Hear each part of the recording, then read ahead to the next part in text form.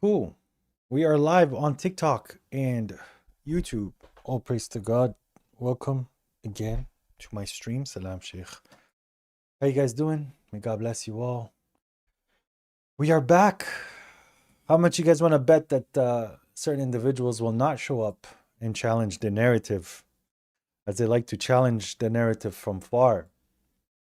But I did want to open this live. Peace, everybody.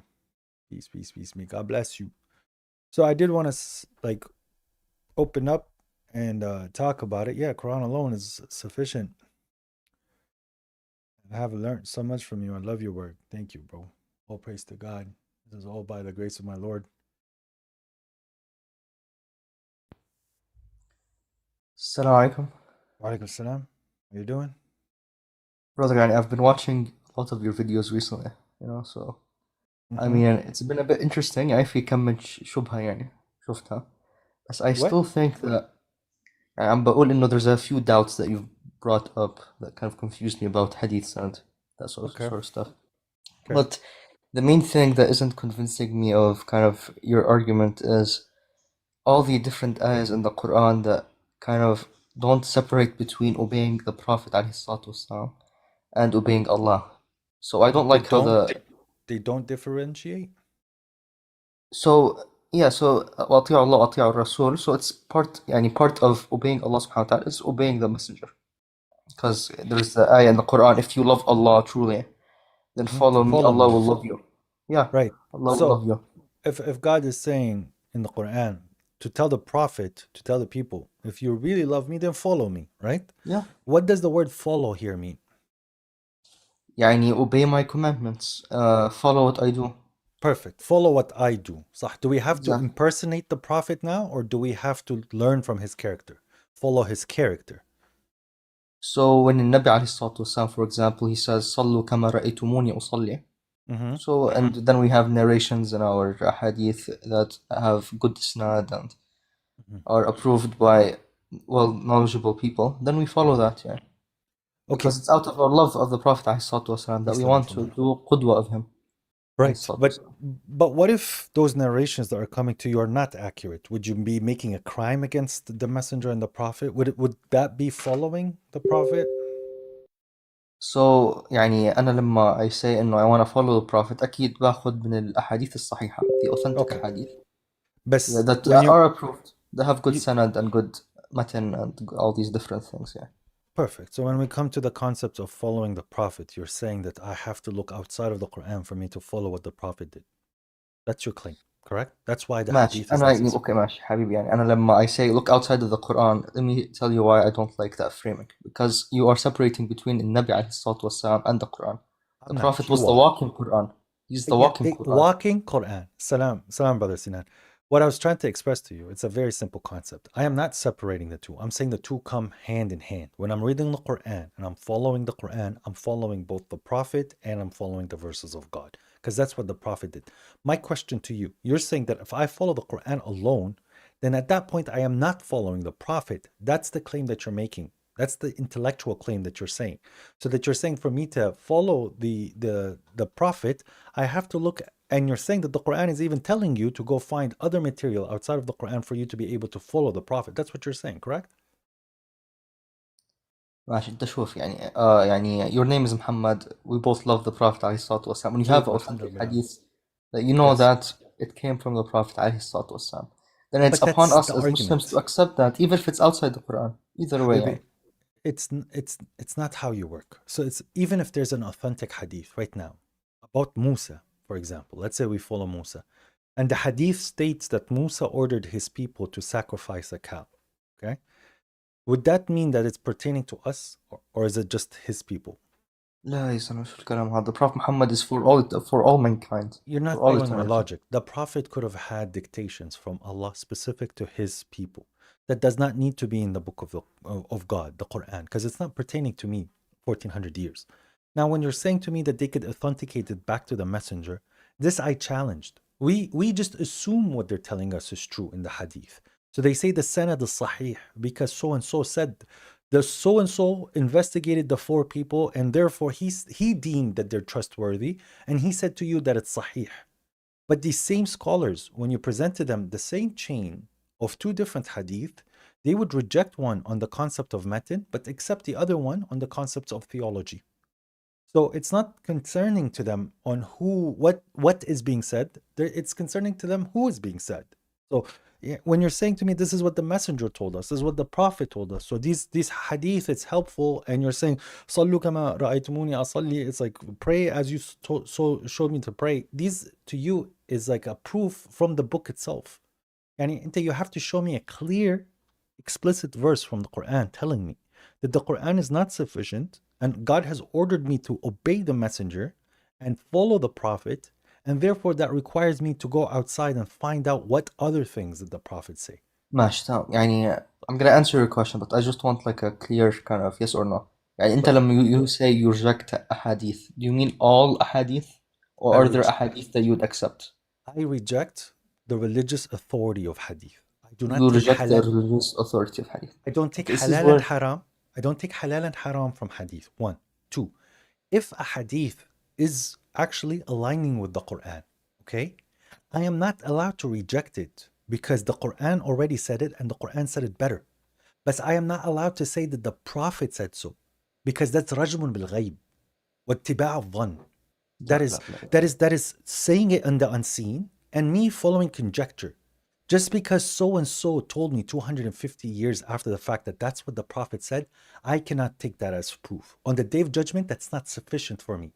If he wants to make that claim, he can go prove it to God. I don't want to take that claim because I have no evidence of it. So, but if something, so love for your brother what you love for yourself. They say that that's allegedly what the prophet said. Can I عليه الصلاة. reject such a hadith? No. Can I say that the prophet said it? No. That's the statement. So why لا wouldn't لا you reject love for your brother what you love for yourself? Because that's a Quranic principle. If I open ماشي the if I open the Chinese proverbs and in the Chinese proverbs it says cleanliness is godliness, I cannot reject that hadith. But I cannot tell you a wise man said it. مم. معلش يا محمد يعني أسألك سؤال.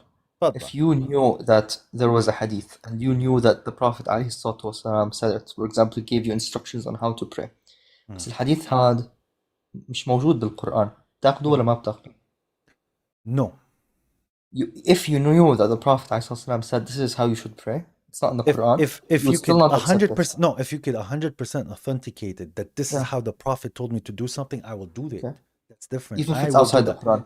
If So he's there could telling be me, revelations ماشي. This is my point. I يعني never said there's no revelation outside of the Quran.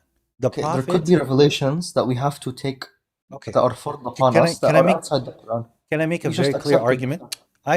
Habibi, I never accepted hadith and religious guidance and judgments outside of the Quran. So God in chapter 5, and this is my brother Musa was making this argument earlier, and it's a very strong argument. God in chapter 5, he talks about the Torah, صح? And then he says, وَمَنْ لَمْ يَحْكُمْ بِمَا أَنزَلَ اللَّهُ فَأُولَٰئِكَ هُمُ الْكَافِرُونَ. And whoever doesn't judge by what God has revealed, those are the disbelievers. Then God talked about the gospel. فَلْيَحْكُمْ أَهْلُ الْإِنْجِيلِ. And then they let the people of the gospel judge with what God has revealed. And whoever doesn't judge with what God has revealed, أُولَٰئِكَ هُمُ الْفَاسِقُونَ. Those are the immorals.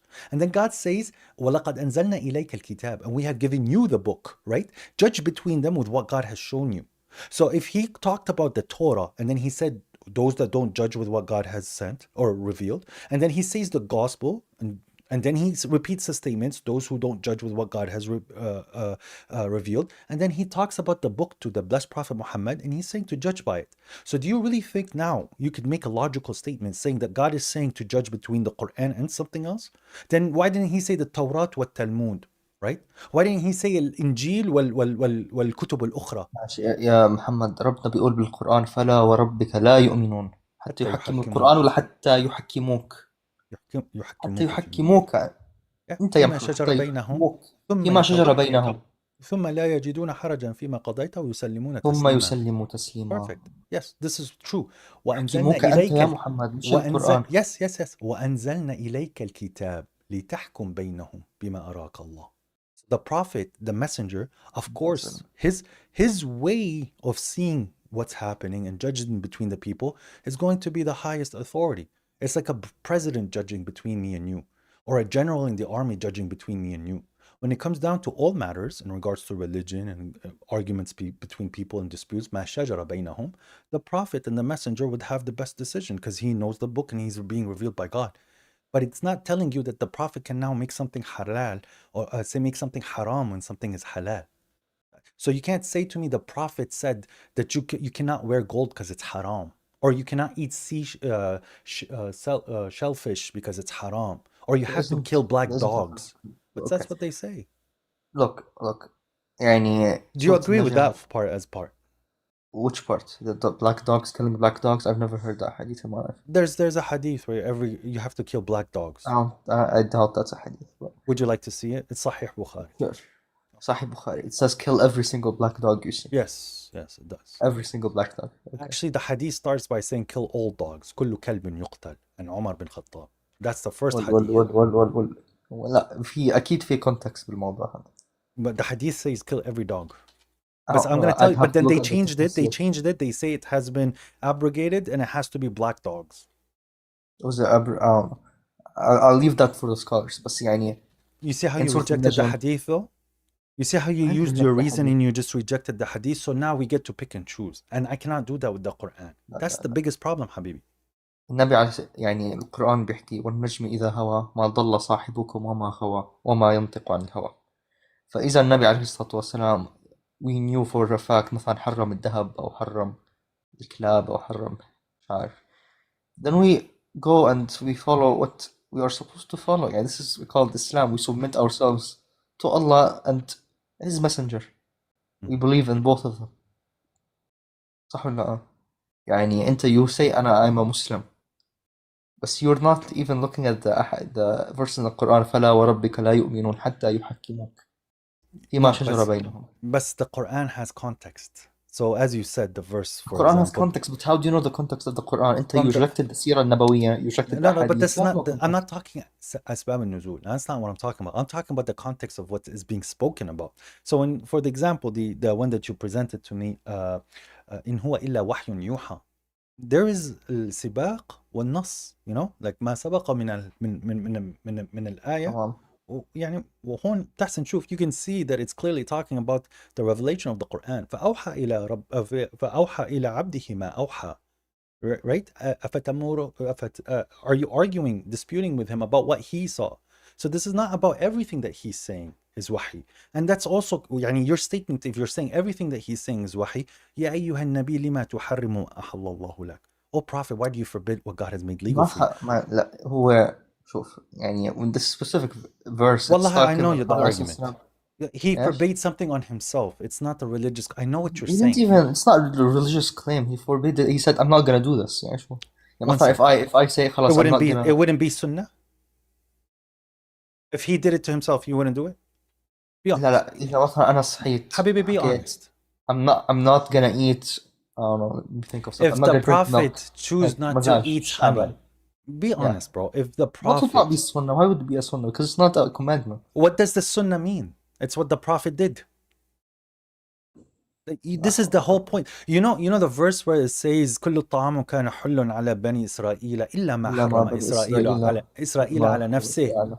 No. It's the same verse. It's the same understanding. He only forbade it upon himself, but it became haram to the children of Israel من قبل أن تنزل التوراة. Before the Torah was brought down. When the Torah was brought down, the messenger, the prophet, had no more authority to make things halal and haram because now there's a written book. The Torah was the first written book. And the same thing with the Quran. The Prophet has no more legislation for saying this is halal and haram because God is doing it through a book. So the concept in huwa illa wahyun yuha, regardless of how you want to spin it, if you're saying everything that he's saying is inspiration, then you're stuck with that verse because you're saying God inspired him to make it haram on himself. And then God says, why did you make it haram?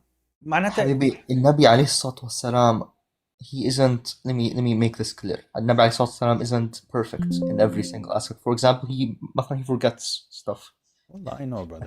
He forgets stuff. مثلا he does mistakes, small tiny mistakes, but when he's talking about faith religion, and morals, when he's making religious commandments, okay, he says, pray like this, give zakat this way, do this, then this is wahi.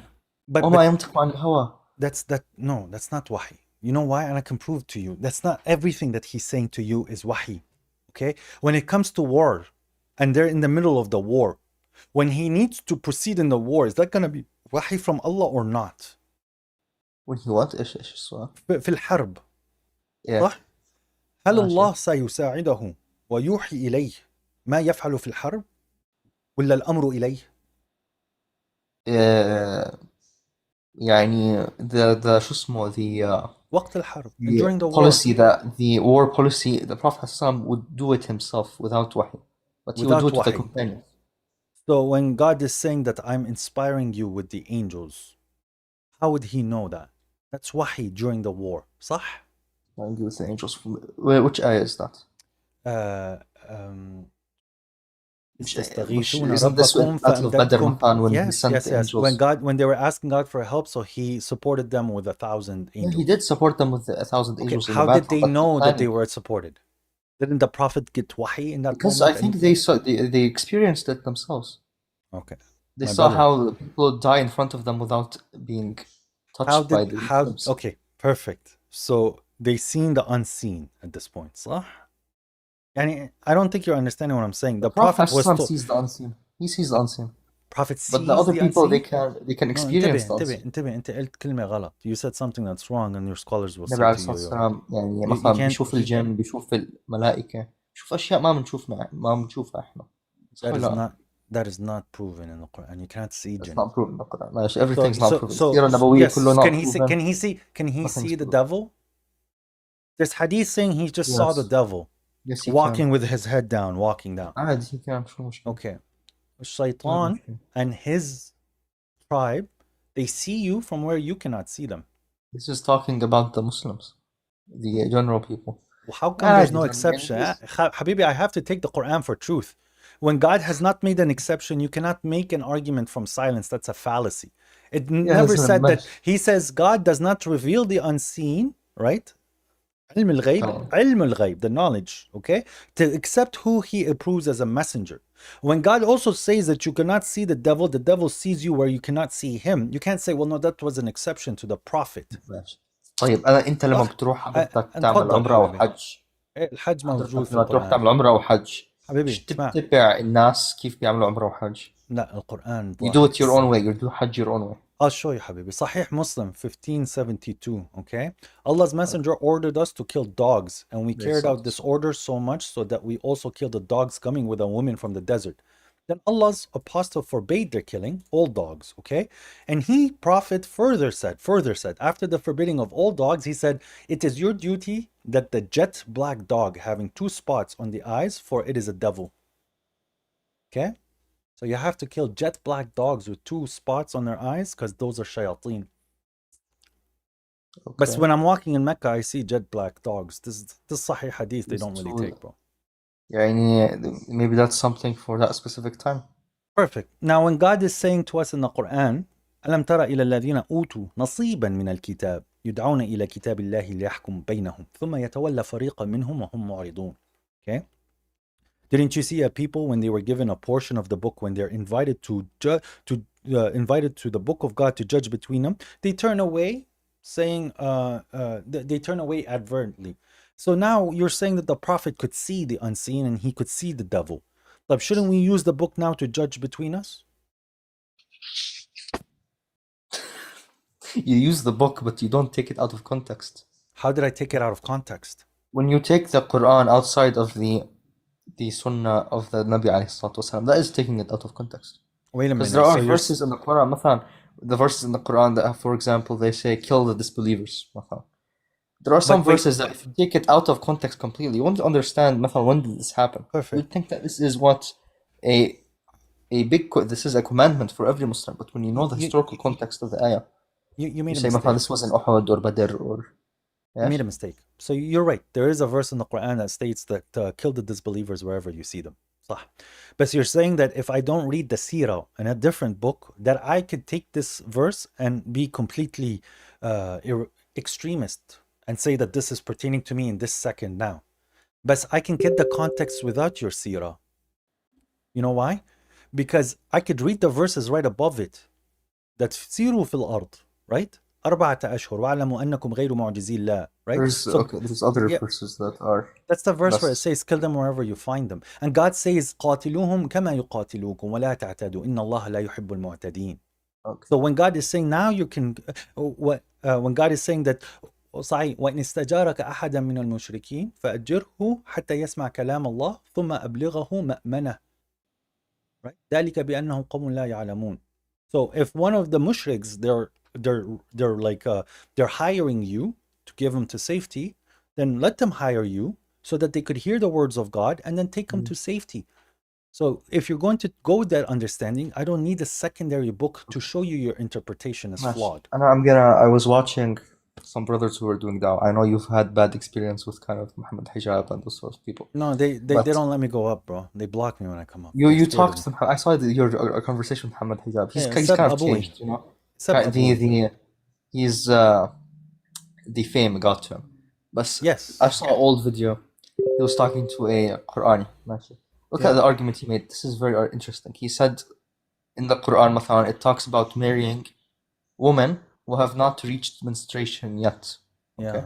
If we take that out of the context of kind of the hadith, you would come to the understanding that you can marry little girls if you don't take the hadith with that. No, I don't need the hadith. I don't need the hadith. Guess why? Allah بيقول بسورة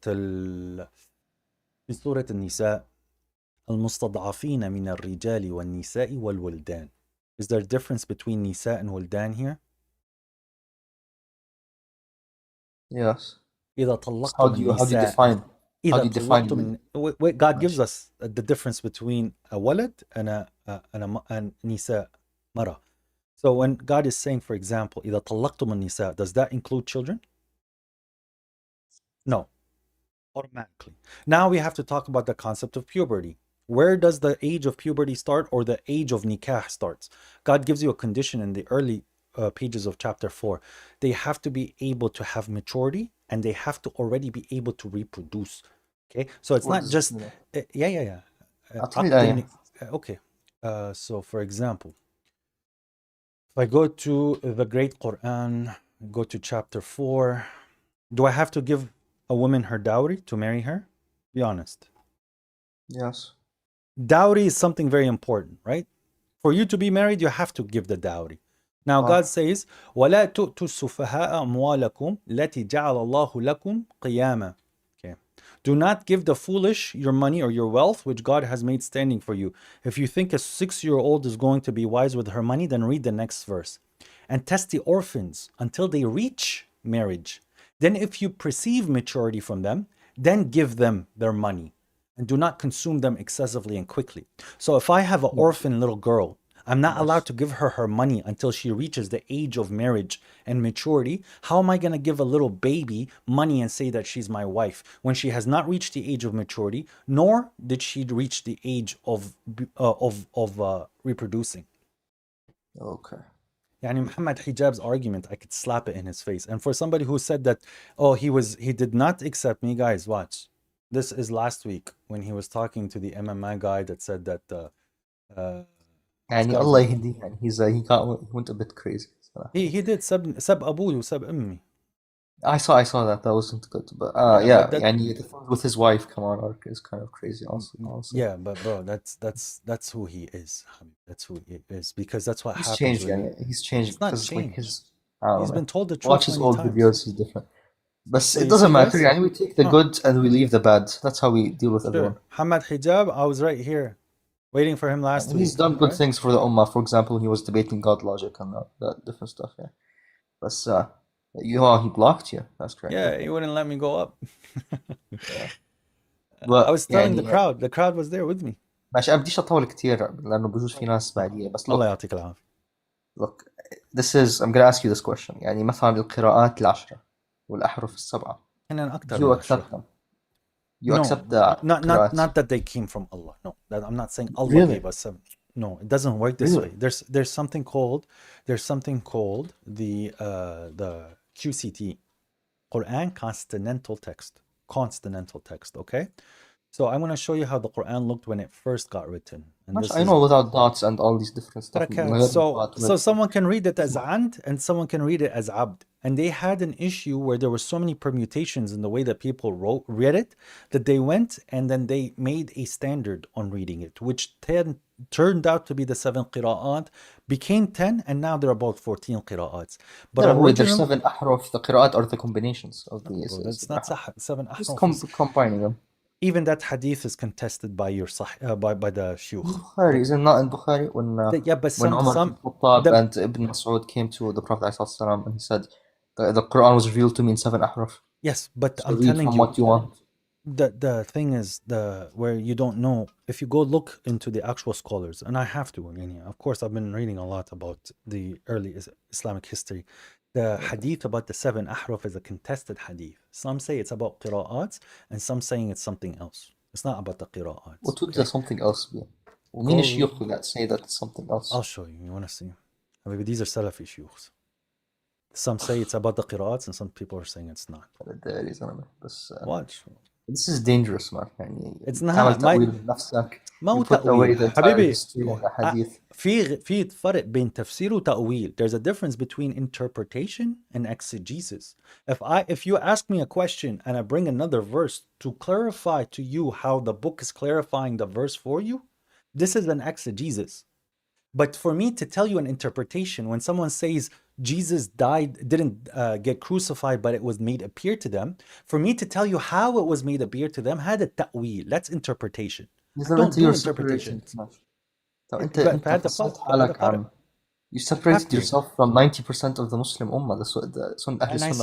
And I separated myself from 90% of Christians. And you can't go to the masajid. You're separated in Hajj and all these different stuff. No, the Hajj, I don't stone a devil. You don't stone a devil. Yeah, I'm Arafat, as God says, وَإِذَا أَفَضْتُم مِّنْ عَرَفَاتٍ, right? فَاذْكُرُوا اللَّهَ عِنْدَ مَشْعَرِ الْحَرَامِ, which you guys call Muzdalifah, right? And then God tells me to do the nahr, to sacrifice the animal, to pass it from the poor, the ones who need it in Mecca.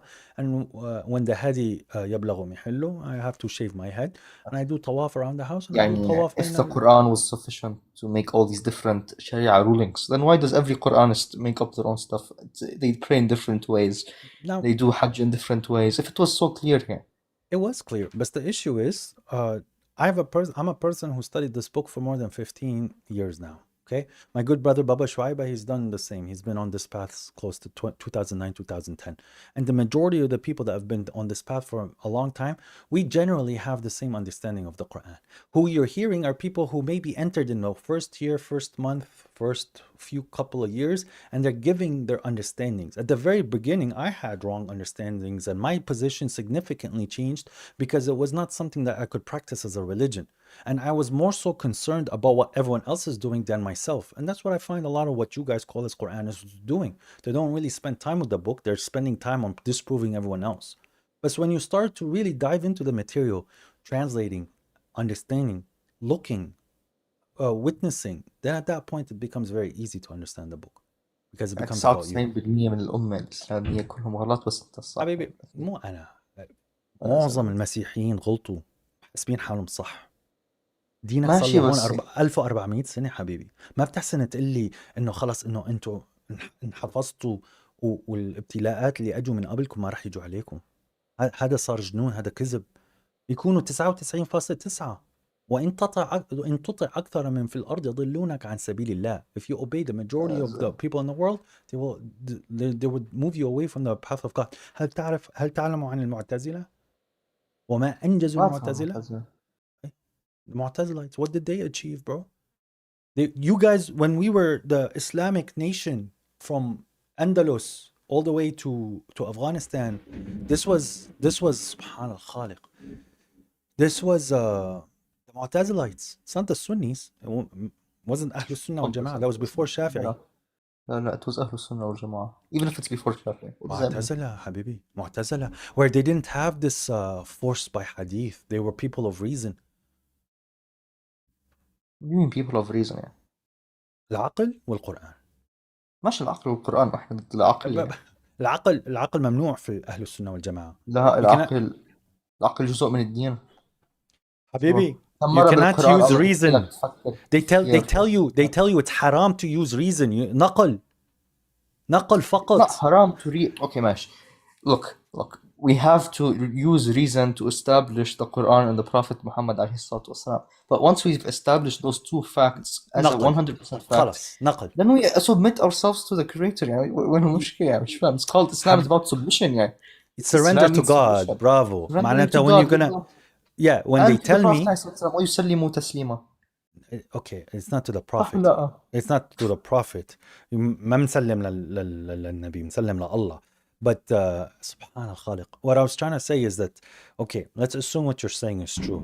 Am I now not allowed to contend a hadith in Bukhari? Because we've established that that's what the messenger said in خلاص. يعني if you are a student of knowledge and you had knowledge and you said maybe this hadith in Bukhari is faulty, then sure you can do that. But me and you Okay. layman who don't know anything about hadith Let's say sciences, I'm a then we can't layman. believe. Let's say I'm a No, no. layman. If it's in أنا Sahih معك. Bukhari and the طب scholars they would agree on it, then you حبيبي can't believe it. أنا متزوج. اوكي طب مرتي الجو. كذبت علي ومسكتها مرة. I'm married and my wife lied to me and I caught her once. I'm sorry, honey. I'm not. This is an example. طيب, that's one time. طيب, if I caught her lying twice and 3 times and 4 times, should I still trust her? لا, but what does this have to do with anything? I can bring you 10 Sahih Bukhari hadith that are not trustworthy from the matan. على أساس. خلاص. From the matan? From the matan. يعني the scholars they would agree that from the matan it's not trustworthy. I am not here to take the apologetics from somebody. When somebody, for example, tells me Jesus does not know the hour, right? Nor the Son, nor the angels know the hour except the Father. I can go to a Christian and tell me how Jesus is still God. And they would not consider what the verse is actually saying. So if I'm going to go to a Sunni scholar that is designed, he has to defend this, he will go twist and turn to show that, no, what you're saying is ماشي, incorrect. فرجيني حديث ضعيف بالمتن. مو فرجيني ضعيف حديث بالبخاري ضعيف. انا ما عم بحكي انه البخاري 100% majority of them صح حبيبي. ونزل من عند الله, ما عم بحكي هيك. انا عم بحكي انه it's authentic يعني based حبيبي. upon our reasoning and our ability What to does it mean? What does it mean differentiate صحيح? between stuff. It's What does it mean authentic. صحيح? In authentic. what? In what? In everything. سند فقط. شو سند فقط؟ وقت بيقولوا لك كلمة صحيح, when they say صحيح ضعيف or مرسل and all of this, it's not talking about the matan. لا والله لا. والله لا. They're talking only about the sanad. الإسناد فقط. لا إذا شو الكلام هذا؟ They're not allowed. بيقول لك حبيبي, they all tell you it is not for me to talk about the content. When he tells you it's صحيح, the content is not for him to discuss. أنت هيك قصدك لما تحكي عن لا المتن ما هيك. The matan doesn't work like that. Matan is when you have مثلا different ahadith that are narrated from different companions and they change in wording. Okay, that's in matan. Matan is not if you get a hadith and the context of the hadith. عم بتخبص انت. ما عم بخبص. Not what بخبص. matan is. Listen. Not what matan is. Here. Listen, okay? 1. Give me a hadith. Continuity of the chain. That's the first one. Okay? Is a chain في سند. Okay? السند أول شيء. Integrity of the character. Okay? Accuracy of the memory. Okay? The freedom of hidden defects. Okay? And the freedom of contradictions of what? Other chains. So other ahadith into the Quran. Other chains. No. طبعا صح. حبيبي, this is what I meant by matan. This is exactly what I said about matan, contradicting other chains. That is matan. You're not understanding what I'm saying. So, for example, if there's a hadith, if I come to you and I say, I'm going to ask you a question only an American will know, would that make me an American, yes or no? مش شرط. How would I know what the answer is if I'm not an American? What question would you have to ask? Yeah. If I asked you a question, I'm asking you a question that only my club would know. I would have to know the answer, صح? And everybody in my club would know this answer. If it's general information, then it's not just my club. Everybody would know this information at this point. Is that true or false? عيد آخر جملة ما مش فاهم. يعني إذا أنا عم بسألك سؤال, عم بقول لك إنه بدي أعطيك سؤال ما في غير فريقي بيعرف الجواب. مشان نشوف إذا أنت من فريقي ولا لا. ماشي. هل العام راح يعرف الجواب؟ مفروض لا. إلا إذا حدا حكى له. طب وإذا أنا اللي سائل, هل أنا لازم أعرف الجواب؟ طبعا. إلا إذا أنا من الفريق. If I'm not from the team, I should know the answer. صح؟ If you're not from the صح, if you're not, unless if someone told you. Okay. But Okay. if he told me, how is he gonna tell me? Then it became general information. As soon as it seeps out and it leaks out and the Where do you general go? knows, okay, I'm gonna show you where I'm gonna go with this, okay?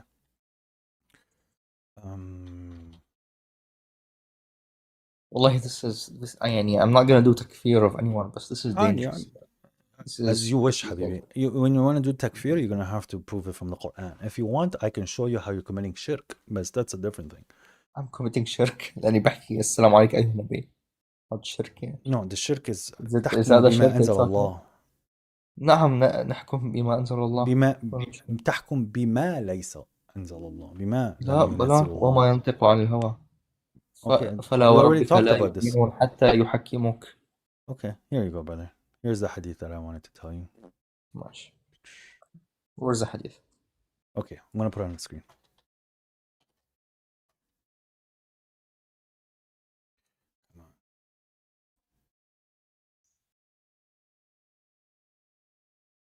بخاري. الله يهديك يا زلمة. ليش يا حبيبي؟ يعني الحمد لله ان شاء الله الله يهديني، بس انت عم تقولها بطريقه انه كاني انا ضال. انت ضال والله. يعني I'm being respectful I think يعني. وإذا قيل لهم اتبعوا ما أنزل الله قالوا بل نتبع ما ألفينا عليه آبائنا. Okay, صح. Okay. So you saw your parents on Bukhari. That's all I have to tell. When the news, Habibi, when the news of the arrival of the Prophet at Medina reached Abdullah bin Salam, he went to him to ask him about certain things. He said, okay, I am going to ask you about 3 things which only a prophet can answer. Yes, I saw you talking about hadith. Okay. Yeah, but now خلاص, without the exegesis. It doesn't say he knows the answer. Does he say that he knows the answer? I'm gonna ask you 3 questions that only an alien from Mars would know. بلكي ربنا أوحى لهالزلمة هاد إنه والله this is the different. I don't know. He got inspired. So Abdullah bin Salam had وحي. بعرفش أنا ما بعرف. خلاص معناته according to your paradigm he's a prophet. يا زلمة أكيد في there's understanding. There is a context. Now, there's the scholars can twist this. I'm a layman. There's a context and scholars. Okay, perfect. And they can perfect. No, you understand. I get your point. If I'm sitting on an island وما عندي scholars وفتحت هالكتاب, right?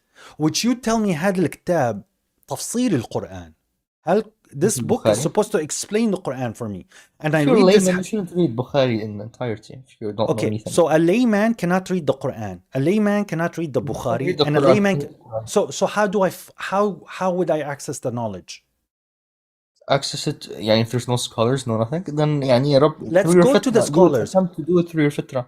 إنما الأعمال بالنيات. ربنا is gonna judge you based upon what you can do. That's not true, by the way. That hadith is contradictory to the Quran. اي اساس من جبتها انما الاعمال بالنيات. Okay, do you want to see how it's contradictory? فرجيني يلا. Okay. يعني that person he would be judged based upon his intentions يعني. Everybody's intention is good. No, not everyone's intention. فزين لهم الشيطان أعمالهم. There are people with bad intentions. No, okay, but when most of the world when they're doing things, we were doing good. I'm trying to do good. Even the guy who's doing bad intentions, he's saying that I'm doing it for a good reason. Wait, I want to show you that verse. لا حول ولا قوة. It's okay. Alhamdulillah. يعني I watched your videos. I mean, you seem like a nice guy and all, but you gotta go back to the truth. Come back in the fold. Me? Of Islam. Yes. So answer my questions, bro. No questions. I'm trying my best, but look. Wallah, I know you are, but I'm sorry, but at the end of the day, I think if someone is watching this, they're seeing that with no bias. Okay. So you got to go, Isma. You gotta go to Habibi, what's this say here? Okay. طيب. وإذا قيل لهم, right? Oh man, I lost it. 464. This is شو اسمه إنما نحن مصلحون ولا مش عارف إيش. Okay. Yeah, okay, perfect. So you know the verse. But let's read it for everybody for people to see it, okay? And we did not وما أرسلنا من رسول إلا ليطاع بإذن الله ولو أنهم إذا ظلموا أنفسهم جاءوك فاستغفروا الله واستغفر لهم الرسول لوجدوا الله توابا رحيما. And we did not send any messenger except to be obeyed by the permission of God. And if only when they were wronged their souls and they have come to you to seek forgiveness of God and the messenger has sought forgiveness for them, they would have found God compassionate and merciful. Right? Sorry, it's the verse before him. This is it.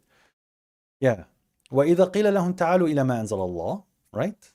وإلى الرسول رأيت المنافقين يصدون عنك صدودا. Do not go to him. And when it is said to them, come to what God has sent down and to the messenger, you see the hypocrites turning away from you in refusal.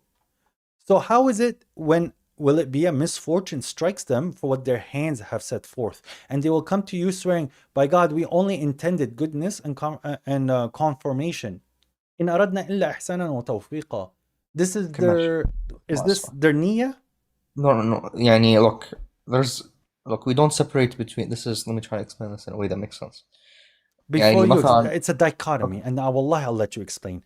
Was this God telling us that their niyyah wanted, in aradna illa ihsanan wa tawfiqa, we only wanted goodness and conformation? Yeah, you might have a good intention, but look, Allah subhanahu wa ta'ala, Inna al-a'malu bin-niyyat. No, Allah subhanahu wa ta'ala, He created you with aql, He created you with reasoning, okay?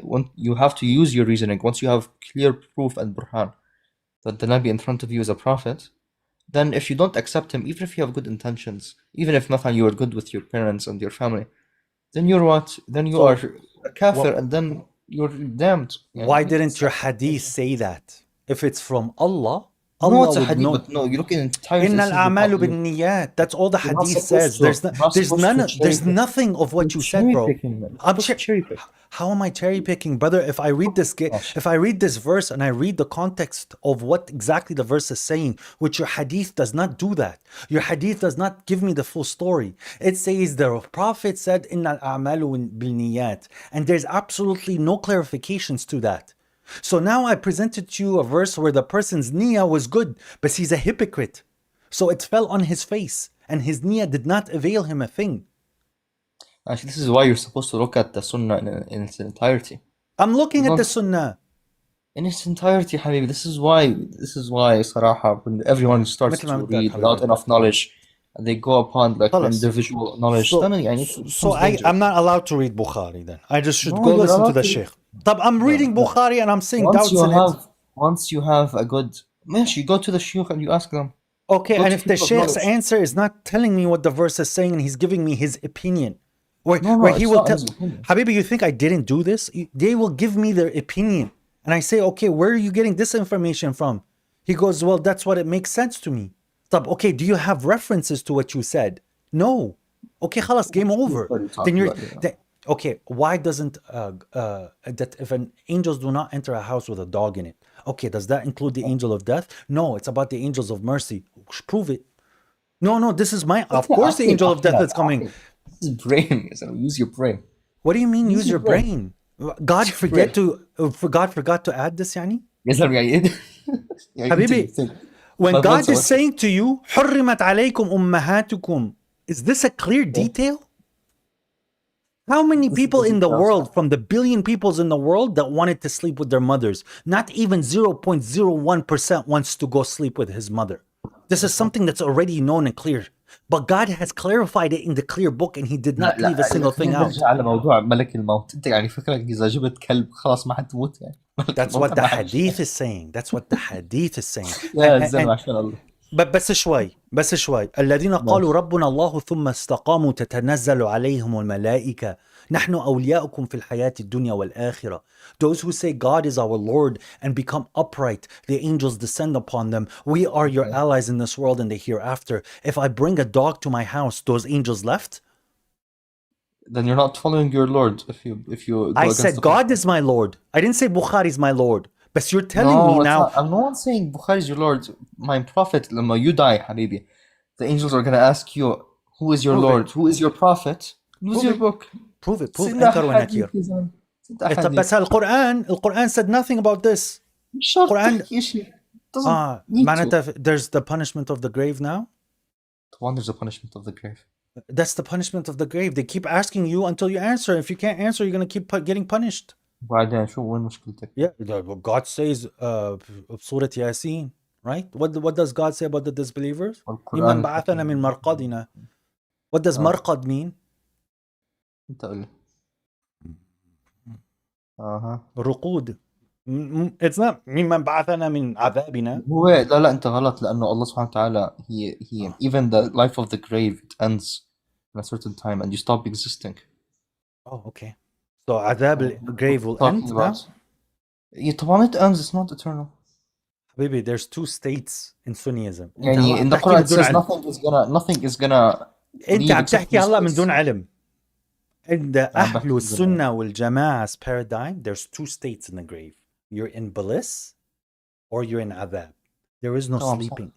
Yes, there's no sleeping. But when the verse is saying ممن بعثنا من مرقدنا, our resting spot. ماشي. هذا ما وعد الرحمن. They were astonished. No one came and asked them, who's your Allah? فهمك غلط. Okay, as you wish, bro. I think this is a good spot for us to go. يعطيك العافية. شكرا. Thank you for coming up in a nice way, bro. الله يهديك. يهديني ويهديك.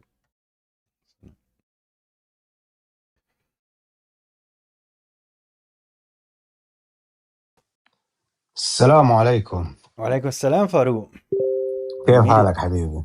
What's going on? الحمد لله. All praise to God. So do we do any subject, or you have a specific one? Is the Quran without hadith sufficient? That's the subject. Right, yeah. I mean, let me ask you the question, please. Well, can you answer yes or no? Yeah. What's the question again? Is the Quran sufficient for somebody to go get guided without hadith? Right. Let me just tell me what's the meaning of that word in Arabic so I can answer you in a correct way. هل القرآن يكفي للإيمان والإسلام من دون كتب الحديث? Right. So if you have the Quran without going through the hadith or never been through the hadith, sure it will. But if you will have a chance to have the knowledge of the hadith, no, you're not. Wait a minute. So if the hadith books didn't exist, it's sufficient. If the hadith books do exist, it's insufficient. No. What I'm saying is, if as you said something like before now, if you're in an island and you have just the Quran, that will make sure, that will make your iman for 100%, like 100% you are a mu'min. Would the Quran be sufficient for me not to follow everything that okay. So if you are an island with the Quran only. Type. And if I go to the island and there's a one hadith book, let's say it's Bukhari or Nawawi, you pick whichever one you want, and then there's the Quran. And I just go with the Quran and I don't care about the hadith book. Now am I going to hell? Well, you won't, maybe. I wouldn't say you go to hell or to paradise. That's not in my hand. Okay, I wouldn't say that word. Sorry. Would I be guided? Would the Quran be sufficient? You would, but you wouldn't understand the Quran 100%. That's for sure. Tell me a verse that I can't understand. No, I mean, I can't tell you a verse like you wouldn't understand, but let me ask you first question. But okay, let's go with what you said. Pick one of the books. Or do you want to pick 3 books of the Sahih? No, I would pick the Bukhari. Yeah, I would pick the Bukhari. Okay, Bukhari. Sure. And what else? What other book? Muslim. Perfect. Do you want to pick a third That's one? That's that would be enough for me. So Sahih Bukhari has 7,000 hadith and only 300 of them are talking about the Quranic verse. Sahih Muslim has about 5,000 I think narrations, only 50 of them are talking about Quranic verses. So how would that increase to my understanding of the Quran? Because there's too many Habibi hadith is like explain what's inside the Quran or what that verse is talking about. Habibi, in Sahih Muslim there's only 50 verses doing that. 50 narrations. From all of Sahih Muslims, there's only 50 hadith explaining verses of the Quran. Right. See, by you saying 7,000 in Bukhari, you know that it's really 3,000 and the rest is Mukarrar. So you know that. With the 400 because see, when you No. When you say 7,000, it shows that it's just 7,000 and then it's just 50. It's actually 2,000 up to 3,000, and the Can you rest give me is the numbers mukarrar. that I said? Can you tell me? Can you tell me the No. verses that I said? Let me just ask you one thing. Let me ask, because I don't want to be the guy who just answers a question No, without, I'll because it let you. wouldn't be fair. It's okay. Right. It's fine. Let's go verse 10, Surah 10, verse 65, please. And can you read it if you don't mind? 1065. 1065, please. Yeah.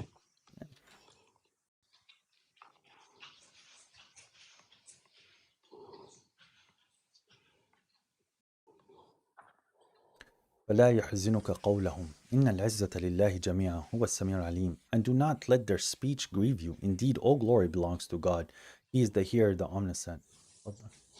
Right. Can you What read was it in a different way than that you did now? Can you say ولا يحزنك قولهم إن العزة إلا لله? As I'm reading it right now, ولا يحزنك قولهم إن العزة إن العزة لله جميعا وهو السميع العليم. إلا لله? No. ولا يحزنك قولهم إن العزة لله جميعا وهو السميع العليم. I'm reading it right now or wrong? Because you read it in a perfect way. Bro, Right, what's can the you read it art? again? Because I'm gonna make my point now. Can you read it again, Make your please, in point, Arabic? bro. I'm not Right, can you read understanding. it again? Last time. You said إن العزة إلا لله. That's how you No. added the إن إلا. العزة لله. إن العزة لله. Okay. So, but Right, can bro, you read it you make again, please? The last time. I already read it. Right. See here, what if you read it, because you said like that, ولا يحزنك قولهم إن العزة لله. Which you did very good that you stopped in the word قولهم. Why did you Oh, ولا stop? يحزنك قولهم إن العزة لله. Yeah, you can read that still. No, you can't. Yeah, That you would be can. a kufr. No, How would that be no, you kufr? can't. How Because would you would that have be changed the kufr? whole you would have changed the whole meaning. Read it. What's the meaning? What's the meaning Right, change? right, Yeah. right. Read it in Arabic again without stopping. Yeah. ولا يحزنك قولهم إن العزة لله. No, so Yeah. that's mean that Guys. Mm-hmm. That. they're saying Mm-hmm. was make the prophet angry by Mm-hmm. them saying in العزة لله جميعا. Okay. And Allah Ta'ala Mhm, telling him, don't be angry with that. Let them mhm. say that word. But when you stop, we know that لا Even يحزنك قولهم, the other, what they said, and then God okay. makes it clear that إن العزة لله. Do you agree Okay. with me? I understand what you're saying. They're doing it for clarification. But me as a Muslim, even if I didn't have the mulzam, التوقف هون mulzam, right? I can Right, still deduce the truth. It's not like it's gonna make me sad that they're saying that God is the Izzah Jamia. If I understood it this way, I'm gonna be like, wait a minute, that's wrong. That's not the right. Quranic narrative. Well, let me say something. You would. Do you think another 3-4 million Muslim people will understand it the same way like you did? So here's the problem with what you're presenting. In chapter 3, verse 7, God says that there's people who have deviation in their heart that will come up with an interpretation that is far from the truth. You're going That's to not say, mutashabih, habibi. That's not mutashabih. that's not tashabuh for you? That's This is not is it for tashabih. you? So This is so so what's you're that saying to me, mutashabih? which way is it? The tashabuh, did the people say it or is God saying it? That's the No. tashabuh. What's the tashab? Is it God said that tashabu? That's only God know the interpretation of it, the Brother, meaning of it. I'm asking you, I know.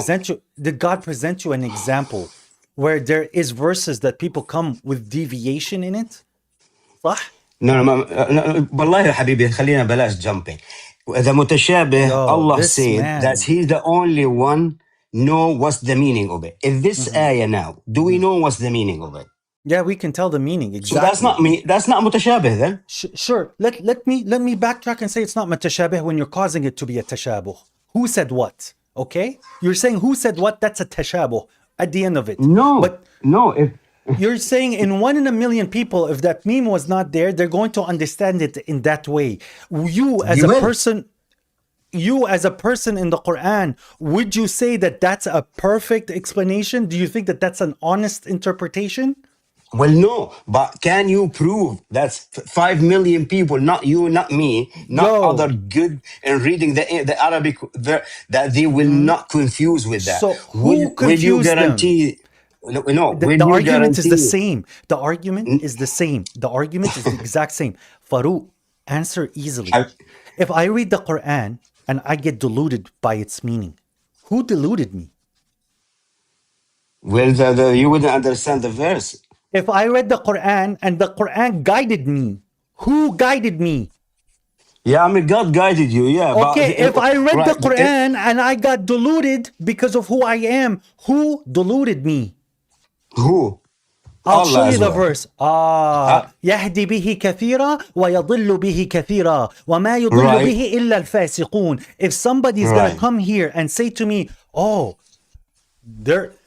he's getting sad. The prophet's getting sad. The people are saying all glory belongs to God." That man is 100% a fasiq. No, So right, your example is like, right, "Hey, bro, hey, if we're not gonna take the hadith, what are we gonna do with the fasiq? How are we no, gonna no. guide the fasiq?" Right. That's your If an argument. atheist, if an atheist came to you and he told you, if that was not there, and he told you what the ayah would talk, wouldn't you Yeah. tell him that we have to stop in the word qawluhum? No, Wouldn't you tell him that? no, because I don't stop Oh, at them. I don't stop at them. you There, did stop. I When you did hear it, you did stop. because The yes, because first I'm when you reading read it, it. you But did there's so many stop. places I didn't intend to stop. I wasn't even if you were telling me this, I would have read it through because it doesn't matter. But So here, brother, you would have changed the here, meaning. brother. The meaning is understood from what is being said to you.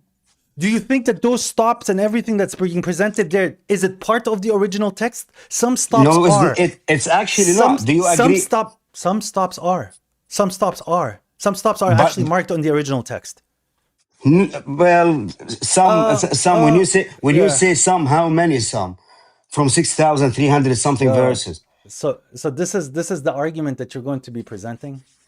No, no, Okay. I'm gonna Can I present ask you too a many question? arguments. Right. Okay. Now in the Quran that me and you are on the No, no, island, is I is have this the not asked Quran you that the we question have? yet. Watch, I have not. brother. Yeah, yeah. Right, Let's keep going with the right. Quran that was presented on the island. Was this the Quran that was presented to me?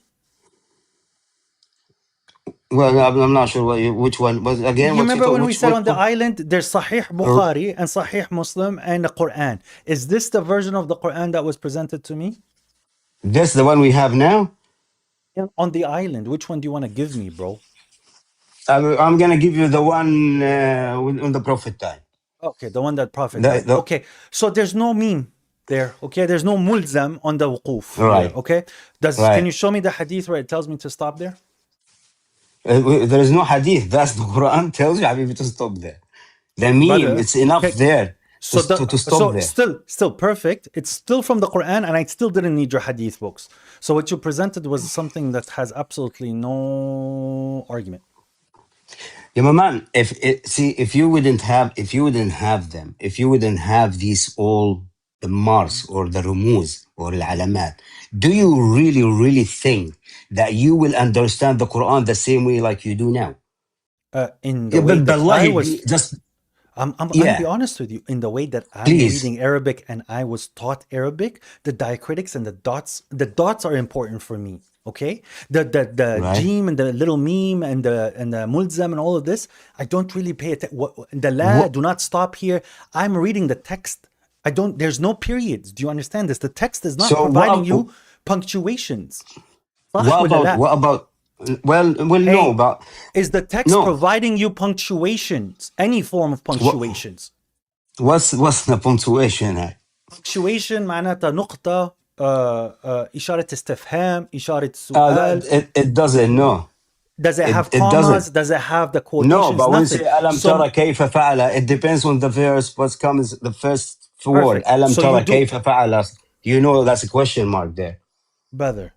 I'm telling you. So the Quran is not presenting me with punctuations. It is my job as a person who's reading the Quran to put the punctuations in my mind where they belong. So, and that's what those people are doing with you, with the lam, the meme, the ha, the jim, all of that stuff. They're So providing for that you a didn't form of help you punctuation. saying. Whatever they did, people after the Quran being revealed by putting the correct Yes, marks amazing. on the Quran, Amazing. did it Yes, help? thank you. Yes, it did help for them adding some diacritics and the Right. dottings. Okay. So how is that comparable to hadith now? They made No, they made the reading of because the you Quran to me agreed. easier. No, all right, we get into a point now. So because you agree This is for getting somebody to put something in the Quran and you accepted it. what? Brother, these are the Because people's reading. You understand that? do you know who put these all dots and mar and removes and No. everything?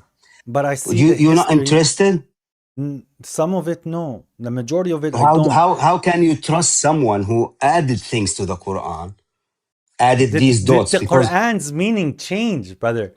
well, Habibi, it doesn't mean Even if that it gene or didn't that change meme because they were. bro, Habibi, if that meme didn't La exist, ilaha will I illallah. be able to deduce the answer? Be honest. Would you make that mistake if that meme didn't answer? Don't tell me about other people. I don't care about other people. I care about my salvation You on the day have of to judgment. care about our people, my man. Habibi, I care for people. I'm talking about to you about the salvation what the Quran is presenting. Don't tell me what other people will Right. go through. You and me, as a person with a wise mind who's reading the Quran, would they make your error? They say that that's It what would. it's saying. It would? Well, not Then this. you're lying. Well, this specific. No, well, when God says إنما يخشى الله من عباده العلماء, if I wouldn't know النحو, I would be confused, very confused with this verse. You tell me إنما يخشى الله من عباده العلماء. How would you, me and you know that Allah اسم الجلالة was the مفعول به and العلماء was the فاعل? If no one put us the a and No the one? u, because if it would be إنما يخشى الله من عباده العلماء, we would have been done by Atheist and Christian. Is that a mutashabih there or no? Well, it's not a mutashabih. This is not a mutashabih to you. Define to me mutashabih. Well, do we understand what's إنما يخشى الله من عباده العلماء? Brother, you are presenting a verse where God says that in Arabic it says God, let's not say diacritic, fear scholars, okay? Right. But if I read this as a person who's reading the Quran narrative as a believer, wouldn't I stop there and say, wait a minute, something is weird? Fair. Well, can you get right? You will. Yes. Can you get the answer if you don't know the nahu? Habibi, if I am someone who's already saying that something is weird, for me, I have to deduce that the grammar is telling me something. So, Well, wait, like, you don't let the person finish. So over here, I am not going to say that God is fearing the scholars. It has to be that God is, the scholars are fearing God, or God is being feared by the scholars. So automatically I would put inna Allah. I wouldn't say inna Allahu. And it's the same thing with إِذِ ابْتَلَى إِبْرَاهِيمَ رَبَّهُ. This is presented to you in the Quran multiple places. It requires ijtihad. But this is 100%, 100,000,000% mutashabih. Where someone's going to say, wait, it's saying here in Allahu. You're reading it wrong. Oh, and another verse for you, bro. Inna Allaha bari'un min al-mushrikeen wa rasuluhu. I could read this. Oh, God is free from the disbelievers, and He's free from His messenger. But this doesn't fit with the Quranic narrative. Right. So what am I saying is right? Did these people makes your life easier? Because if they wouldn't what's your put argument? all Tell me what's your argument. Just tell me what's your because you did agree for other people that you don't know, but you have to trust by putting these marks in the Quran. If from the marks outside were the not Quran. there, if the marks were not there, wouldn't have I had to do what those people were doing? Well, how do we know that? Because that's the environment that you're in, bro. Well, yeah, I mean, it's like someone saying, hey, if you lived during the times of Shakespeare, would your English that you're speaking now, would that help you? No, I would be speaking the English that the Shakespeareans were, the Victorians were speaking. If I was at the time 1,000 years ago, I would be reading the Quran the way it was presented to me in the education that I had. So you're saying they gave you the diacritics. Where is the argument for the hadith? Can you give me the argument about the hadith? Yeah, sure, Habibi. Without the hadith, you wouldn't know what's the zabaniya, Habib. What is the zabaniya? Okay, so this is now you presented this verse and it has nothing to do with hadith. You're saying that they made the life of us people in the history who did ijtihad on the Quran, who did strive on the Quran, who did focus on the Quran. They helped us read it easier. That to you means hadith is necessary. No, so no, where's, no. where's the premise?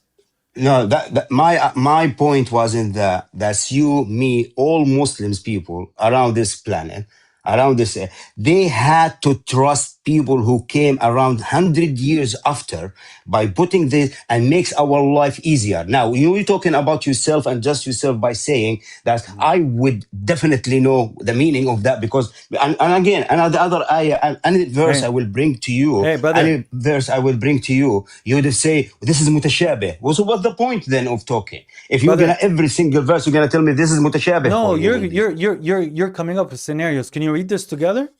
You want to read this? Here. No, I can't. You can't? I mean, first, I can't really see it very well. You see, يحزنك, right here. You see this? يحزنك right. قولهم إن. Right. So where's your little meme, Habibi? Do you see a meme here? Does it telling you to stop anywhere? Inna. That's the dot for the noon. Right. This is the diacritic. Oh, okay. Right. So how would you know to stop? Can you not stop?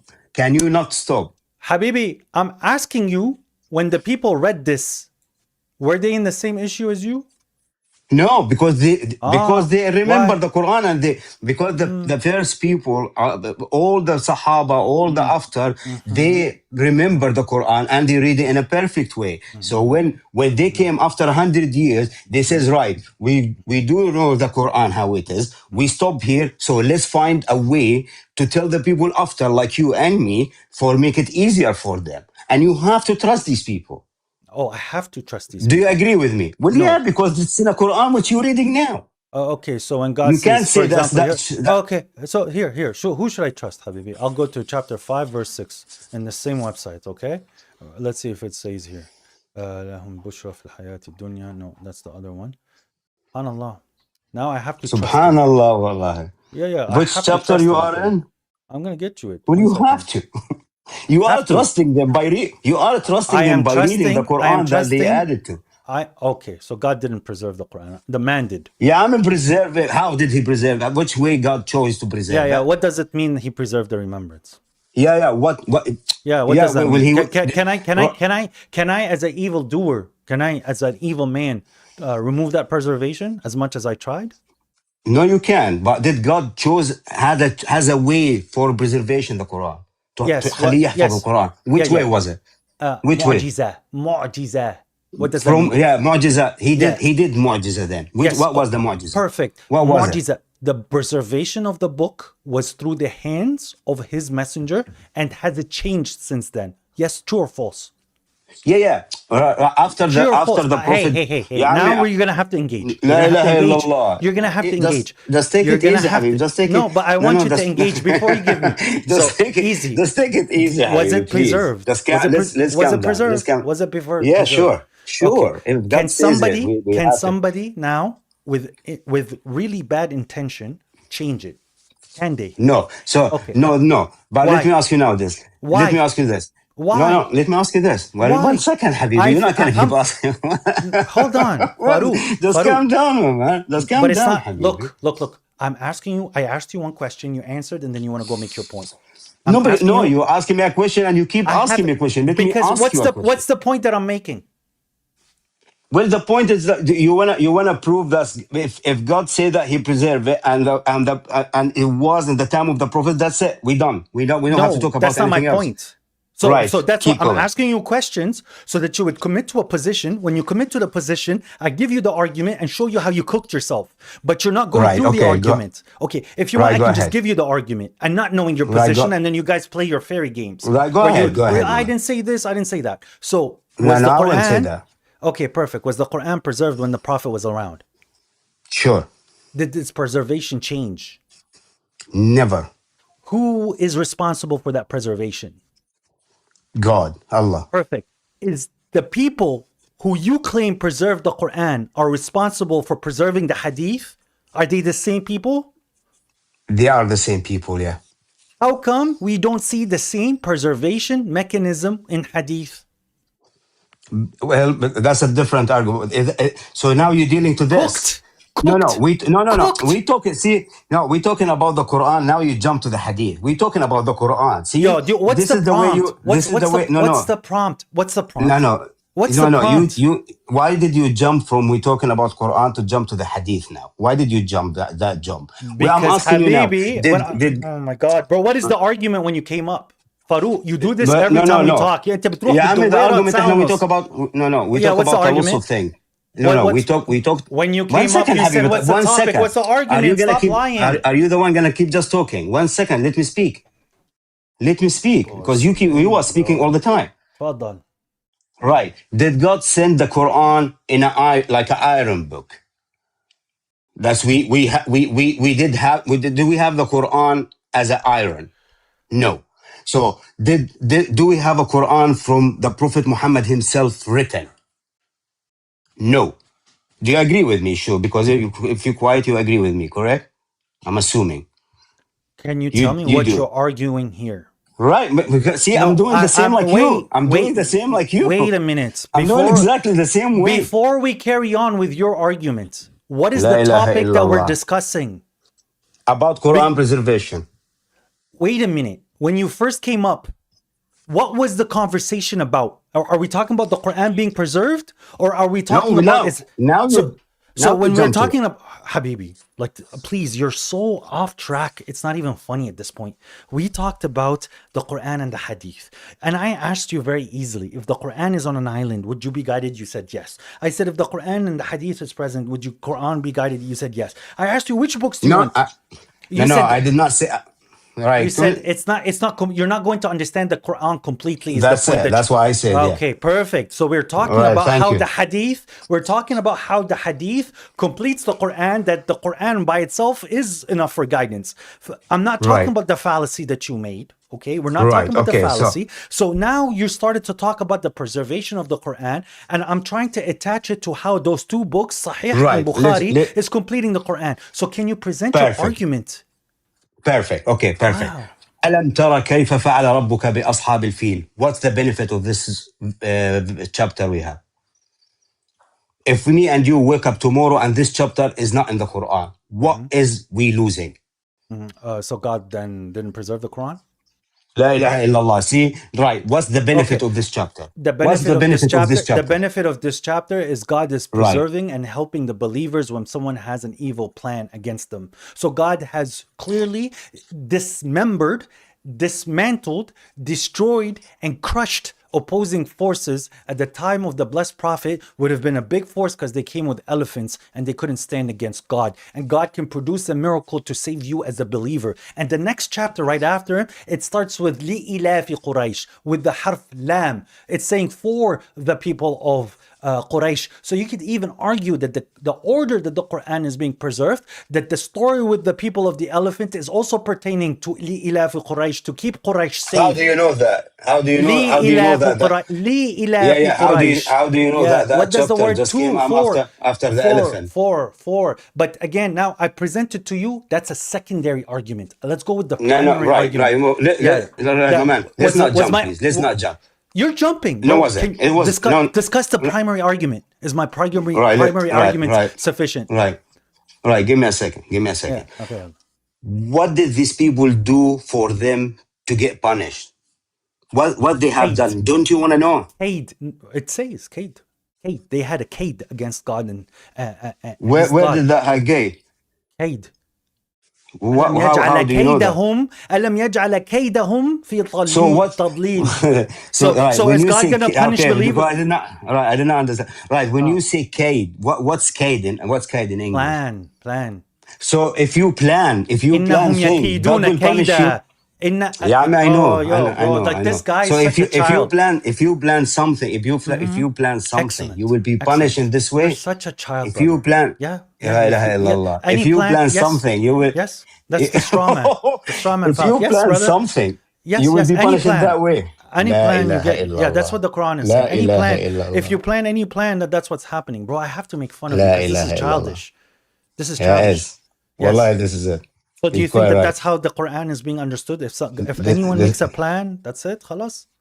So إنهم if يكيدون كيدا وأكيد كيدا. What does that mean? all right, so what that has to do with anything? Oh, well, when they're having an evil plan, God is also planning Mama, against them.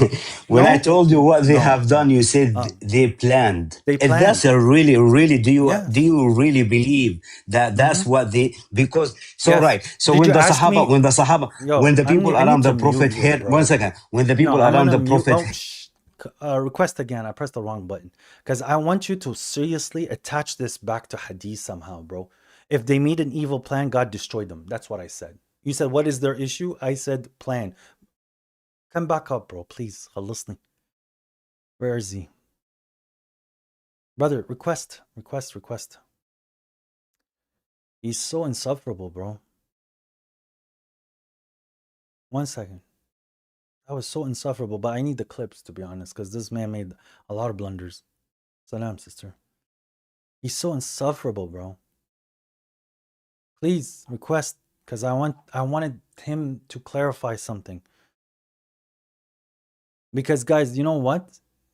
I was seriously about to crush him in one of the points. So when he's saying that if we remove this Quran, this chapter from the Quran, what does it benefit us? Okay, to him it's nothing. But if we attach the context that they want to force on it, this is a historical context. What does it improve to you? Nothing. So why is it in the Quran? So he keeps falling on his head, bro. But anyways.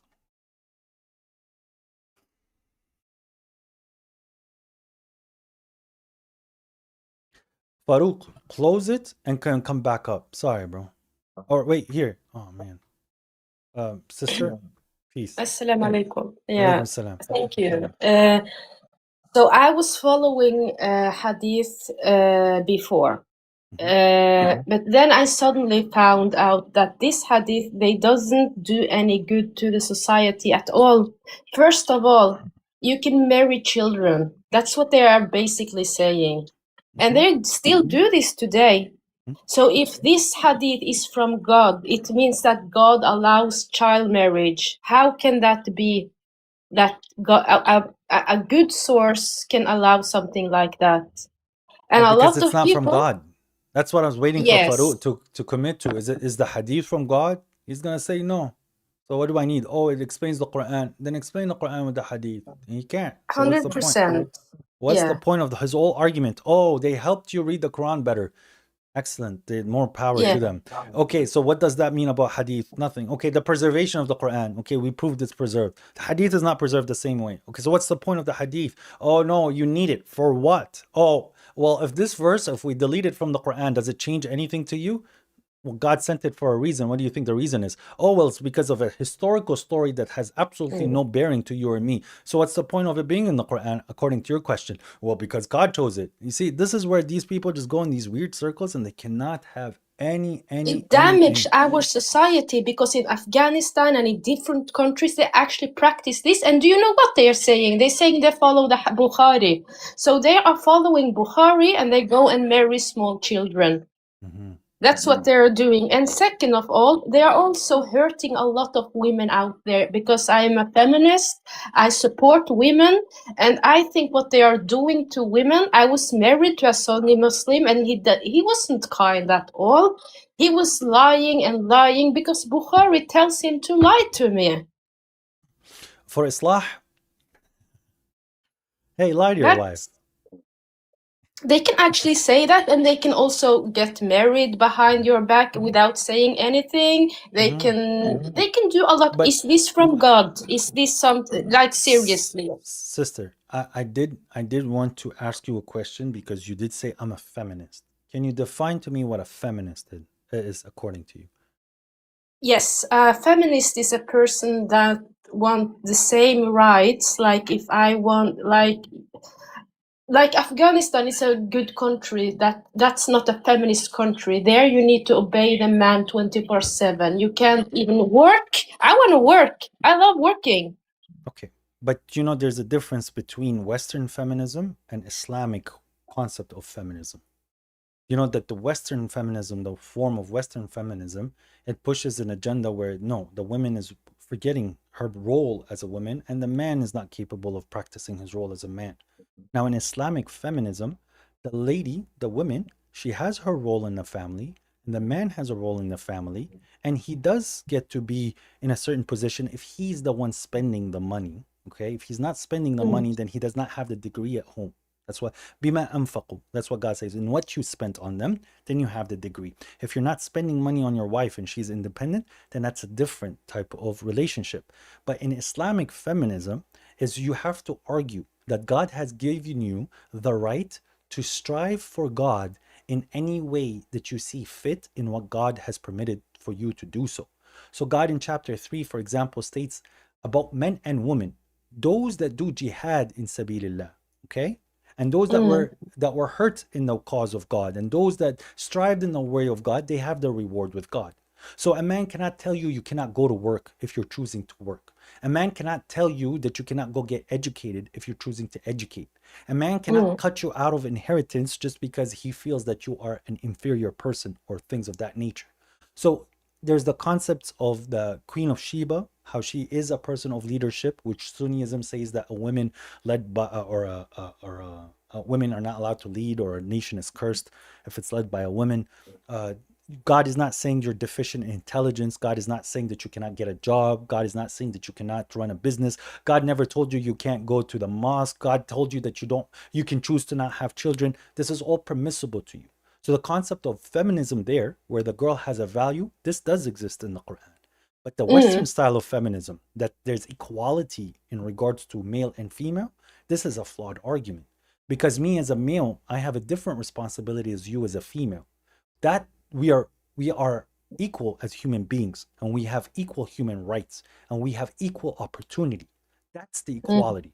But to say that me as a role is equal to your role, that's a deficiency to what God has said. Because at the end of the day, God did prefer things about me, and you have been preferred with things that each of us have a responsibility towards. Is that fair? That is fair. Yes, of course. So I don't mean the Western feminism at all, because that is destroying. But yeah, I mean like that women can have jobs if they, because 100%. a woman can't stay at home 24/7, and a man doesn't like seeing a woman at home 24/7 either. Equal Yeah. opportunity, equal rights of survival, equal rights to politics, equal rights to education, equal rights to pursuing jobs, pursuing whatever she wants to strive in the way of God. And by the way, the responsibility of the children, okay, the day that they're born is 100% on the father. Whatever the mother is doing is from her kindness and and she's going to get, and it's very difficult for mom to separate from her kid. I'm not saying so, but the responsibility of the feeding and the rearing and taking care of the child is 100% on the man. Even if I am married to a girl that is breastfeeding her child, my child, and we divorce, she can even say, I don't even want to breastfeed your child because it's her right to do so. If she chooses to breastfeed, is what God says in chapter 2. That she can continue if she chooses to do so. And if she does it, it is your responsibility for you to find a wet nurse for that child. The mom is not responsible for the child that is brought into the world. But yes, of course, the mom's heart is amazing and she's sacrificing a lot for her kids. But in the eyes of God, it's 100% on the man. That's feminism. Yeah, that's right, 100%. So this hadith, I mean, they splitting us. They split the man and woman. They split families. They split everything. So you seem like a smart human being. Who do you think wrote this hadith, and why do you think they're Enemies of being the Prophet. The enemies of the Prophet for political subversion, so that they would make dissension between two sects at the time. They wrote these hadith and so that they would take power over certain aspects of family, of community, of country, and so that they would sit and argue among each other, and the devil keeps expanding. So during the time of the Mu'tazilites, before these books have been written, those individuals were pioneers in science, technology, mathematics, astronomy, and all sorts of fields of life. The other kingdoms in the world and the other nations in the world were at the mercy of the Islamic nation. And then we started to have this concept of traditionalism and people arguing about what happened 400 years ago and trying to force it in each other. They started to fight each other, and that one single community became like a cancer, slowly dividing, slowly dividing, slowly dividing. And now we have over 30 countries instead of one nation. And meanwhile, in the West, where they were not fighting in such historical continuity of absolutely nothing to do with reality, they started to catch up to the Muslim world with science, technology, resourcefulness, empire building, and then they surpassed the Muslim communities, and now we are at a mercy to them. That's what happened. So that's what the hadith did. The hadith was an injection into the community because the Quran is preserved, untouchable, cannot be changed, cannot be manipulated. So they needed a new angle of trying to hurt the people. Now, I could give you the concept, as you're talking about Afghanistan, I can talk about Syria. In Syria, we had Bashar al-Assad and his dad, Hafiz al-Assad, as a president for more than 60 years, 70 years. We've seen recently how cruel those people were.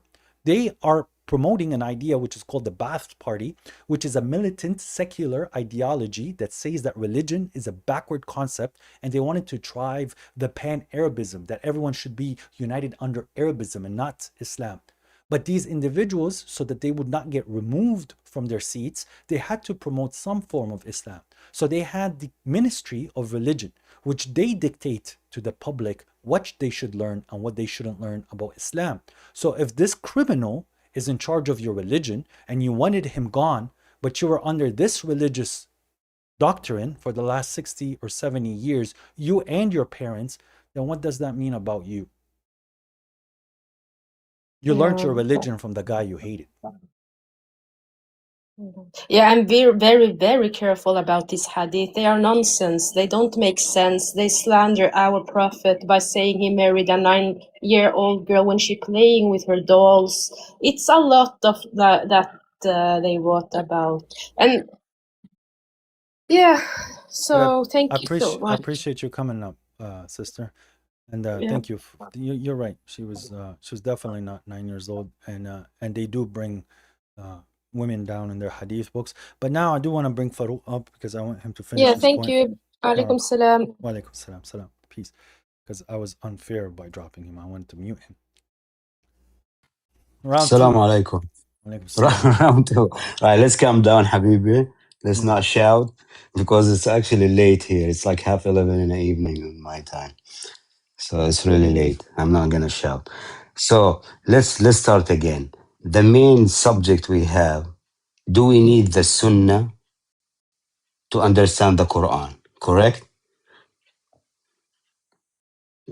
That's what we're talking about. Do we need the hadith books to understand the Quran? I see. See, because hadith, it can be hadith from a Sahabi. Sahabi can be wrong sometimes. I said hadith books. Farouk, let me say to you why I'm extremely technical with the people who come up.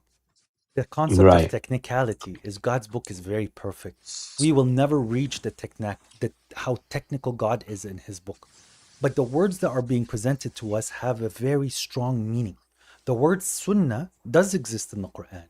And you have to understand the sunnah that is being presented to you in the Quran for you to be able to follow the Quran. So when you said to me, do you need the Quran and the sunnah? I cannot say no to that. I can't say Sunnat al-Rasul, I mean. Okay, now you've qualified it. There's no such thing as Sunnat al-Rasul. Right, that's what I meant. But I'm talking about the hadith books. Even if your concept is true, let's say that there is Sunnat al-Rasul. I personally can make a very strong argument that Muslim and Bukhari do not capture that Sunnah in a way that is proper. There is some truth, there is some falsehood, and it's mixed together, and you have to drink it both. That is a problem. Right, but if the Sunnah would make sense about what you're reading in Quran by explaining some of the Quran, what's the problem of taking it? Because the Quran said it better. So for example, let me explain it to you. God says, وَمَا يَأْتُوكَ بِمَثَلٍ إِلَّا جِئْنَاكَ بِالْحَقِّ وَأَحْسَنَ تَفْسِيرًا. And they do not present to you an example except we brought you the truth and the best of explanation. So for example, give me your best hadith, bro. The hadith which you love citing that reminds you and you're saying, see, this is a beautiful sunnah. Tell me your best hadith. No. Because there is a lot of hadith that you can find similar to verses in the Quran. I agree with you with this. But I was trying to present to you something that the best hadith that you could bring me, I could deduce the same thing from the Quran alone. No, but we're not talking about that. We're talking about is the Sunnah or the hadith from the Prophet himself can explain the Quran. My brother, no. The hadith books. So the hadith books do not explain the Quran. if there is a hadith that aligns with the Quran, all it required for you is to ponder on the verse with pure intention, with pure dedication to God, you would reach the same conclusion. So, for example, wish for your brother what you wish for yourself. This is a Right. I hadith, knew you were gonna say because that's the right. one that comes to mind. The Muslims are one community. If the hand is hurting, everybody is hurting. Okay, that's another Right. hadith. But this is also presented to you in the Quran. You But see, I'm not talking about. I know you. I'm okay. not talking about So these do you things. see that? Right. But I'm gonna give you example. I'm gonna so give you an what did it example. explain, bro? What did it explain? Please engage with the You're saying I'm not talking about this. I'm engaging with what you said, and then you're not standing on business. No, What did the because hadith you explain? right. I'm telling you. So you bring in a subject from the Hadith books, which is and I know we can find better example from it in the Quran, right? But that's what we're not talking about. This we're Then talking bring about something. some right. So يوصيكم الله في أولادكم للذكر مثل حظ الأنثيين. Oh, Right? okay. Do you know this verse? Can you read it in English? Because wallahi, my English would be Yeah, bad. yeah. So for the people to God, He, and Nisa 11 that. God instructs you with your children, uh, to the male, to a male, to a male is the portion of two females. And if they were more than two, then they get a third. They're a sharing of a third. If she's one, then she gets half, and to each parent's a third if he had no children.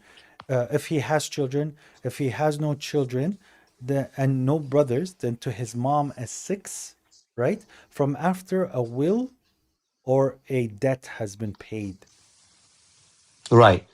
So we have a hadith saying لا يتوارث أهل ملتين ولا يرث مسلما كافر ولا كافر مسلم. So if you become a Muslim from a kafir family, like you dad, let's say, but I'm not talking about you, let's say in general. So your family is a kuffar and you somehow become a Muslim. Mhm. Do you take that portion from them? Yes, And how you will do that? I will take whatever they wrote for me. Well, Is their money not right. If halal? but you can't because you can't Why? do what the Quran says. يوصيكم الله في أولادكم للذكر مثل حظ يوصيكم الأنثيين. الله في أولادكم. For me, when it comes down to my will as a Right, Muslim, right, I will stick to what God has told me as a believer. If the person before me, my father, is a disbeliever, and he wrote in his will, I get $100,000 or whatever, that's from God to me through this disbeliever. Bahmud right. Rabbi. I don't What if need the to force opposite? Islam. Habibi, how can I? What if the لا opposite إكراه في happened? do you think I I mean, need? if the opposite What's the happened? opposite? What's the opposite? Someone going Like against the my dad will? is the Muslim and you the kafir. Yeah, How is it gonna happen? I would not give him How his is share. I would not give him his well? share. How are you gonna If take my the son, the? if my son is a kafir, I would not give him his share. I would No, cut him no. out. But there is no share. You're gonna have to. يوصيكم الله you are Yeah. your I have sister. a son. You and your sister. Yeah, I have a son, No, bro. I have a you're son right. and he's a kafir. Okay, you Okay. have a son and a sister and a daughter, and you died. Okay. How is he gonna split that on the way of the Quran? How are they How? going to? I'm gonna Yeah. in جاء أحدكم الموت, right? In جاء أحدكم الموت. What does it say? وترك خيرا فالوصية Uh-huh. للوالدين والأقربون. Now you're Well, making I the mean, argument. Wait a minute, he guys, watch died. this. Watch this. La ilaha illallah. Watch this. So I died, and both my daughter and my son are kafir, right? Right. And they didn't judge by the Quran, right? Right. Whose crime is that? Who's crying? Whose crime? Who's the I'm one? not Who's the sure. criminal? Who's the criminal? No, there's no criminal here. There's no criminal. No. Well, who's the criminal? My son and daughter that know that I'm a Muslim and that I follow the Quran, right? Right? And they chose to not judge with the Quran because they're kafir. Right. Who's the criminal? Right. Well, we won't call them a criminal. You would call them disbeliever. Like, what do you mean by criminal? Mujrim. Who's the mujrim here? Like, right, okay. Right, Who is criminal. it? I'm thought about, right, they are. Okay. So is it my fault then? Well, it's not. So you agree with the hadith لا يورث كافر مسلم ولا مسلم كافر. I'll still give him my will, bro. No, the hadith is saying it's saying that I cannot give my inheritance to a kafir. That's what the hadith is saying. No, yeah, but that's not what it's saying. It wouldn't fit in this ayah. It wouldn't fit in this ayah. You cooked yourself, Habibi. Ya salam. Ya salam. See, the hadith is saying, Habibi, the hadith is the hadith saying that I should not give an inheritance to a kafir son. Isn't that what the hadith is saying? No, the hadith says not a kafir son. It says ولا يرث مسلما كافر ولا كافر مسلم. فلو كان الأب. That's after I'm saying that. So if the father is the kafir and the son and the daughter are Muslim, they will not be able to go through the inheritance the way of the ayah. You're or lying. The opposite. Wallah, you're lying. What do you mean? Wallah, what do you mean? You know you're lying. About what? About what? It's saying that a disbeliever cannot inherit a believer, and a believer cannot inherit a disbeliever. This is a forbidding. That's what it says. So it's not about, they cannot apply the Quranic rules. It's saying that you're not allowed to accept the inheritance. Habibi, how are you going to apply it? How are you going to apply it? Al-ab kafir, okay? The father is a kafir and the son is a mu'min. But the kafir father, he wrote it the same way that the Quran wrote it. Can the son accept it? According to your hadith. What if he didn't write it? What if he didn't write it? According to your hadith. What if he didn't write it? I'm asking you a hypothetical because you're lying. La ilaha illallah. Stop saying I'm lying. Wallah, you're lying. You're being disingenuous. Wallahi, I'm not. If my father, Hashallah, if my father is a kafir, and when he died, he wrote on a paper the inheritance. He didn't. He did not. Why is it you put that? Allah, I'm asking because I'm proving to you your hadith. You're doing it on purpose, brother. To go with my hypothetical. Let's assume he did. Let's assume he did. Okay. Right. Let's assume he did. Okay. Would the son accept the inheritance? Who's a Muslim? No. The son why? Because the ayah said ويوصيكم الله في أولادكم للذكر مثل حظ الأنثيين. Because if you have a sister, he cannot do that. He cannot do so because that's what the Quran says. Can you listen to the argument? Right, say it in Arabic then. Say it in Arabic. أبي كتب وصية مثل ما القرآن حكى. وأبوك حشا مش مسلم. كافر. Right. Okay? Let's say that. Right. Okay. Right. هل أنا يجوز علي أن أقبل أورث والدي? No. Okay, even if his prescription is exactly the same as the Quran, you said no. But no, you've been lying. You can't. No, I can or cannot? Why you can't? Okay, so even if it's done the Islamic way, I cannot inherit a kafir father. No, you can't. But let's take it. Your dad did not write anything. Your dad did not write nothing. Your dad didn't write anything. I am not. Your dad didn't. Your dad didn't write it. What was my argument? You said You said it's not possible. You said it's not possible. You said a son. Right. Guys, just calm down. I have to mute you. Your dad did not. I have to mute you because you're lying. You're lying. Man, just don't mute me, Habibi. We have respect. Wait. I have to because you're still lying. You clearly said to me very easily.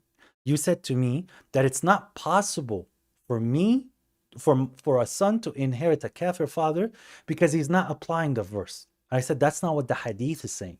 The hadith is saying is it's prohibited for you to get inheritance from a kafir father, even if it's prescribed the way that the Quran is prescribed. That's what I presented to you as an argument. If the kafir father wrote the wasiyah the same way that the Quran did, and he's a mushrik, you, according to a hadith, you cannot accept that. That's the argument, bro. Right. If your dad did not write anything, and you have a sister as well, how is it you're gonna apply this verse to it? I will go to verse 2. Which verse? My father said I take 100% of his inheritance, right? And I have a sister. Your father's... Let's say my father wrote in his will that 100% of my money, of his money... He didn't write anything, my man. I'm telling you, he didn't write anything. He died in his... We're not talking about your dad. We're talking about different... He died in a car crash before he wrote anything. How are you going to apply this verse to you? My brother, You can't. at this point, but there's going to be an inheritance done, right? La ilaha illallah, right. Like, That's Habibi, it. you understand that It's they're okay, gonna go. Habibi. It's They're okay. gonna go through an inheritance It's okay. process anywhere in the world. Let's say they give me Right. half, صح? You're saying to me it's No, not they allowed can't for give me to you take. half. They can't give you half. Brother, when the guy dies, no one's gonna inherit him. حتى But الكفار ما بقى في وارث للكافر. He's kafir. How is he gonna give you that? How are they gonna apply the Quran to him? I'm He's not telling kafir. you he's gonna apply the Quran in the countries that you're in. Yeah, bro. so why they gonna give you the half if he is It's kafir? not the half, Habibi. اسمع علي. Is there any inheritance rules of that father in any country that he's in, or the family? Will they go through an inheritance process? Right, they will. Let's If say that they compared wrote. to the Quran, No, it's not compared to the Quran. It's their that's it. Then. kuffar So way. you're not doing Yes, what the Quran says. I'm not doing it. You know, يوصيكم because الله بأولادكم. Am I the criminal, yeah. or is my father the criminal at this point? Well, like, I mean, he's kafir. He's already criminal. Perfect. So he's not judging by the Quran, but you're telling me I can't accept the will that was given to me, my Well, inheritance. you I can't can't take. accept the will in the way I the can't. Quran is. You will not. Why is that? Because he's kafir. They're not going to apply the Quran So to him he because didn't he's apply the kafir. Quran, and I got some inheritance. And if it's over than what I was expecting, I can't give it to the people it's due. No, well, like, you can't have it the way how the Quran described to هذا انت have ما it. بتفهم ما بتفهم والله والله انت انت ما اللي ما بتفهم بتفهم لا والله والله العظيم انت انك ما انت اللي ما بتفهم بتفهم the والله ما guy بتفهم. the guy it did not judge by the Quran. Let's say I got 50%. I take the 50% they gave me, and the extra that is not for me, I give it to the people who it's due by the Quran. يا سلام Hey, يا سلام يا yeah. سلام. What does it say والله here? حبيبي اسمع خليني احكي لك شغله. لا والله لا. you know and I know that's you are lying now by what you saying. You're ready? So You're just ready for this? yeah. You're ready Yeah, for this? I'm very ready. Okay. Yeah, I'm طيب very يلا ready يلا حبيبي. يلا يلا. Watch guys. Watch how God tells us to do this. Okay? God literally tells you to do this.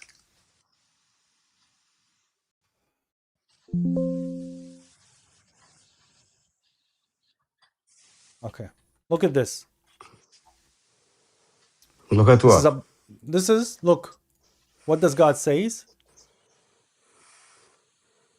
فمن والله مش بعيد عن فمن خاف من موصٍ جنفا أو إثما فأصلح بينهم فلا إثم عليه إن الله غفور رحيم.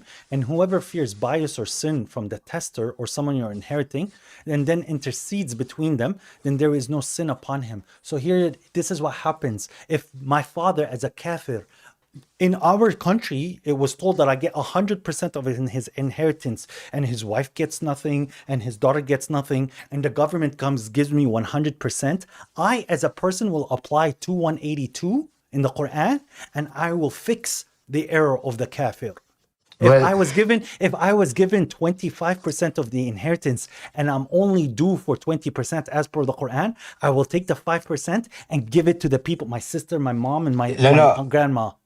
Right. Tell me the ayah you brought. Which ayah is it? Which ayah is it? Chapter 2, 182. Chapter 2. وما فرطنا في الكتاب من شيء, and we did not Right. leave Chapter anything 2, out of the book. Chapter 2, which verse? 182. 182. Yeah. So if I'm inheriting a kafir father and I've been given extra, it is my obligation to give it to everybody else. And if I got less, hasbi Allah. The guy was not judging by the Quran. Leave it to God. Have a nice day, bro. We did not leave a thing out of the book. Like, I need to go to the next person, bro. Hajj. Right, go ahead. Yeah. We did not leave a thing out of the book. These guys want to come up with situations where the Quran doesn't help you. And then they're saying that it's forbidden for you. Astaghfirullah. Or imagine God says, hey, I'm telling you to take care of your kids. It doesn't say kafir, mu'min, or anything. No, if my son is a kafir, you can't write a wasiyah for him. No, then I would be a terrible human being, bro. I'd be a terrible human being. Even if my son is a kafir, it's my duty. God says that some of your children and some of your wives are enemies to you. And God says if you forgive and forgo, this is how you're supposed to deal with them. My son is a mushrik. Why? Because I decided so. You know, my son, he's a Quran alone follower. So I'm not writing to him a will. Yo, these men, bro. Sorry, guys, but I had to. السلام عليكم ورحمة الله وبركاته. Walaikum salam. هلا حبيبي محمد, how are you doing? Good. What's up, brother? All praise to God. يا How are you? أخي, what can I say? يعني there's a saying in Arabic, and I'll try it in English. يعني you're dealing with this guy who's saying to you, ما تحكي عليه. you're telling him like, يعني يا أخي, I just want to say it as a saying. Yeah, It's I an know. Arabic saying, and I hope you can translate it in English. Yeah, but if الله it's يخليك, me, اصبر علي. طيب, okay, but please don't say anything bad about him, bro. Please. تفضل. أنت تقول له إن هذا ثور, يقول لك حلبة.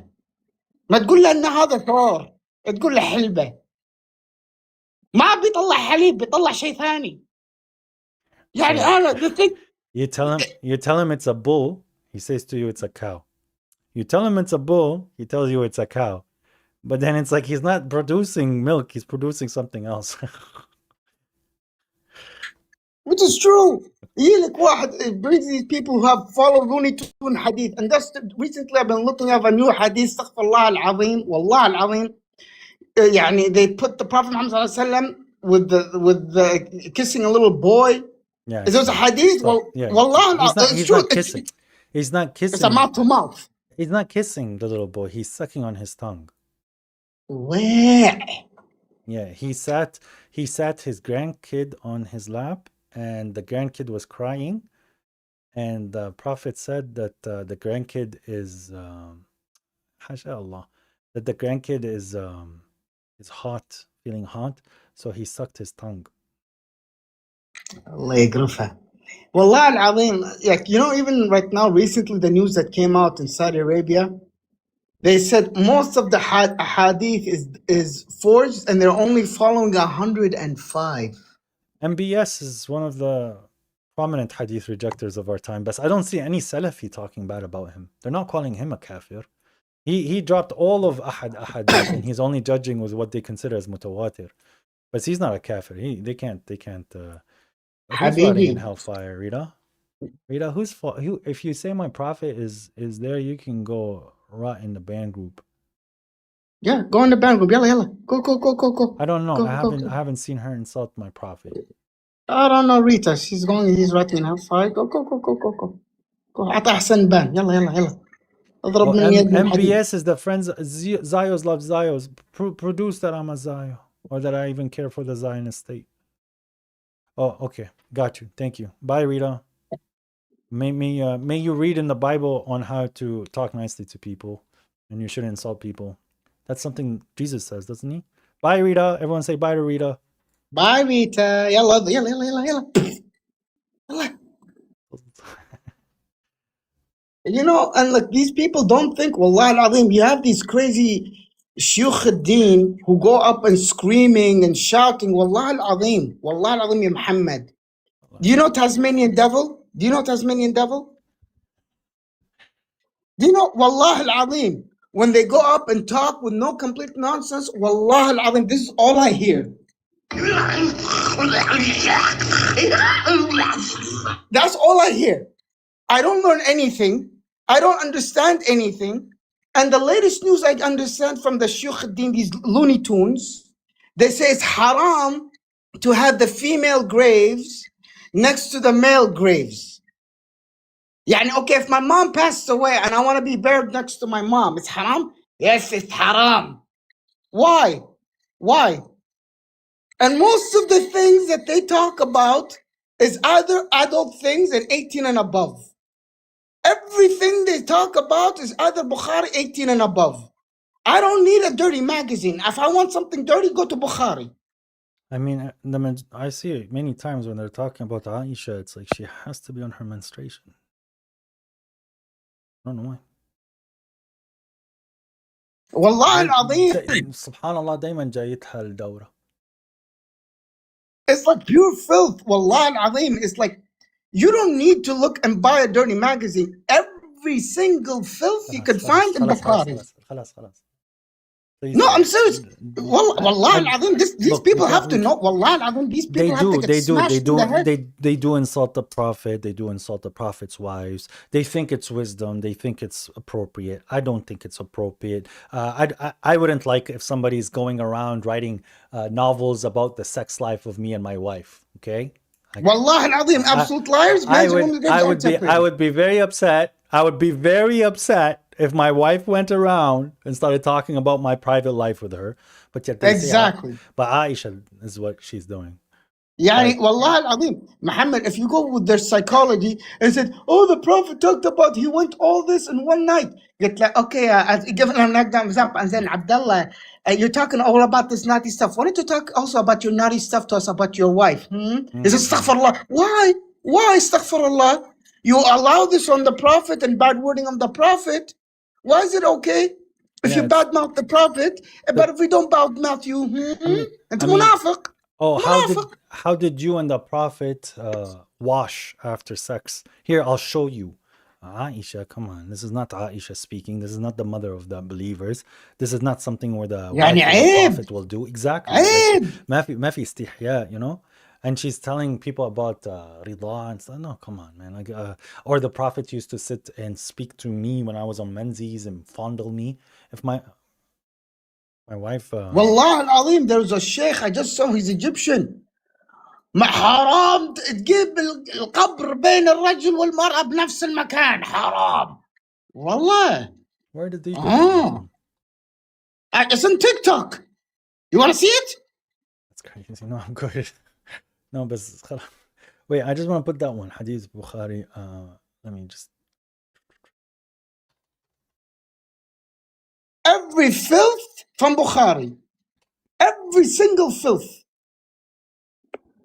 And people follow it. And they worship. And then this, shuf, Muhammad, do you know about the symbolism? They say like Prophet Muhammad married at the age of 6 and entered at the age of 9. Yeah. Connect these two numbers together. And I won't say anything. I don't think so, bro. This is you stretching at this point. But well, think about it. Hey, guys, this is Aisha speaking, okay? I swear, my wife, if I ever catch you narrating hadith about us, I'm going to be very upset at you, okay? My wife, if you... This is the wife of the Prophet speaking, guys, okay? Where is it? Where's the... No, you guys are on this screen. So here's the wife of the Prophet speaking, okay, guys?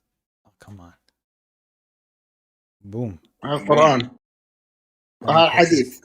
Here comes Hadith. Looney Tunes. More Looney Tunes. Okay, this one is sad, though. Let me just put it... The Prophet, sallallahu... Can I read it? Can you put up? Sallallahu alaihi wasallam. And I used to take a bath from a single pot while we were junub, okay? During the menses, he used to order me to put on an izar, a dress worn below the waist, and used to fondle me. While in, can you put up? Because it's the writing is now. Okay, yep. While in iltikaf, he used to bring his head near me, and I would wash it. While I used to be in my... Yeah, why would you talk about it? Why? What? Why? Imagine my what wife. Is this film? Imagine my wife, guys. Imagine my wife going around and saying to the world, "Yeah, my prophet, who is a man of God, he used to fondle me, and he was really good at fondling me." What is this? Yeah, you don't have any shit. Yeah, you know what it means in Arabic if people talk about that stuff? The youth. The youth. No, that's the wife talking about it. It's worse. It's هي المرأة عم تحكي مو الرجال. Yeah, the mother. Yeah, the wife is talking about the mother. Yeah. This wife. يعني, there's no shame. What? There's no privacy. Why would we even want to know about this? And then you have other crazy Sunnis. They say, "Oh, Prophet Muhammad sallallahu alaihi wasallam's father, his mom, and dad went to hell." How would you know? How would you know? How would you know? And why would you even want to talk about this stuff? How would you know? How would you know? And to Allah? The guy who's very extremely pure, Allah will judge them in a different way. Are you Allah? These people don't think, Muhammad. They don't think. Wallah al-Azim, it's embarrassing. This is crazy, bro. Anyways. People reach the moon, and these people are thinking in caves. Haram musiqa. Ya Muhammad, even the logic. One, I dealt with this guy, Sheikh. He said, haram musiqa, haram rasm. And you know what I said to him? Okay, haram al-musiqa, right? Haram music, right? Okay. Then ban television, ban the radio, don't watch cartoons, don't watch movies, don't use the mobile phone, don't use the doorbell. What else? Oh, there's no national anthem flags.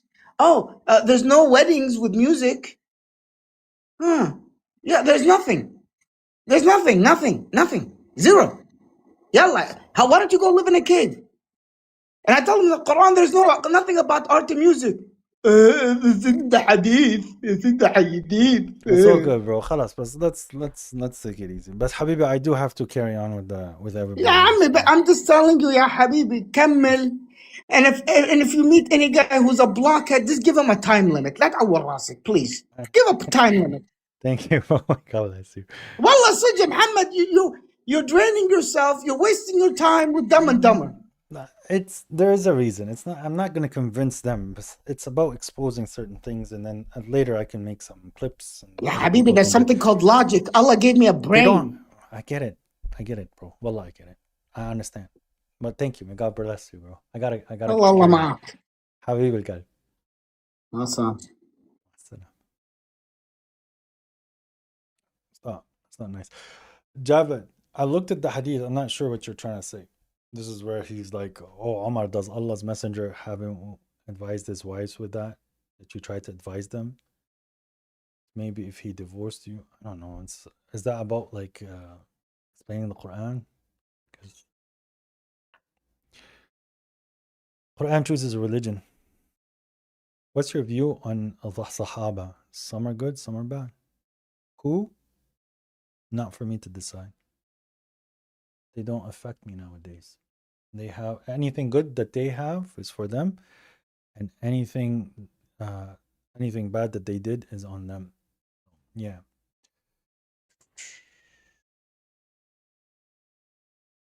Demands, you're next. After Mahsin. What's going on, guys? Assalamu alaikum, my brother. What's up, my brother? How you doing? My brother, how you doing, man? Alhamdulillah, I got to speak to you twice, brother. How you been, brother? I'm doing well. All praise to God. How are you? Alhamdulillah, brother. All praise to God, man. Thank you, my brother. And I'm sorry last time, man, I was going 100 miles per hour, brother. I was so, yeah, my bad about that, brother. You don't have to apologize. You're good. But I do have some questions, man. So, for example, like the hadith is about Aisha, they say that she went to war, the Battle of Jamal, all that's like, is that... That's history. I don't know. That's history. But you could use that in how she was not like a child. Right. Yes, absolutely. And so when, like in the Quran, it told the Prophet's wives to remain in the homes, right? So then that would be contradicting it then. So, brother, let's say that verse came after that battle, which it didn't. Okay. But because the battle is being spoken about there. But let's assume the verse came after. Now, what is she doing?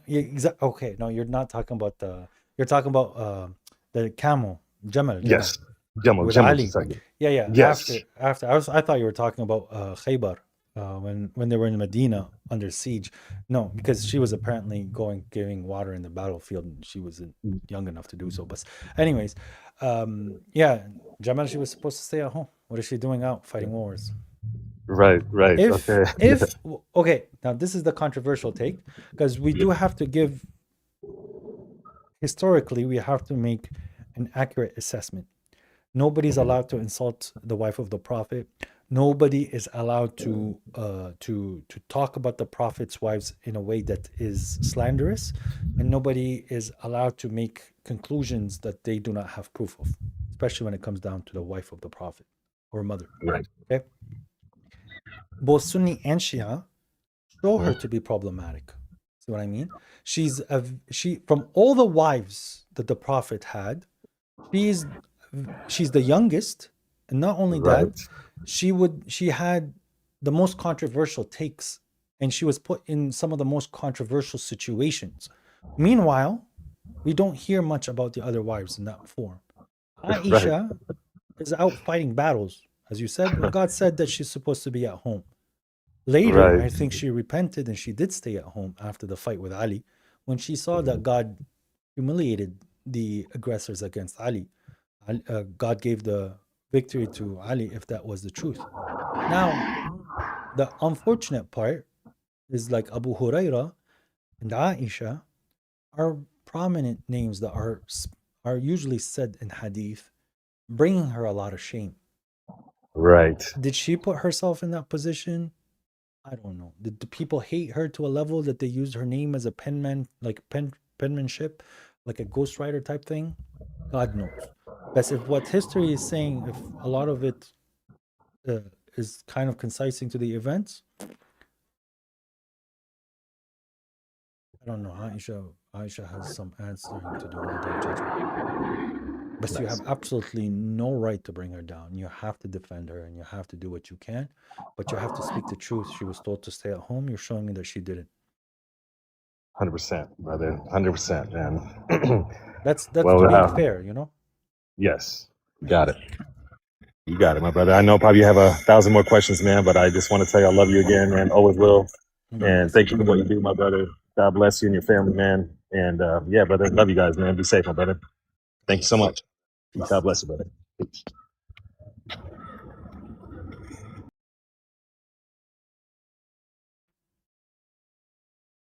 Some Nawawi hadith contradict the Quran, yes.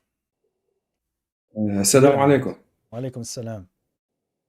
I'm sorry if my microphone is not as good because you can. But can you hear me? I can hear you. You sound familiar. No, this is the first time I'm just a little bit nervous because this is the first time I have a live discussion with somebody on TikTok, so I'm a little bit amped up. Peace, you're good, bro. Don't worry. But you know, I've watched your videos a few months now, and I like your perspective. And I have a few questions. I hope you can bear with me.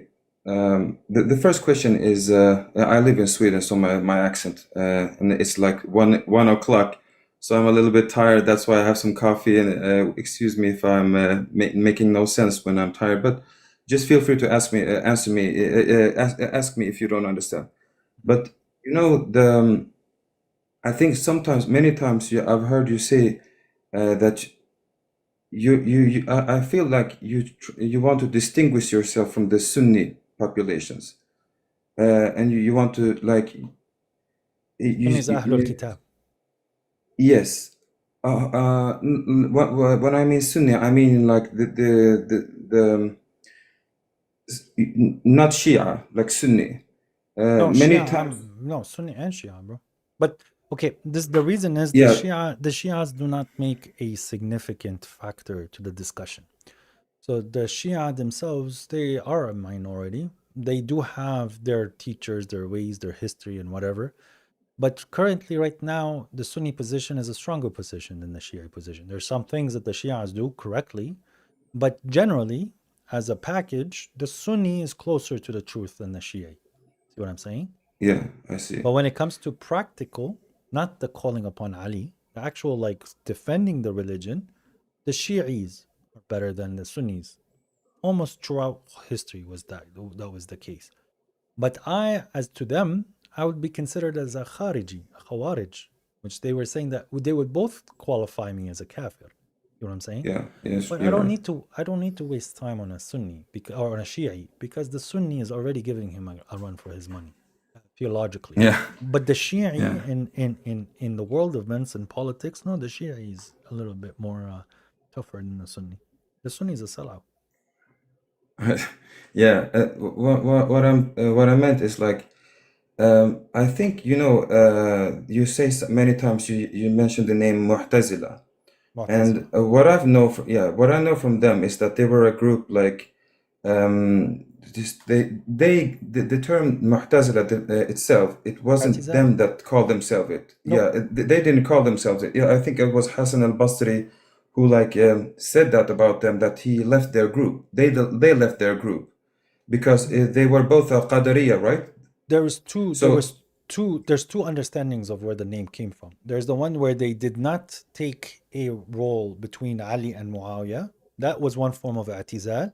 And then the school of thought came from Hassan al-Basri when he left the position where somebody can be a kafir, no, what is it? A fasiq, where he's neither a fasiq, neither a believer. yeah, The middle and position. you're right, and they had an argument about that, right? And then I think he left it. اعتزل من المسألة. yes, and they left that because they said like I'm not sure about the details, but you're right. There was they had a disagreement about what to term a person that wasn't either or, right? Right. But what I'm trying to get to is like they call themselves Ahl al-Tawheed wal-Adl. So they didn't, in that term, I think they also tried to like not separate themselves too much from the rest of their community, because or am I right, or am I wrong? Like No. did So the earlier there yeah. was three factions that they did go head to head: the traditionalists, the Yes. Mu'tazilites, and then غير متكلمين أهل الرأي, the people of opinion. So you had the Okay. متكلمين, the philosophers or Mu'tazilites, or the people of reason, سموهم, and then you had the people of opinion, رأي, Yes. and then you had people of the what is it called, Sunnah, the traditionalist. And that was the three factions that they did fight. But Okay. at the very early onset, Mu'tazilites was the biggest group, because that's what the rulers took. It was the caliphates that accepted the Mu'tazilites more than until whatever came by. Yeah, you're right. Bear with me. Sorry for taking your time. I'm just happy to be able to have these questions with you because, you're learned in this and you know Arabic more than me. But the thing is that I don't think that you mentioned many times that the Mu'tazila was like the peak of the Muslim civilization, that under their how can you say, guardianship or their power or influence, most the Muslim society was at its peak in both term of science, in both in terms of science and policy and politics and everything. Right. But they would not have reached those heights if they didn't if they were completely isolated from the rest of the community, the ordinary Sunnis. You're absolutely right. Yeah. So But I think that even us, like we who value Quran, we shouldn't try to distinguish us too much from the Muslim community, because then we will become powerless. my brother, with all due respect, you're absolutely right. But with all due respect, I am not the one who's disconnecting bridges. I'm not the one who's burning bridges, and I'm not the one who's inviting to union. I'm not the one who's causing the sectarianism. They're the ones who want to label. They're the ones who want to divide within themselves. And as I present to them, like, you're supposed to be united, they will call me a kafir, reject me, and even wish for my death.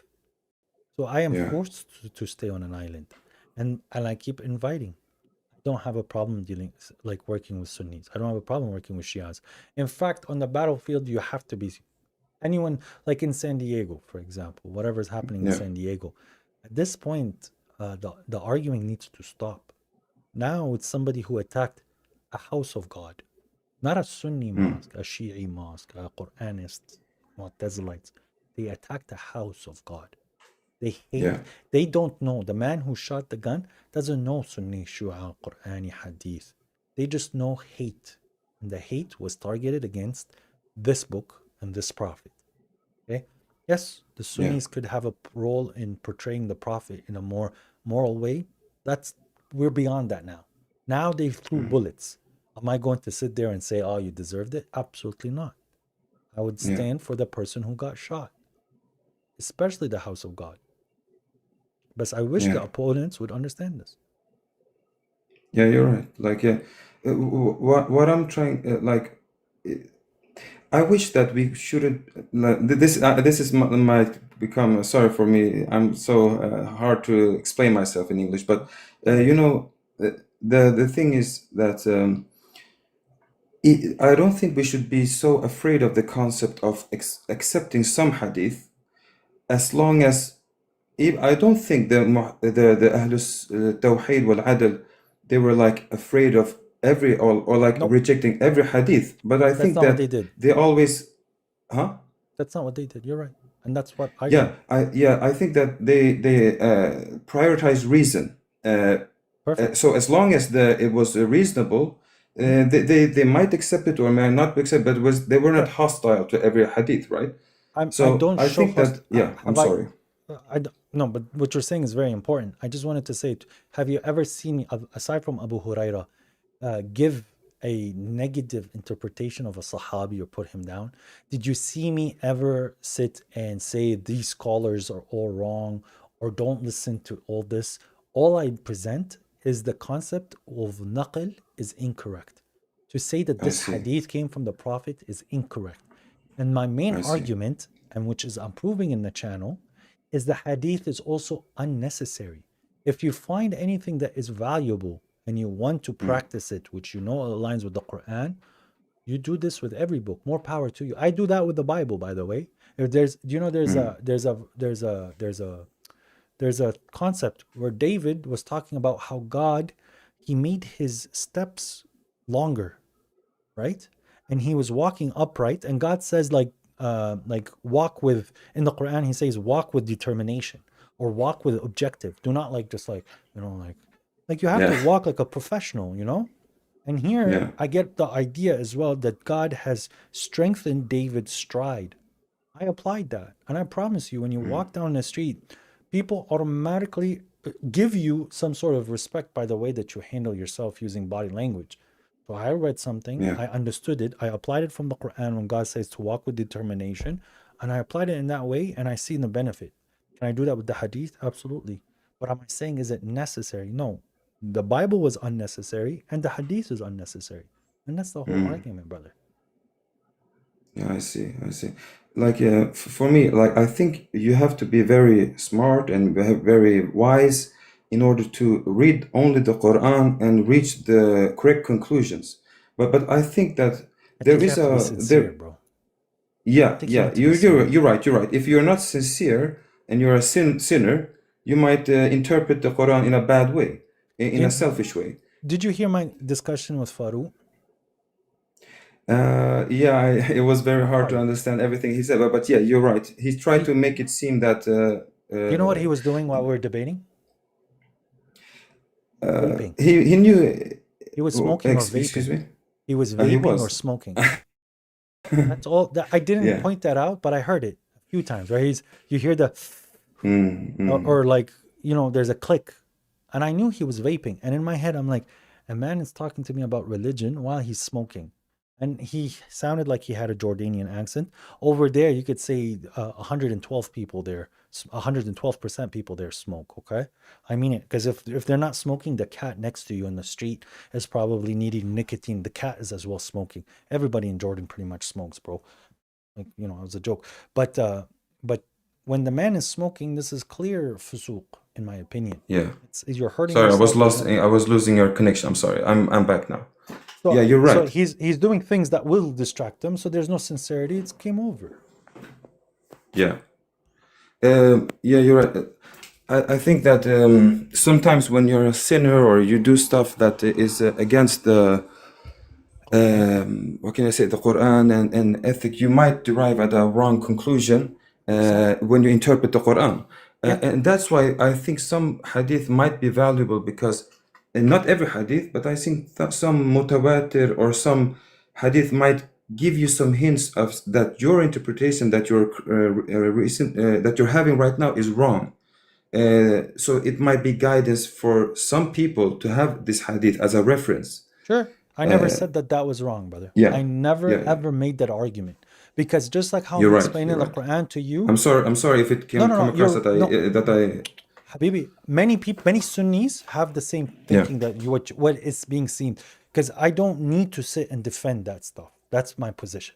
But many people in the history in the last 1400 years have came and tried to explain the Quran to people.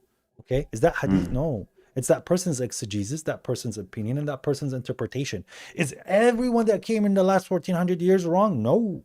I even will bring a Sunni source that is saying the same thing against my opponent and show him, see, the people before that read the Quran reached the same conclusion that I did. I'm using another verse to explain my position. He is using hadith, but the position is accurate. The result's the same. And this is where the people don't understand my take. I am not forced to say to myself that everything in Bukhari is true. I'm not forced to say that only a select few are allowed to explain the Quran. I can explain the Quran from what God has shown me. I can filter what I want to filter from all sources from the world. I can do this with science, bro. With the theories that they're presenting, I can see what aligns with what God said is the truth and what isn't the truth. And I could do this with the Bible. I could do this with Chinese proverbs. I could do this with the Sikhs. I could do this with the Buddhists. I could do this in the politics. I could do this in everywhere. So anything that aligns with the Quran to me is truth, bro. Simple. Yeah, you're right.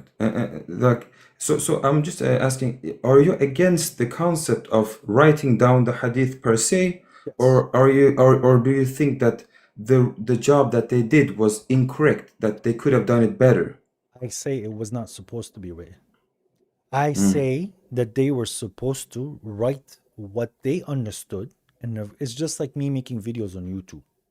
I am seeing this conclusion. I am understanding this. If it's resonating with people, it expands. If I come out and I start to say the Prophet said this, and I'm telling it, and if you deny it, then you're a kafir, that was 100% the wrong way. We didn't need the isnad. We didn't need this authentication and sahih and all of this. You didn't need to write it down. You needed to tell me what you know of the knowledge in regards to what God has shown you.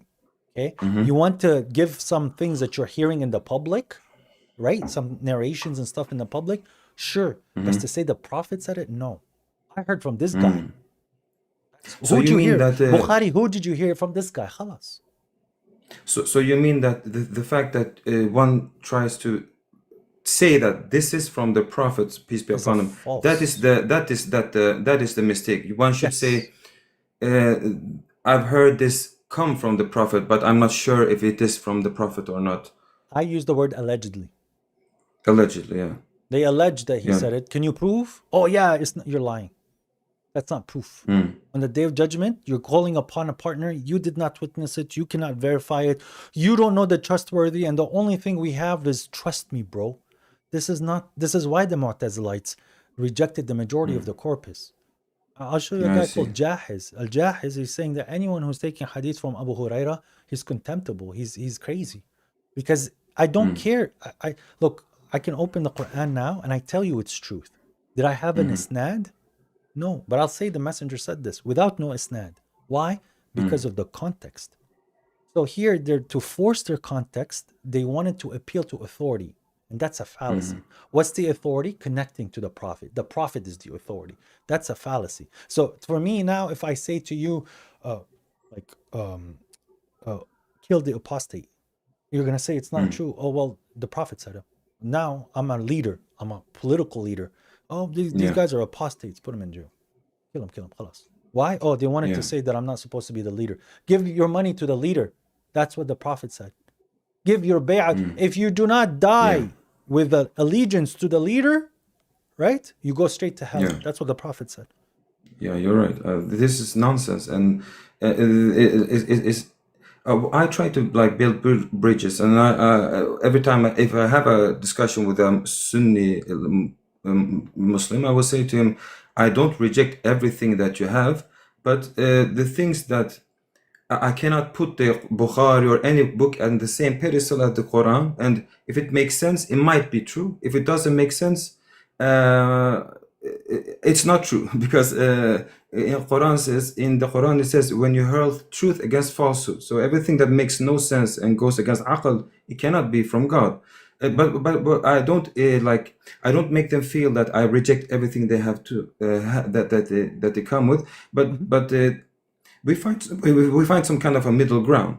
And sorry, I'm going to the next point, my final point. You know, how should we look upon the pious people, leaders that were Sunni, like for example Salah ad-Din al-Ayyubi, who, for all what I've read from him, he was a very pious man, a very sincere man. He tried to do his best to protect the ummah, but he was very fond of hadith. He used to cry when he heard hadith mentioned. So like, what category do you guys like? No, not you guys, but what do we call them? What do we label them as? Muslim, or they're just like? I don't have the term of the. I don't have a problem calling them Muslim. I have a problem with calling them believers. There's a difference between a mu'min and a Muslim qualified by God. Okay. Now we have the concept of Dhul Qarnayn being Cyrus. Let's assume that that's true. And Cyrus was a very significant figure in history, and he did do good for God. But it's very well known that Cyrus was more likely a Zoroastrian than a person who's following the Torah. But God is going to judge the person for his honesty. See what I mean? Yeah. Right. But the pushing of the hadith, the pushing of the hadith during the time of the Uthmani is much different than what happened in the last 100 years. What we're dealing with today with Bukhari and Muslim, and that form of pushing things down the people's throat is the Wahhabi, the Neo-Hanbali, Saudi, Salafi, Neo-Salafi movement. That's what we're learning today, okay? Now, I'll give you a clear and something for you to truly see what I mean. It's called Sahih Bukhari, called Sahih Muslim. They took it as Sahih Ahmad. Musnad Ahmad was considered Sahih. You know that? For a very long time, it was considered Sahih. But they approached it the same way. I didn't know that. Before Bukhari and Muslim took over, it was Sahih Ahmad. Musnad Ahmad was considered one of the most Sahih versions that they had. Yeah. And then you had Muwatta Malik, which they didn't have the Sanad. And people approached it with an open mind. And that's why you see the Maliki school of thought, being a little bit more independent and a little bit more pushing by reason and logic and trying to understand things differently. It's only this last 100 years is what I'm personally fighting by. But what would you classify? Yes. But what would you classify them as, like in the afterlife? Would they go to heaven or not go to heaven? Those that you call Muslim but not believers. Some Jews, some Christians, some Sabians who believe in God. إن الذين آمنوا والذين هادوا والنصارى والصابئين من آمن بالله واليوم الآخر وعمل صالحا فأجرهم عند ربهم ولا خوف عليهم ولا هم يحزنون. Those who believed, and the Christians and the Jews and the Sabians who believed in God in the last day and did righteous deeds, they will have their rewards with God and they will not fear nor will they grieve. That would apply to the Sunnis and Shias. If they stood for business and they were honest, they will go to heaven, bro. So you have a message of unity. You seem to that you have that. Some people misunderstand you, perhaps by some. I don't understand, but I'm making a documentary. I've done it for 1.5 years now. I hope it's gonna come out soon. It's about Salah ad-Din al-Ayyubi, and because I've seen some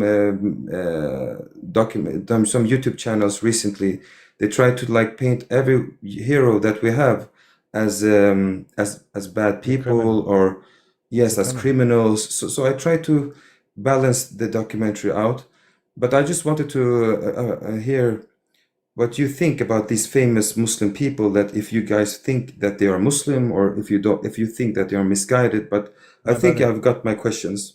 Last 100 years, remember what I'm saying, okay? Last 100 years is what changed. Yes. I want to show you a picture now, okay? Yeah. I want to see this. Is this it? Just give me a second. There it is. Okay. So, look at this. See what this is? It's a Kaaba, right? Right. See how there's one house here? Yes. You see how there's a house right here on the right of it? There's this little building right here on the left, on the right? Yeah. Yeah. You see this building right here as well? Yes. Yeah. You see this? Yeah. Yeah. What are these? These are prayer rooms. One is for Shafi'i, one is for Hanbali, one is for Maliki, and one is for the Hanbalis, Hanafis, sorry. Mm. Okay, each one had their own style of prayer. Now, this is the Kaaba. Do people do Umrah here?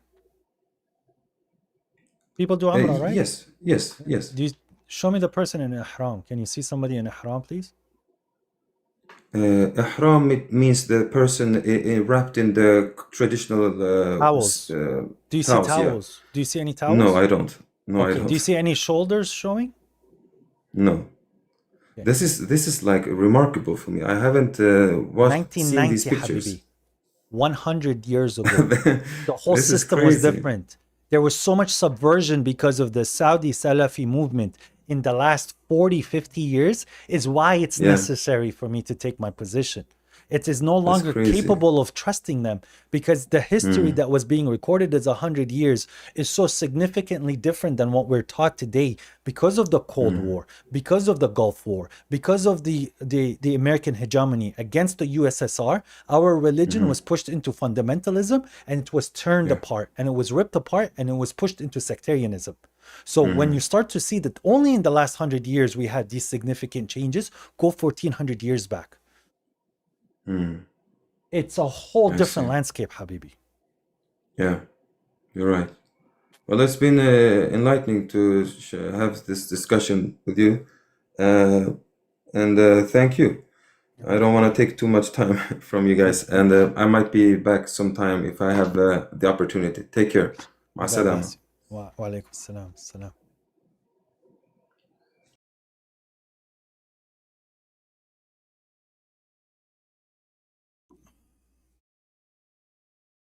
Assalamu alaikum. Wa alaikum salam. Thank you for being Thank patient. you.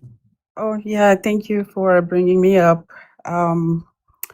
Yeah, so I've noticed that there's a lot of things that I share with you regarding the hadith. I've recently, not too long ago, started just trying to follow the Quran only.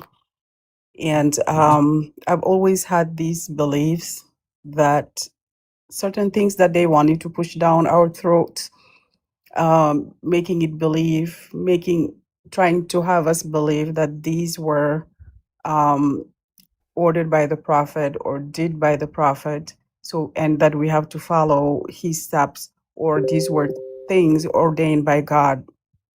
I always had these issues trying to believe certain things, like the cruelty that I see when they talk about Islam, the role that they assign the woman in Islam. When you go to the Quran, you cannot find those things anchored in the Quran. You can find the source in the Quran. It's always in the Hadith that they bring up these like barbaric things that they want to do to someone if they trial him or her. For example, when they say that, like, if somebody who's married has an affair, what Stone her. needs to, yeah, stone her to death, like, oh my God. And then you read the Quran and you can't find anything like that in the Quran. Those cruelty is what I'm talking about, that barbarism that is in there. And what I've noticed also, and that I'm at peace right now for just following the Quran, because I know I'm on the right path. Because when you read the Quran, you see how God loves us, how God is not trying to pressure us or to make our lives hard or miserable. He wants our lives to be easy, but by following his rules, which is absolutely fine.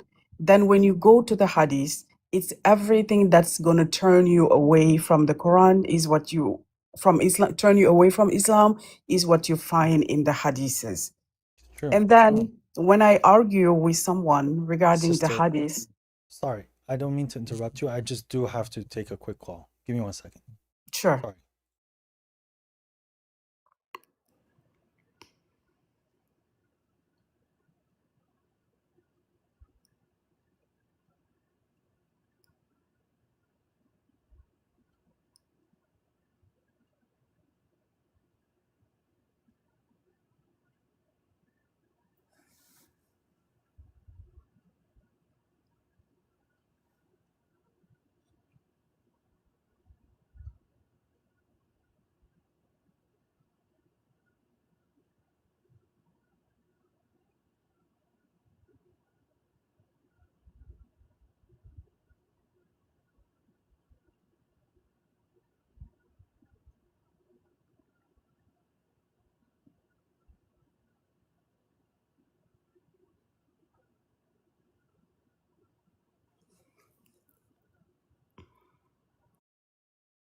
No, oh, that's okay.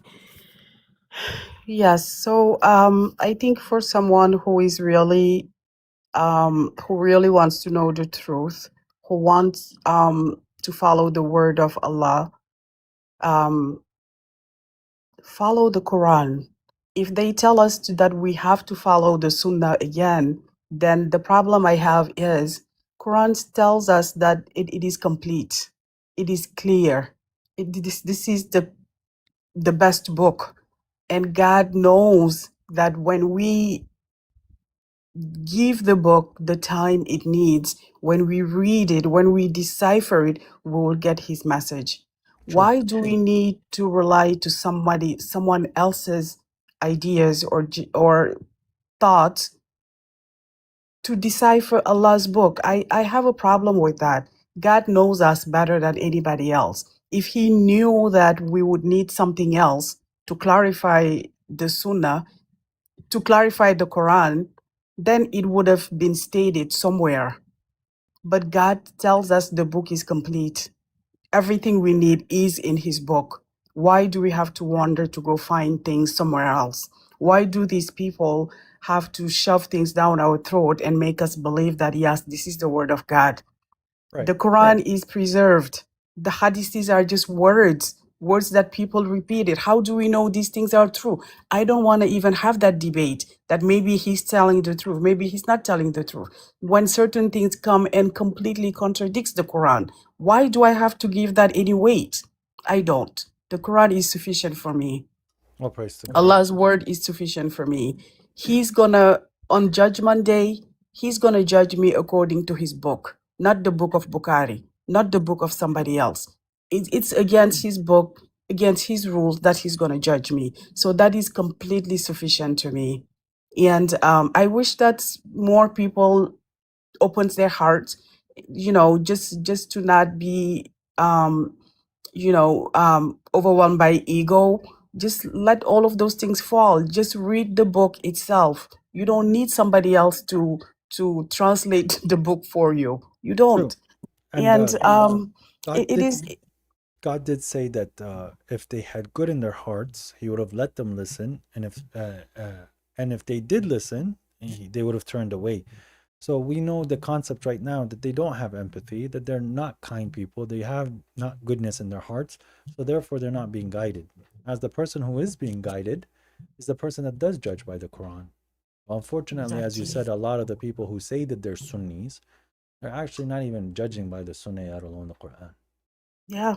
Yeah, and they don't see that. And when you try to tell them these things, they will be like, well, you were just born a few years ago, and 1400 years ago, these people have been following the Sunnah of the Prophet. They've been doing this. Who are you to come Tell, today and tell? tell, I mean, tell them for like, 2,000 years they've been saying that Jesus is the Son of God. Who are you to come exactly. now and tell us that he's not? Exactly. That's what I say when they bring He's the a bigger. argument that 90% of the Muslim Ummah believes these things. Why don't you? Like, I don't go by numbers. I don't go by numbers. I go by the truth. What I feel is the truth, and this is it. And I this feel is it. So, yeah, Alhamdulillah. I just wanted to support your channel. Just wanted to come and introduce myself. And mashallah, you're doing a great job. Thank Thank you. you. May God bless you. Thanks. Peace is upon who follows the guidance.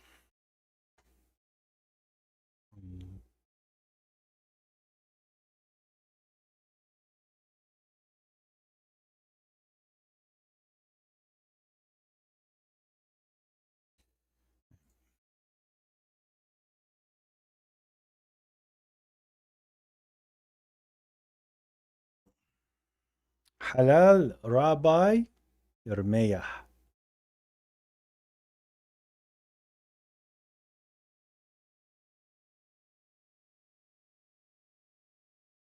Logos. I knew it was Logos. I just wanted him to answer to one quick question that he brought up last time. But Logos did not join. I just wanted him to give me his. I wouldn't let him talk to him. But yeah, Logos. Guess he's not coming. Unfortunately. Unfortunately, I couldn't give you guys a headache. Can you not hear me? Oh, I can hear you now. What's up, bro? Oh, okay. What's up? Salam. Hey, wa alaikum salam. Bro, just a quick question. Let me see. Is this it? Yeah. So you Yeah. remember this verse here? Say we have believed in God and what was been sent down to us and what was sent down to Abraham, Ismail, Isaac, Jacob, and the tribes or descendants or grandsons, and what was given to Moses, Jesus, and what was given to the prophets from their lords. We do not differentiate between any of them, for we are submitters to him. لا نفرق بين أحد منهم, right? You're saying that this was about the books as well? That's exactly what this entire verse is about. We believe in what was sent down to, right? What was sent down. We believe in what was sent down. What was sent down? Al-Kitab, correct? Okay. No, I understood your argument. But can you tell me the i'rab of this word, minhum? What does that minhum mean? From him? Minhum. Hum. Right. This is a pronoun, or this is a pronoun. Them, from them. Them, right? So, but you know, Yeah, if from it them. was talking about the revelations and the books, it would be minha. It wouldn't be minhum. Hum has to be about people. It has to be about humans. It has to be about males or males and females, but it cannot be about objects. Well, And where are you talking about? Hold on a second. Where are you talking about? In what place in this verse are you talking about? Minhum, when God is saying minhum, la nufarriqu bayna ahadin minhum. When he's saying minhum, he is saying what? What's hum here? It's not going to be about objects. Yeah, but where's that in the verse? Right there at the Which end, bro. which part of that in the verse? Right there Okay, at the so end. We do not differentiate between any of them, and we are to him submitter. You said minhum here is the okay, revelations. So when it says we believe in them, what does it say? قولوا آمنا بالله وما أنزل إلينا وما أنزل. It doesn't say we believe anywhere here. We have believed in God. We believe in them and we don't make any differentiation between them, right? Oh, so you're just going to skip this whole part. Yeah, but then it would say قولوا آمنا بالله وما أنزل إلينا وما أنزل إليهم وما نفرق بين أحد منها. That's what it would say in Arabic. If what you were saying is true, it would say minha. You could go ask your favorite sheikh, bro. Thank you. Okay, yeah. So could you go? Peace.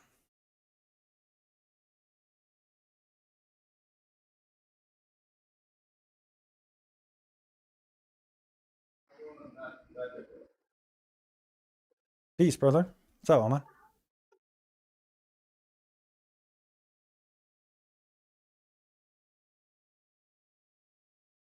I'm going right now. No, he's not Jewish, bro. He just LARPs. He loves to argue.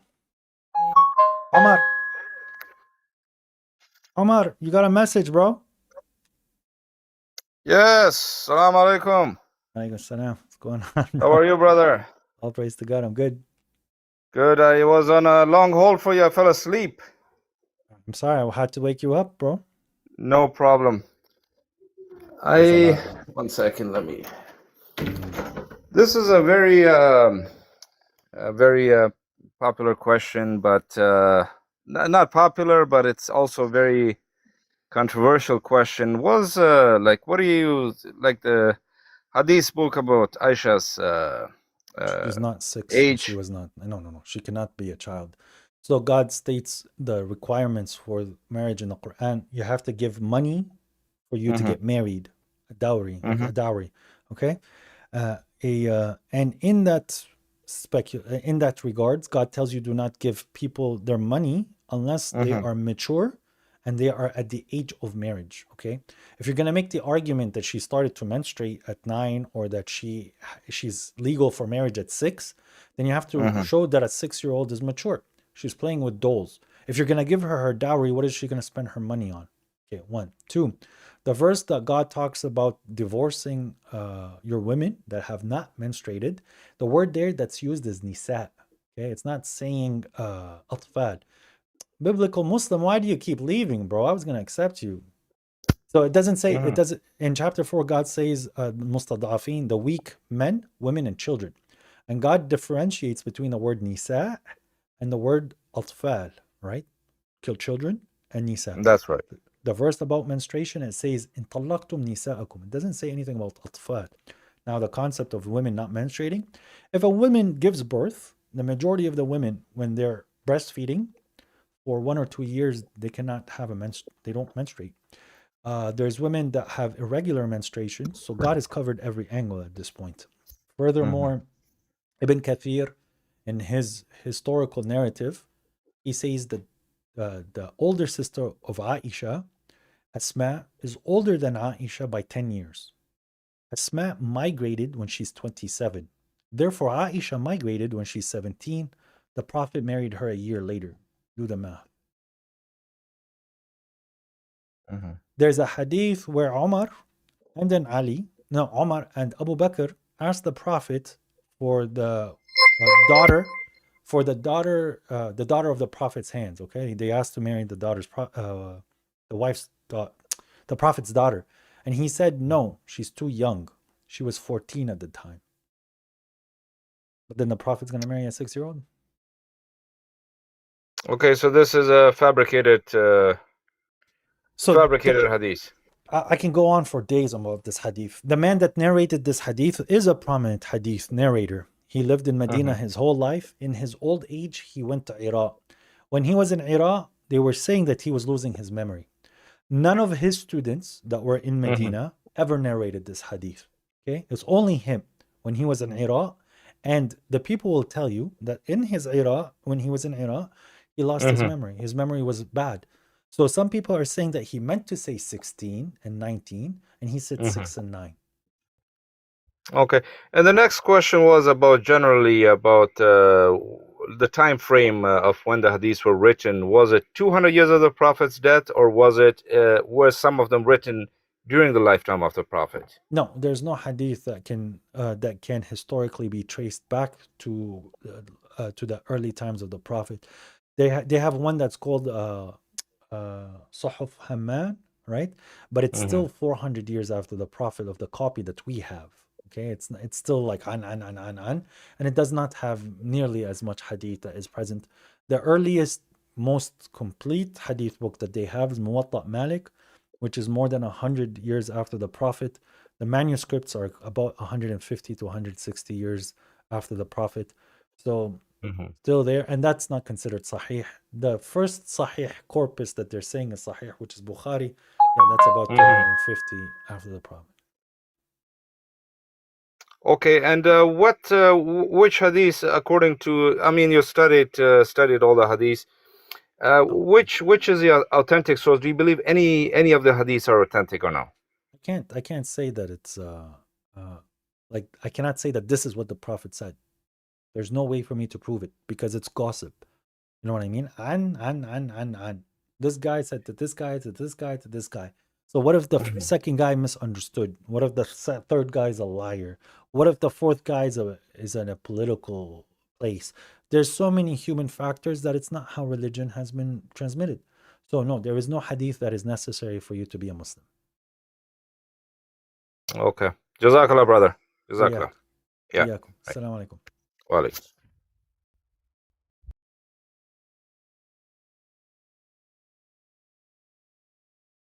Now, hello, how you doing? How you doing? I'm doing well. Hey, I have 4 things for you. I don't know. I'm gonna go with the first one. What is your take on the Hadith Qudsiyya? That's kufr. Exactly. Okay, good. So number 2 is, now you're saying that the Hadith made. Can I expand on that? Yeah, go ahead. Go ahead. I would love to, because I like to hear people talk about it. Go ahead. So if God is speaking, right? God has said something, and it's inspiration that was told to people. Do you call it a hadith or do you call it an ayah? Exactly. Quran. Exactly. So why God put a Quran and then he put Hadith Qudsiyya? It doesn't make any sense. So that's good. I'm glad that we are on the same page. But now number 2 is, you're saying that the Hadith shows the misogyny of the Prophet and like the things about things. But the Quran says it too. And I can give you a couple of ayat. Misogynistic? وَامْرَأَةٌ إِذَا وَهَبَتْ نَفْسُهَا. Yeah, but that's not misogyny. Like إذا how's that misogyny? If but a woman is like making her him available, marrying. yeah. That's to him. If No, she's I know, but what attracted, I'm saying, where's that misogyny, bro? Misogyny is no, that I'm saying it's he just picks whoever he wants. right. So remember, there's the one عسى أن طلقكن ليزوجه Yeah, الله. I don't want to. Yeah, but yeah. there's a lot of things in the Quran that talk specifically about the Prophet. The only thing that is, and please understand my intake, okay? I just don't feel that the prophet should have anything in the Quran that is in his personal things. There's a ayah that talks about don't go to his house like in the at night or stuff like that. I can't remember what the verse, but I can bring it if you want me to.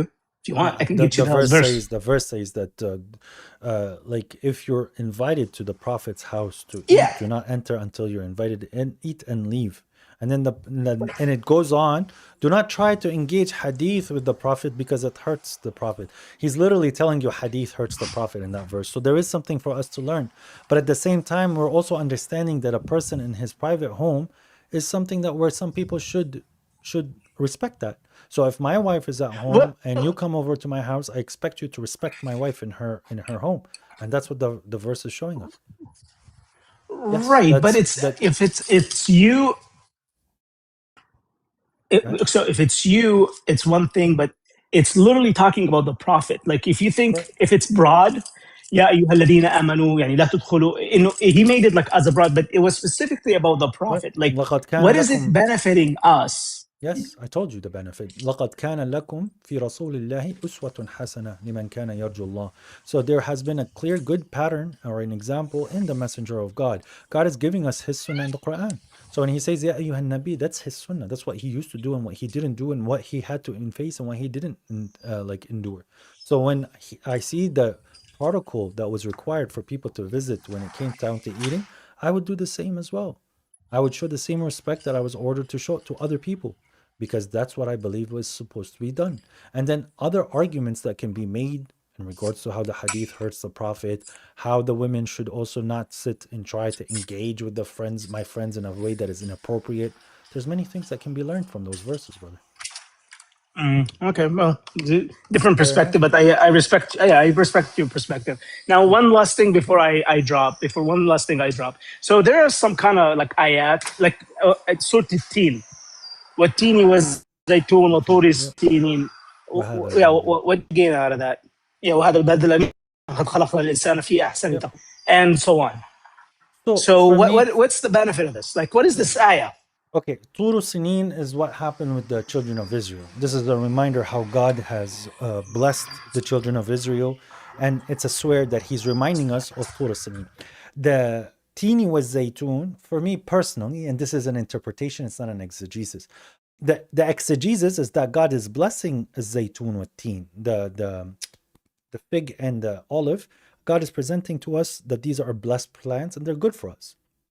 I believe that. But to further the point, I believe that the Zaytun is a representation of the human being, and a teen is the representation of the jinn. Because you see the human that has been made out of the dirt, he's brown on the outside, right? And he has this concept where he is getting closer to God with that shell that God has given him. He's soft, he's almost easy to touch. While the teen is red on the inside, and God says that the jinn are created from a smokeless fire. So I think these are juxtapositions of two fruits for us to analyze and to understand why God put these two fruits as a complementary pair. Could be an opposite pair, and I could also associate that to the humans and the jinn. There's so much that can be presented from this verse alone, but again, that is a spiritual verse. God is swearing by these two fruits or these two plants, and it gives us some credences about these plants. Just like how God, when he talks about the bee, why is he talking about the bee and the honey? God expresses to us that honey is good for us. God expresses to us about sinin as well, tur sinin. It has olives on it, and it would also therefore probably have figs on it as well. All right, that's good explanation. So I see it in my, like when I read the Quran, he swears a lot about a lot of things, like والعاديات ضبحا والموريات لا أقسم باليوم لا أقسم بالخنس الجوار.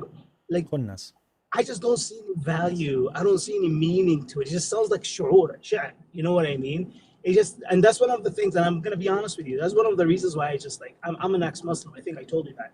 but I No, you was didn't, very but deeply into Islam, and I was thinking about like very deeply before I left al hadith. You know, I said all other hadith is BS, right? Because it's just too much crap. Then I start getting into the Quran and read the Quran. I just don't see any of that, like alif lam mim.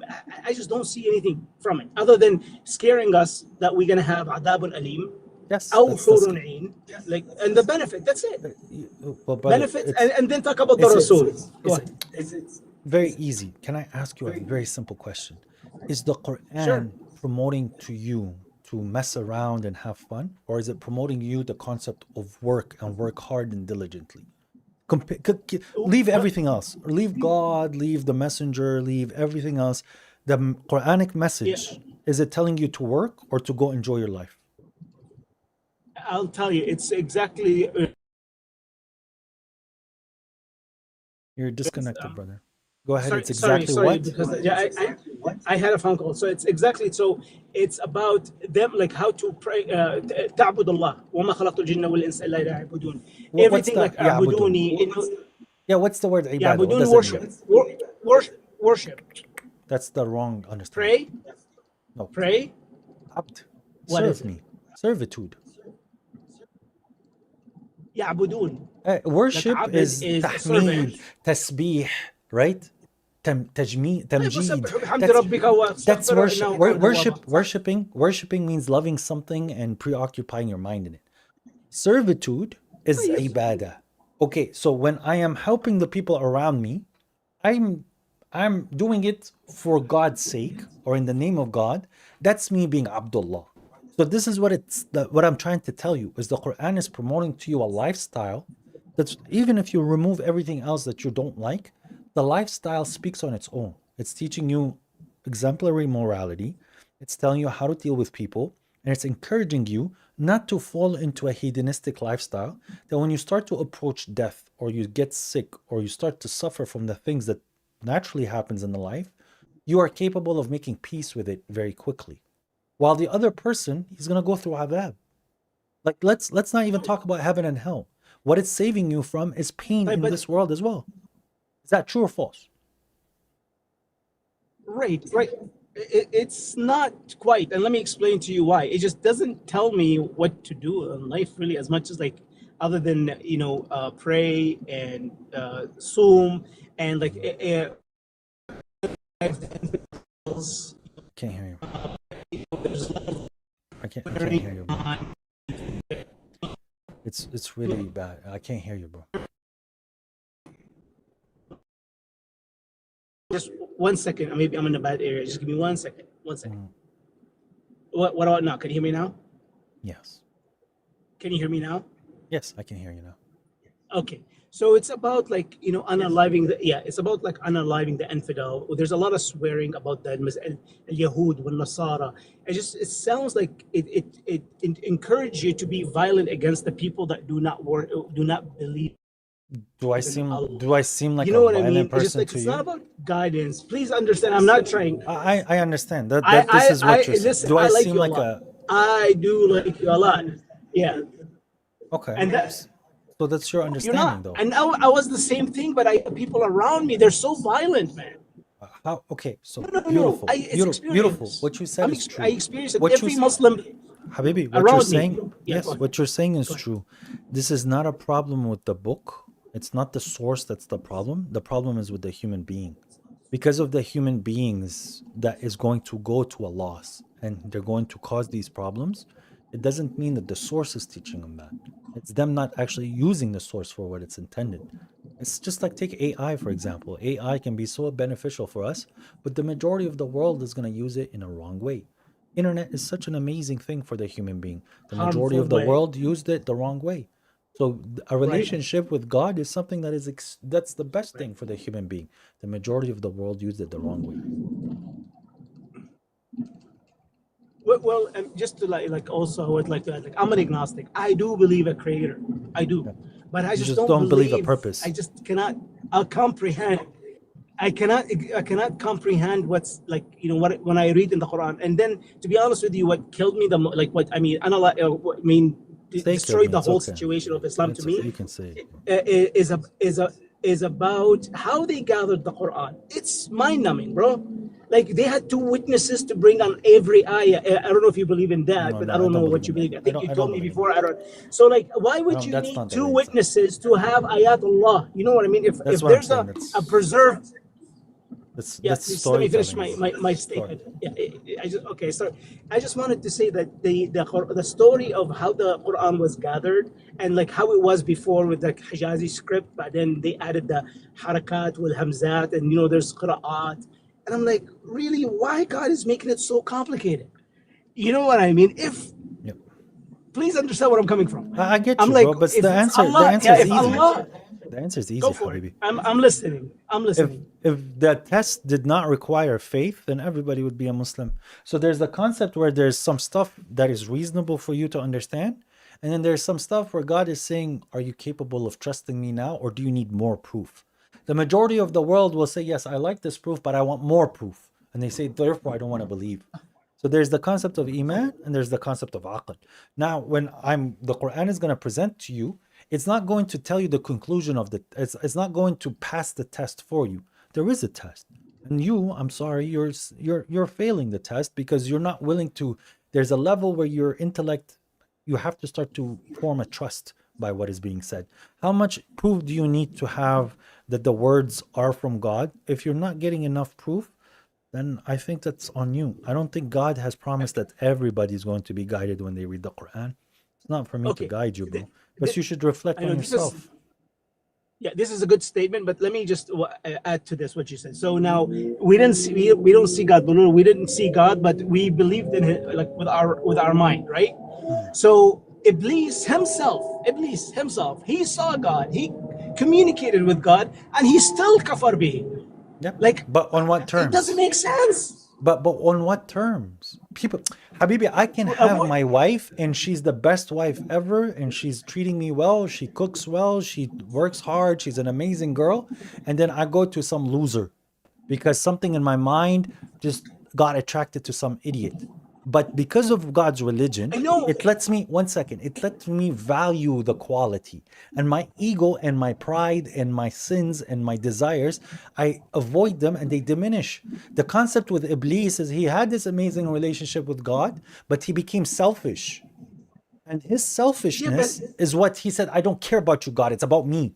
So if I start making it about me, I would lose my wife, I would lose my God, I would lose my kids, I would lose my friends. And this is what the idea is. So you're saying that you're agnostic. See, you believe in a God, so you believe that there is some moral fabrics, and the more that you're sticking to the truth, you see the benefit. But if you say that, hey, you know what, there is no purpose for this, I'm not going to be judged, then you go live at whatever you become extremely selfish. You will lose your wife, you will lose your friends, you will lose your business, you will lose everybody.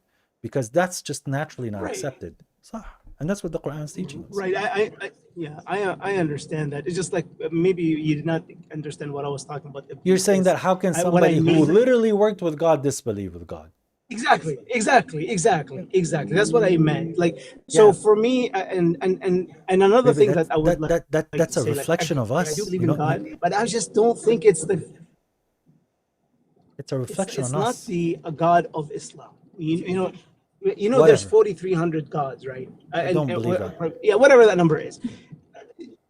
I don't believe that either. But I'm just saying, everybody have like their own God, their own creator. Yet they kind of have the same, not personality. I want to say the same power in a way. You know what I mean? So there's one God, and I don't know. I don't want to talk too much. I think right, exactly. You understand what I'm trying to say.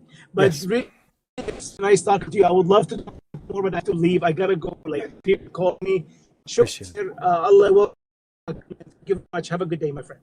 Thank you. Appreciate it. Enjoy your day. Yeah, bye. Go with peace then. Because I cannot provide the peace.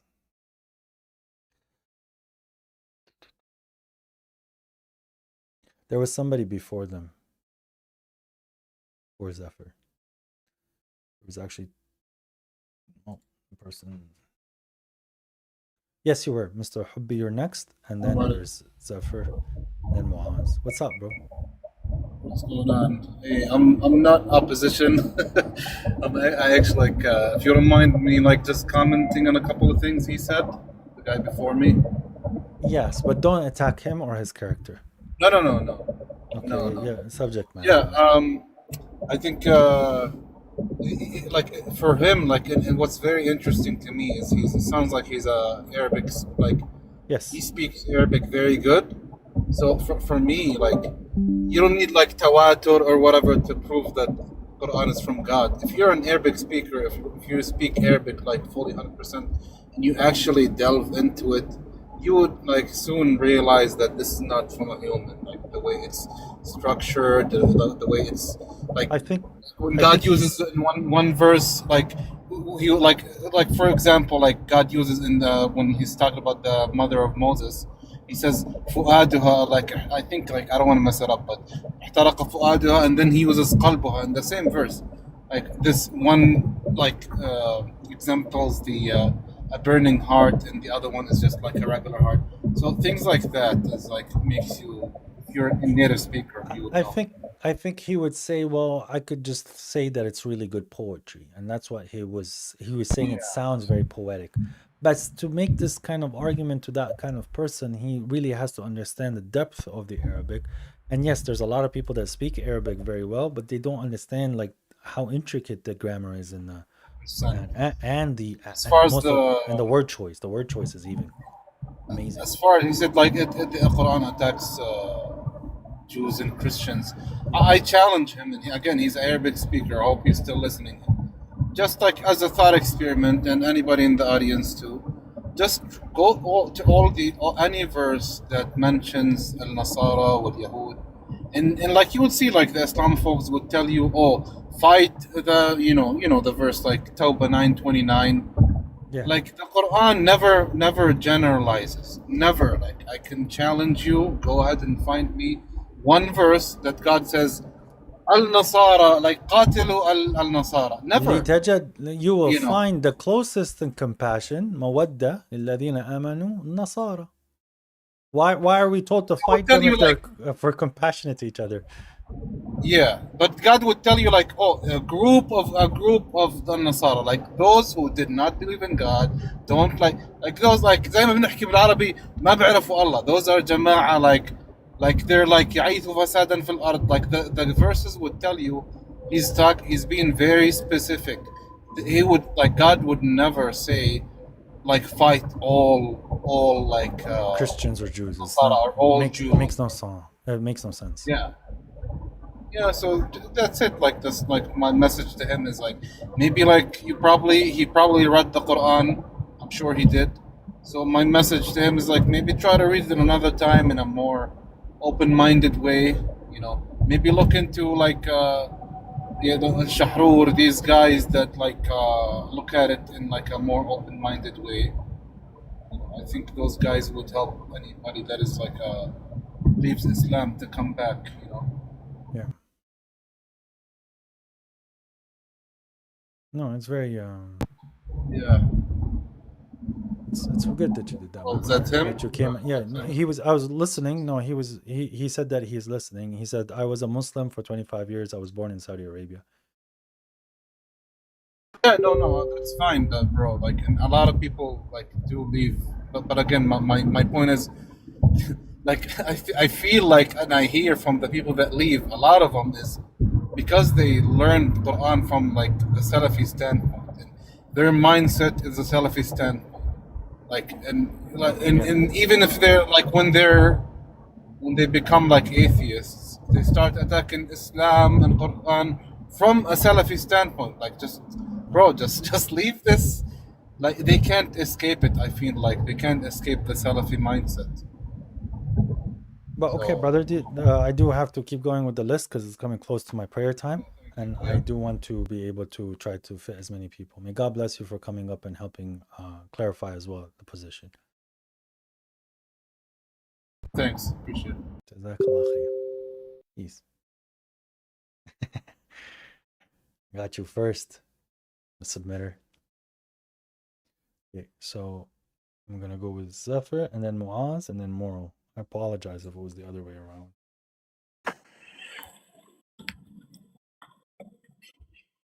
How you doing? Do you love God? Do I love God with all my heart? Okay. So why do you reject the hadiths that's telling you that that Mr. happened? Hubbi, I don't see your request. Go ahead. So you asked me if I love God, and then why do I reject hadith? Why do you reject the truth? So is the hadith from God? Yes. Okay. So is it a ayah? Is it ayah? It's sunnah. It's part of the sunnah. Is it okay? If I read it, if I open the hadith book and I read a narration, okay, it's not sunnah, it's hadith. If I read the hadith, can I call it ayah? Yes, because it comes from the Quran. It's the same companion that gave you the sunnah, that gave you the hadith, that gave you the Quran. It's Abu Bakr. Abu Bakr gave Everything. me hadith. Got you, brother. Can you tell me that this is sunnah now? This came from God. I'm gonna read something together from Bukhari. Okay, Sahih al-Bukhari 7224. Thank you, sweetheart. Allah's Messenger said, by him in whose hands my life is, I was about to order for collecting firewood, and then order someone to pronounce the adhan for the prayer, and then order someone to lead the people in prayer, and then I would go from behind and burn the houses of men who didn't present for themselves for the prayer. This is what did you learn here, brother? Yeah, that is from God. That's from God. Okay. So do you want to see some more hadith and you tell me if it's from God or not? Yeah. Okay.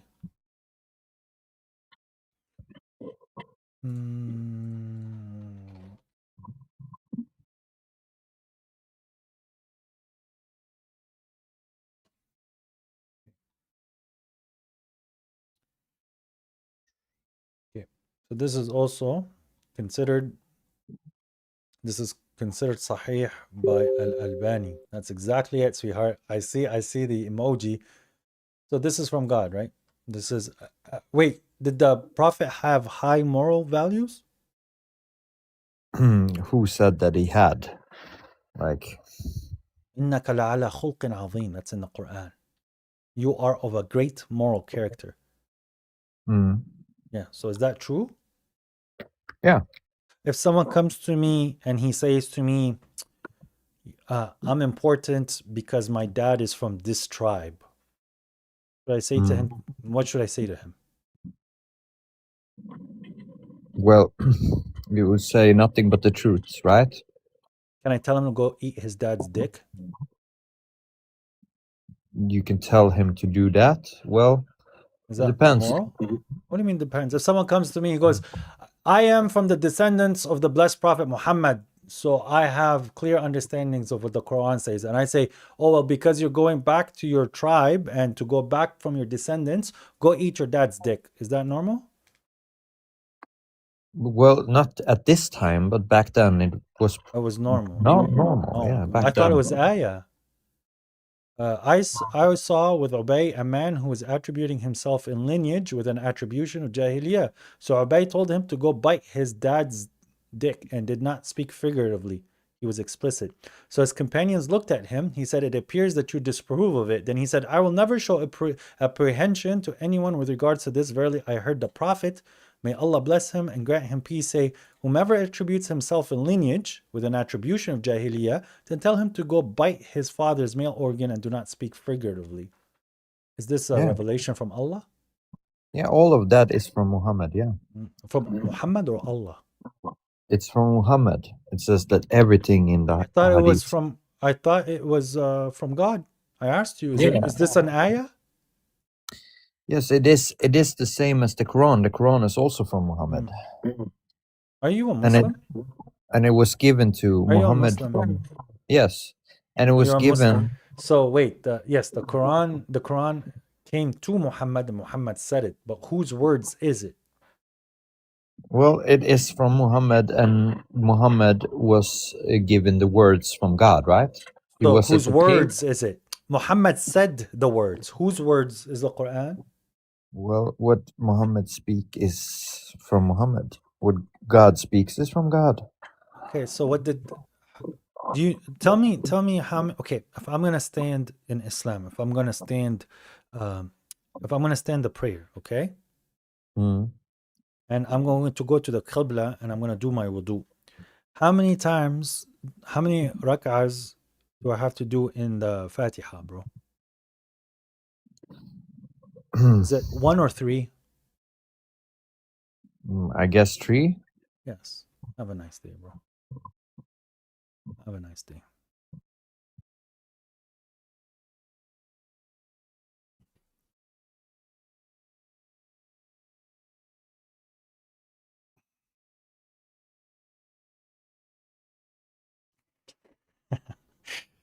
That's easy.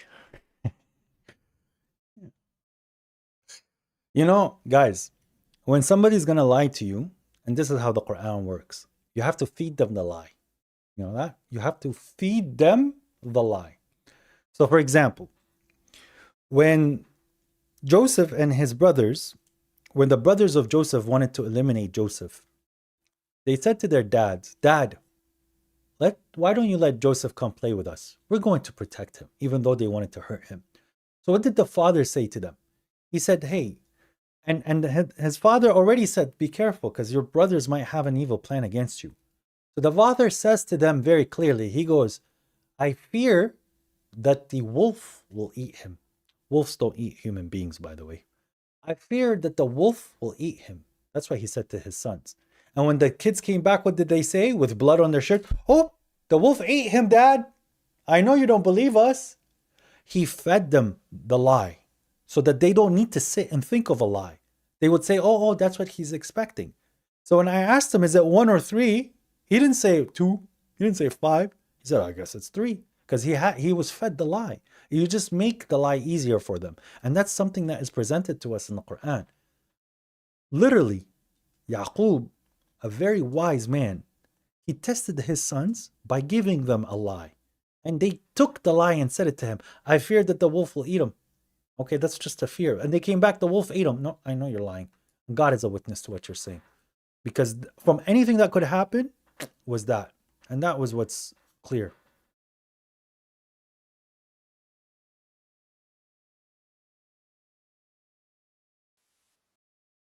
Assalamu alaikum, brother. Can you hear me? Yeah, I hear you. What's going on? Yeah, since it's late and we have to rush a little bit. Take your time. I'm thinking that besides we doing great work, you doing great work, arguing through the Quran, by the Quran, against different peoples who are attacking the Quran. I'm thinking there is one point that maybe can be additional used from the Quran, which is in my eyes something very, very special. So I please you to open the first time where Al-Qur'anu stands. This is chapter 2, verse number 185. If you can do with me this. You gave me goosebumps. Bro, that's an advanced argument. And the last time it's an advanced argument, bro. It's here. Yeah. Let's read it together, okay? We're reading in English. The month of Ramadan is that which the Quran and the Hadith was revealed as guidance for the people, as well as proofs of the guidance and the criterion. See? I want to go for something. So can you write down 2185? Can you remember it in your mind or write it down? 2185. Here you go. 185. Sure, Loni, you need the app. You cannot go from the browser. But guys, I did make a crime just so that people would understand what I said. It says the month of Ramadan is in which the Quran was revealed as guidance for the people, as well as proofs of the guidance and the criterion. Proof of guidance, okay? It didn't say Quran and Hadith, but yes. Sorry, brother. 2185. Yeah.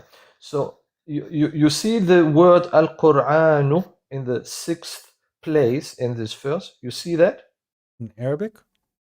Yeah. You see that? Al-Qur'anu. 1, 2, 3, 4, 5, 6. Yes, it is the 6th. So now please go to chapter 8, 4, verse 21. So the fourth word is the same Al-Qur'anu like in chapter 2, right? Yeah. So the first time that this word is mentioning in the Quran is in chapter 2, verse 185, and the last time is chapter 84, verse 21, right? Okay. So can you please write the number in total? We start with the bigger number, 8421 Okay. minus 2185. So the bigger 421 and then minus 2185, right? Yeah. What is the end result?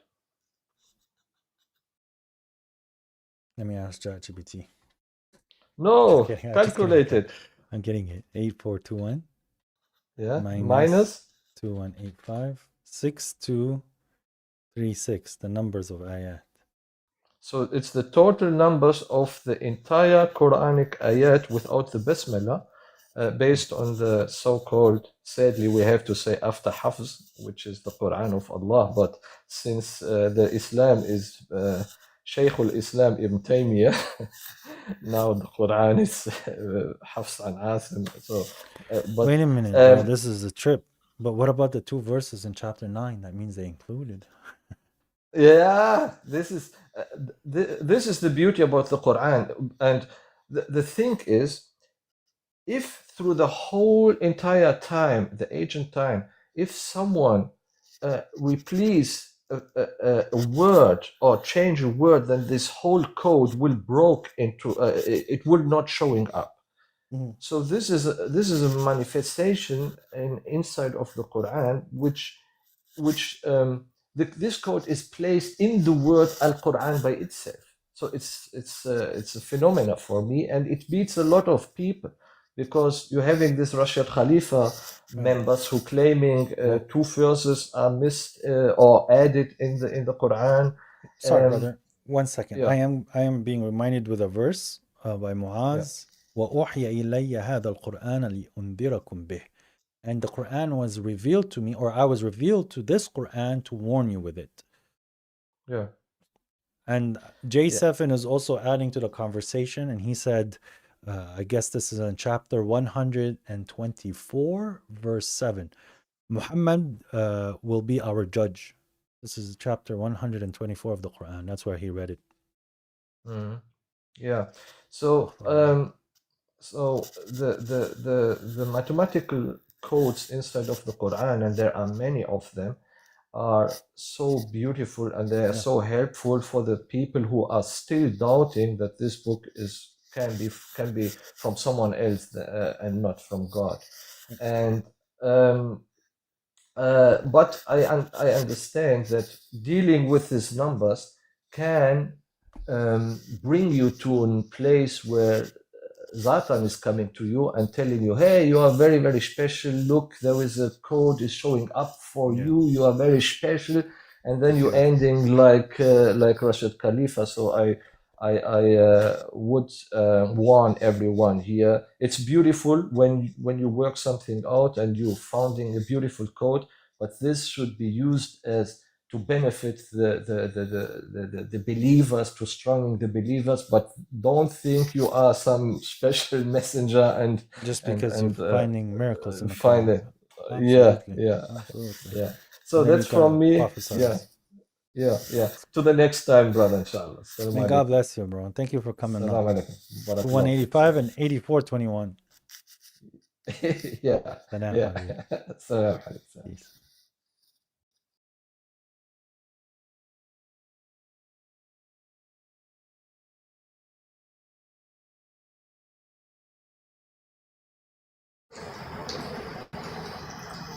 وعليكم. وعليكم السلام.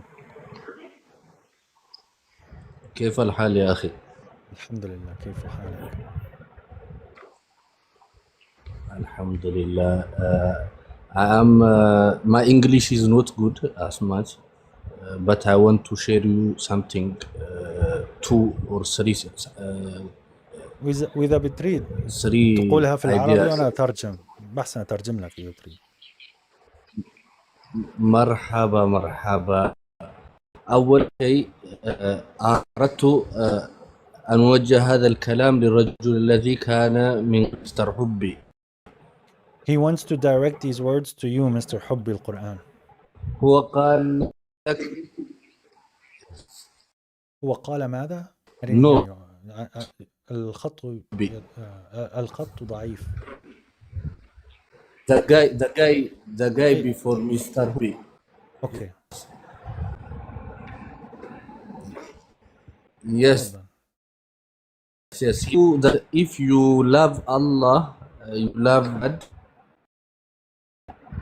You to Imam al-Bukhari's book.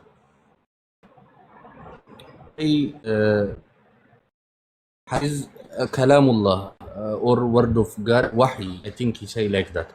Yes. In the Quran, كان if كاذب. you see فهو كاذب كان وردت مسيحيا. للقرآن فقط. يا أخي الرجل الذي قال إن الحديث هو وحي من الله وثم فأنا سألته عندما الصلاة كم ركعة في سورة الفاتحة؟ أم قال هنالك 3 ركعات فهو كاذب. قال لك 3 أسماء. قال 3 ركعات. نعم. أنا ضيعته. قلت القرآن له يقول إذا أنا عملت الوضوء وثم رحت اتجهت وليت وجهي إلى القبلة وبدأت الصلاة فعند انتهاء الوضوء كم ركعة في سورة الفاتحة؟ 1 أم 3 أم قال 3؟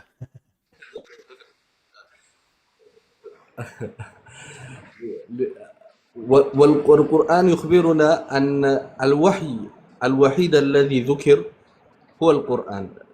وأوحي إلي هذا القرآن لأنذركم به ومن بلغ. الذي قيل لهم بلغ يعني نحن. Yes. So he's saying that the only revelation that's being said is that we have revealed to you the Quran so that I can warn you with it and whoever hears it. And he's saying whoever is hearing it is us. Whoever is being notified by it is us. That's the verse that he's quoting. وَذَكِّرْ بِالْقُرْآنِ مَنْ يَخَافُ وَعِيدٍ. There's the other one there. I'm saying that there's the last verse in chapter 50, and remind with the Quran from whoever is fearful of the promise. Yes. If there is something else with the Quran, لكان قال لنا وأوحي إلي هذا القرآن والحديث أو السنة أو الحكمة. أو الحكمة. الحكمة موجودة ولكن يقول لنا أو الحديث. صح. الحكمة نفسها من القرآن ولكن شيء آخر أردته أن أذكر لكم هو الذي كتبوا لنا الأحاديث لماذا لم يكونوا عربيين.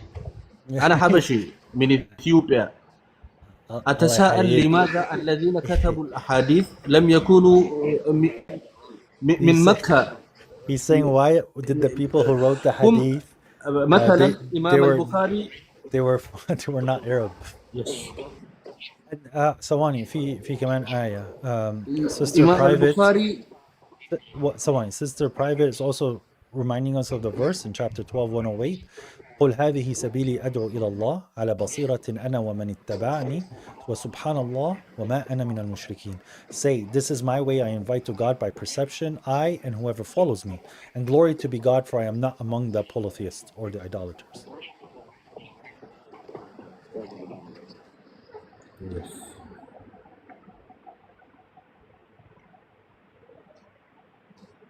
And also, I'm saying Imam al-Bukhari is from Bukhara, Uzbekistan. Imam Muslim from Nishapur, Iran. Abu Dawud from Iran also, Afghanistan or Tirmidhi from Uzbekistan. Nasa'i from Turkmenistan. Ibn Majah from Iran. Why Arab people, so why they don't write a hadith? Why? Because it was they are near from Rasulullah. Subhanallah. Because hadith also tell us تكتب عني غير القرآن كتب عني غيره فليمحه. Yeah, so whoever writes about me This other is than Quran hadith. should erase it. That's This their hadith. this, it is written. Also, I don't understand how it is. Yes, it told us to don't write. Maybe they are following this hadith. No, this If one's it is correct. abrogated. هذا الحديث انتسخ قال الشيخ.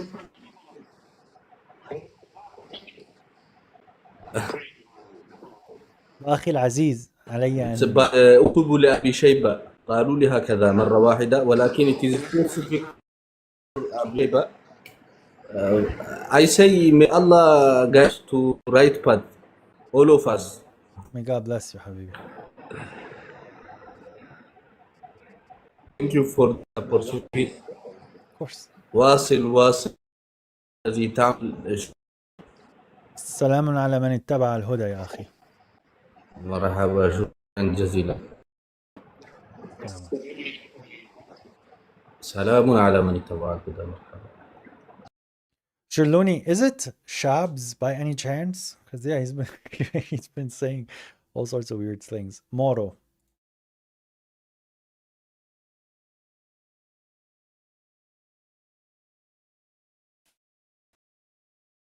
What's that, Moro? Alaikum assalam. Your mic is very low. I appreciate your patience, man. Don't worry. I was listening to the whole program, so I'll stay. Your mic is extremely low.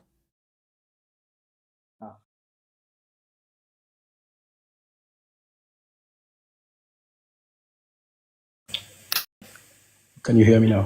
Much better. I'm greeting you, peace, and all the watchers. My name is Moro. I'm from Gambia. Peace, my good brother. Yeah. I would like you to explain the whole passage of the Isra and Miraj, and there's the concept of Isra, but there's no. I like the explanation. There's no Miraj. There's no Miraj. Yeah. The Prophet didn't go to heaven and talk to God and negotiate the prayers. That's not the concept that's found in the Quran. The concept of Isra is God asra bi abdihi. He took his servant from the forbidden or sacred mosque to the furthest mosque. That concept exists where God showed him his signs around the thing, but the Mi'raj, that's not. I don't think that's the case. So I don't want to assume, but the greatest sign the Prophet saw is not mentioned, like the specifics were not mentioned, or were they mentioned in other parts of the Quran, because I would not say that category I was a Sunni. I don't know who I am. I just living myself as a Muslim. That's it. And but I had this information, and I once believed in them without investigating. Now I'm open to research to find the truth. Do you know I don't want to be brother? Do you know my good brother from Ghana? His name is the correctional officer. Yeah. He produces a lot of material. I followed him. I watched him. Go ahead. Sorry. I followed him. I watched most of the videos. I take notes. Today I was stuck here, and I normally talk with my friends who know the Arabic, because I'm not an Arabic speaker. I know in English. I verify or double verify with translation, but the problem is sometimes when they translate things, instead of putting zikr as remembrance, they put understanding, so a little bit of confusion with the translations. Yeah. So I want to dive deeper. So that's why I want to ask you about this whole passage of how we get our prayers, because I cannot finalize with conclusions regarding because there is no valid, there is no valid conclusion other than for you to practice cognitive dissonance and then start pretending like you're a Christian, that 3 equals 1 somehow. For God to say that his words do not change, yet he changed it from 50 to 25 to 5, this is a clear change. When God doesn't know what is the best for his community or for the community of the believers, yet Moses knows, that's a clear change. When they're going to say that Prophet Muhammad is talking to God directly, there is no evidence of that, then he did not need to send Gabriel in the first place. The way that God has wanted to instruct Prophet Muhammad is he sent a messenger and he inspired to the messenger what he wants. If Muhammad heard the voice of God, it would be a much different certainty. It would be a much different mission. It would be very similar to what Moses was enduring. But that's not the case. Sure. How about this case of investigating? Well, I saw it like we should search, we should read, and not just to memorize things, but to understand them. But now in our society, most of the teachers, I'm not saying I follow them blindly. It's like it's like a propaganda they impose on our people or on our schools in the madrasas. I would say in this way in West Africa. It's like changing the concept of education. So it's a whole war that yes, 100%. I don't know how to tackle this kind of kind of topics or talking to our people now before they were rejected. This kind of stuff. When we see them, we know, oh, these are this, but by small pieces they are accepted directly without even knowing that they are accepted. While before our parents usually point them, beware of these people. They are the innovators or whatever they call them. But now it's normalized, let's say. Right, but like in Western society, things that are right. We need to start to address what they're saying with the Quran, not trying to prove the Hadith books are not aligning with the Quran, but rather their actions and their practices. Obviously, I had to sit and read the Hadith books for me to make the arguments that I make. But to try to understand this Isra and Mi'raj, just always go compare it back to what the Quran is saying. And at that point, the person has absolutely nothing to do other than to admit that that they have to just follow without without understanding. Okay. Anyway, it's the same approach like the Western did, like to colonize or mental colonizations. It's like almost the same approach. Like sometimes it's hard to trace them. But the only thing I know that when you guys are talking to these people, the Quran have the authority over anything they brought up, anything. And before I will be sincere. I don't say I oppose you, but I normally fear. But where are you going? I say, where is this guy going? It's just rejecting everything. If we I don't know. I was always told. Yeah. I hardly trust people. So even you give me information, I double check. But I was also sometimes I blindly close to some stuff. Like the prayer thing, I don't want to joke with it. It's like it's a big gamble for me. Okay. And the other stuff I can verify if I'm cross-checked. If I don't find a solution with the Quran, I can just put them aside. But the prayer stuff is giving me some headache, and my research is still ongoing, and I don't want to hear it from the mouths of other people because there are too much lies around. But with the Quran, I know that I will find a conclusion, God willing. I appreciate it. May God bless you, bro. And this is a very good This is a very good approach. Because you're going to be responsible to yourself. You can't say a scholar told me or whatever, and I didn't understand it. I just accepted it. Then it never worked that way. No, not in 2026. Yeah. May God bless you, bro. We have all the bless you. Please. Okay, my good brother. I'm going to continue with someone else. So. Sweetheart, yes, you can go ahead with that. I saw your message.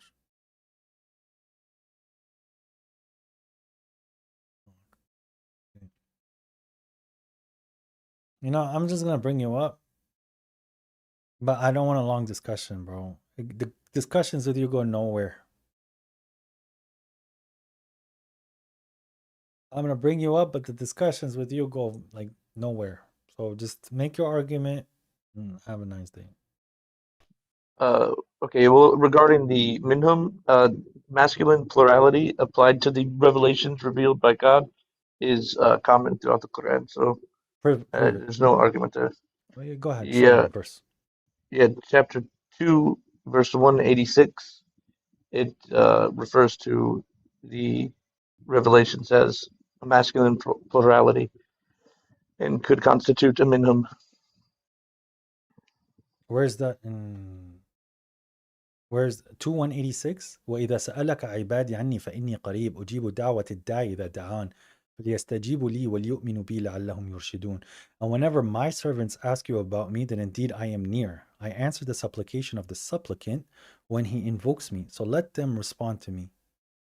Where's that about objects, bro? I don't think you got the right verse. Bro, trust me, in Arabic literature, it cannot.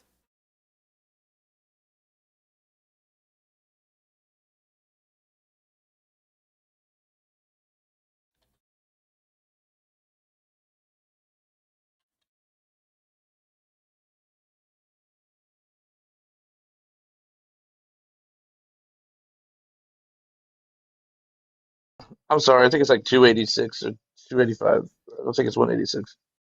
I might got that wrong.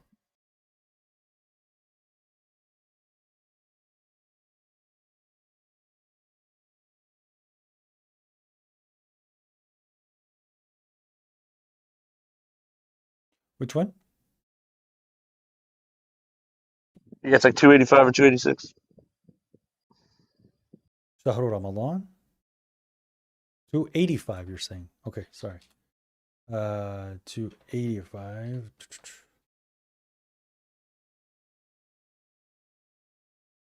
ثم أنتم هؤلاء تقتلون أنفسكم وتخرجون فريقا. Oh, you're talking about the next one, I think.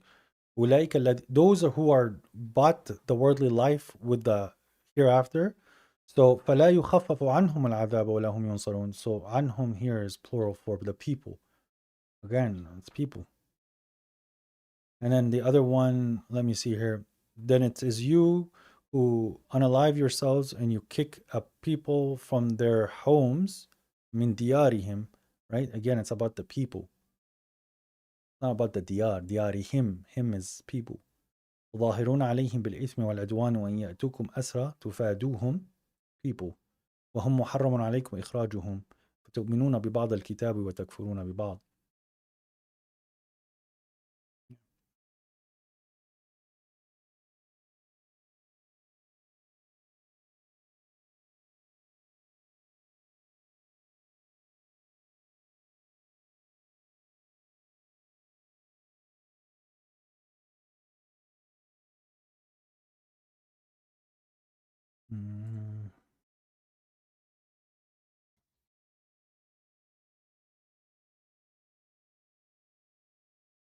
Yeah, it's 285 when it says his books. 285.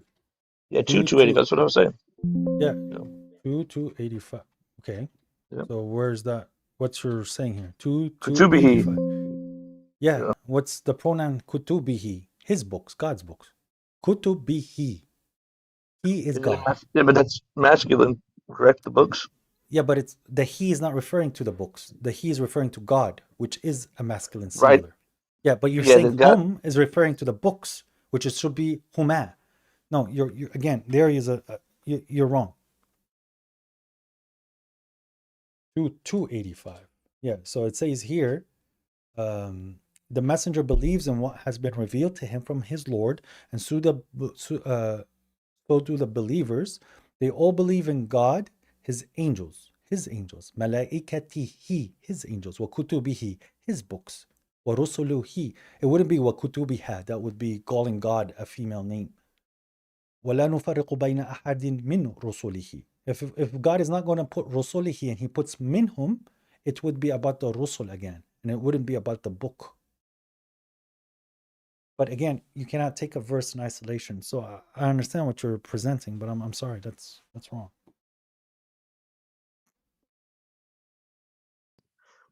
If it was referring to the kitab, right, as a feminine, it wouldn't say katubi, correct? No, brother, I don't think you're understanding me. So, like, I can say diyarihum, diyariha, diyarihu. No, I'm not talking about that part. I'm talking about the actual word being a feminine or a masculine. No, yeah, but brother, look, if I'm talking about a girl, right? I'm talking that the books are for a girl, I would say kutubiha, right? If I'm saying it's for all of those people, kutubihim. If I'm saying that the book is for God, kutubihi. Yes, katubihi. I know Right. that. I'm not talking about the. I'm But not talking about the here, he. أحدهم منهم لا نفرق بين أحد منهم. So the minhum, hum here, is talking about the messengers, or it's talking about the books. That's the subject that it's. I'm not talking That's about. what I'm talking about. The books. That's all I said. Was it about? It's about the books. I don't think you're Well, I following me, mean, bro. The pronoun there cannot be minhum. If it's talking okay, about but books, it has to be minha.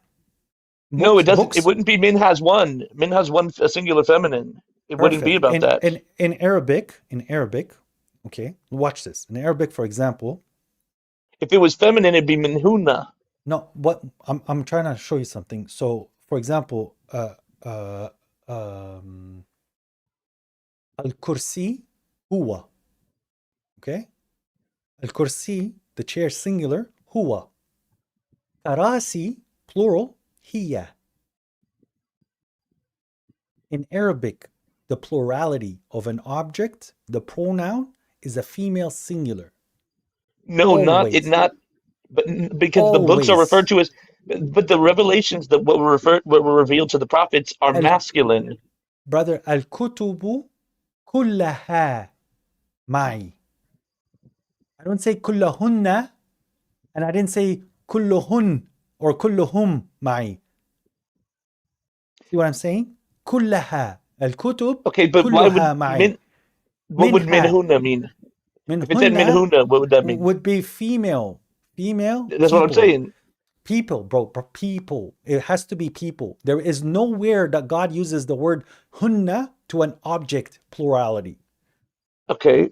Yes. But so when you would use a masculine plurality for an object, correct? No. Plurality for an object, even if it's a masculine object, you have to use a feminine singular pronoun in Arabic. That's what I'm saying.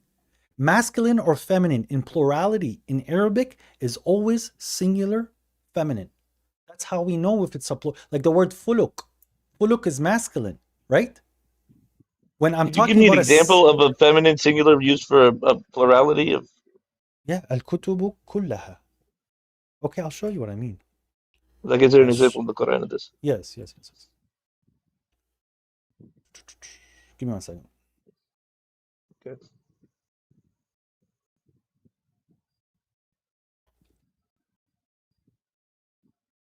Okay.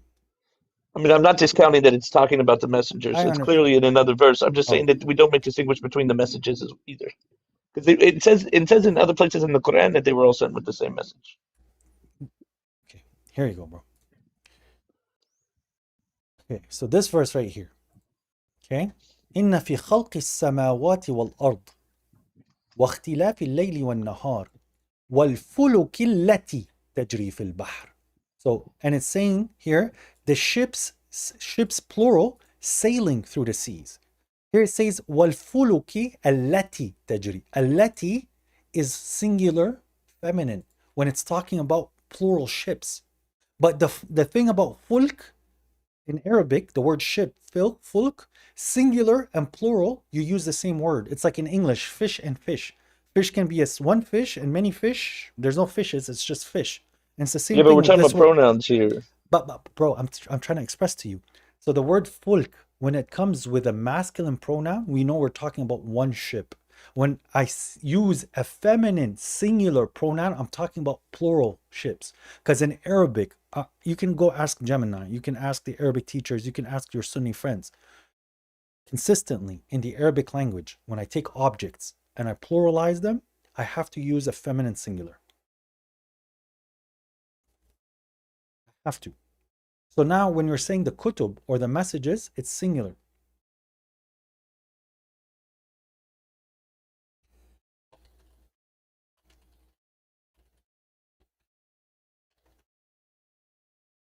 But wouldn't that only apply if it was like talking about a unity, like a bag of apples, not necessarily apples?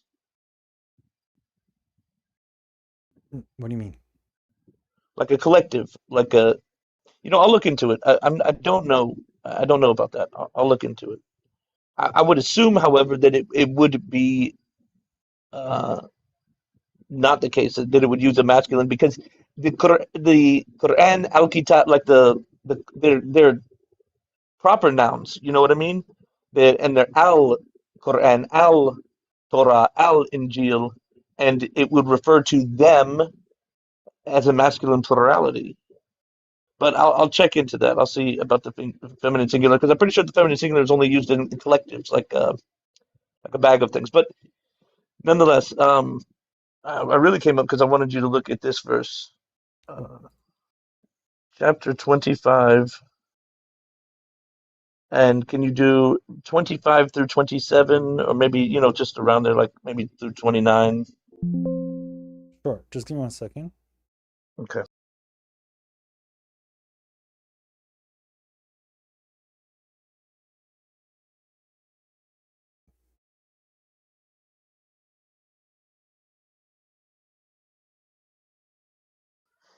And it may be my extensive knowledge in the English grammar, but in English grammar, prepositional phrases like "to the prophets" would negate the prophets for being eligible for the assignment of the them pronoun. Like, for example, it says from their Lord. Now here, and we don't make distinguish between any of them. Clearly, the them is not referring to the Lord, because it's a singular, and because it's part of a prepositional phrase, from their Lord. But to the prophets would also be part of another prepositional phrase. But So, in for Arabic, example, if I were to say, I would have to make that difference if I'm going to use that pronoun. لا نفرق بين أحد منهم ولا رسالاتهم. I would have to make that distinction, because if you're making, I cannot use that pronoun to talk about okay, but the books. For example, if I said I follow Muhammad sallallahu alaihi wasallam, the son of Kedar, the son of Ishmael, and I love him, who does that him apply to? It applies to the original subject, correct? Muhammad, Sorry, not Kedar and not Ishmael. Say that again. If I follow Muhammad sallallahu alaihi wasallam, son of Kedar, son of Ishmael, right? There's two nouns here in between Muhammad sallallahu alaihi wasallam and then I would say, and I love him, and the pronoun. But the pronoun's going to go back to the subject of the sentence. I follow Muhammad, because not Kedar and not Ishmael. Yeah, ibnu, those are two adjectives to the word of the subject. So the subject. Well, the prepositions, son of, it'd be prepositional phrase. But still, God does this in Arabic as well. This is normal, bro. God does this in. I know. Yes, but look at the sentence. But look at this exact same sentence structure. Show me. I gotta put you on. What was revealed, right? We believe in what was revealed. So the sentence before it literally says, we believe in what was revealed to the prophets, and we don't make distinguish between them. So them would have. Where are you reading? I get what you're saying, bro. This is not it. I promise you, I understand what you're saying. You're saying to me that God is talking about what was revealed to us, what was revealed to them, and what was revealed to these people, and we do not distinguish between it or between them. Them is what was sent and the people. That's what I get your argument. But God is making a distinction here. He's talking about we are talking about faith. I believe what was given to me and what was given to you and what was given to these people. And we do not distinguish between these people. So the sentence could have ended in me believing in what was sent between them. But God is adding that statement, which is also supported by the end of the chapter, where God is talking about the messengers. If God is making the subject matter at the end of the verse, the actual message, it would have to either be a singular masculine, if it's a singular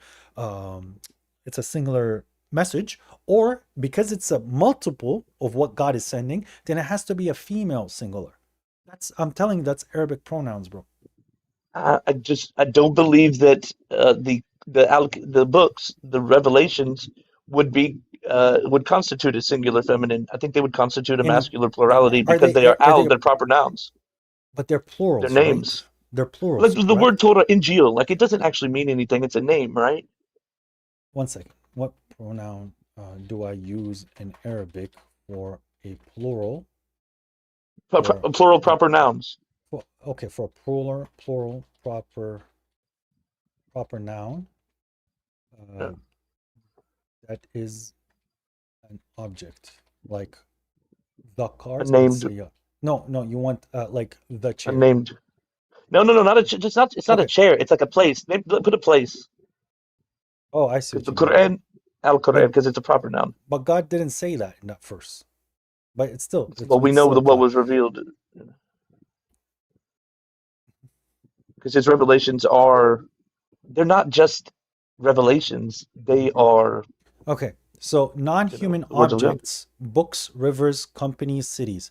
If the plural proper noun refers to non-living objects, places, or abstract entities such as a collection of specific books, right? The Sahihain, for example, specific rivers, the Niles, or specific brands, you must use the singular feminine pronoun. Attached pronouns is ha, meaning it or them. Independent pronouns is hiya. And that's very known in Arabic, brother. But once again, it says the collective. Is there any way you can see if you're saying that the risala, just the risala, then it would be singular masculine. Then you would be accurate. If it was singular masculine, I wouldn't have an argument. I would be done. You would have won. If it was singular masculine, then yes, you're absolutely right. But because it's a plural in masculine, it has to be referring to people. It just doesn't fit this. It doesn't fit the whole ayah. It says that's the Arabic language, brother. That's where it's a clear book because of this grammar. God does this in many places where the pronoun is telling you. There's places where God is presenting you as well, where He takes objects and He gives it a feminine plural. It is because it's a collection of collections, and that is so precise in the Arabic language that honestly, I'll bring you to a linguistic and he'll say that this is one of the reasons why it's from God. Because God has painted the picture to you, for example, the idols. Like, do not let them, don't let them worship the idols. They collectively, female pronoun is in a plurality. God says, like Abraham says, hunna, which you can't use that on a rock. But then we recognize that he's talking about idols here and idols here and idols here and collectives.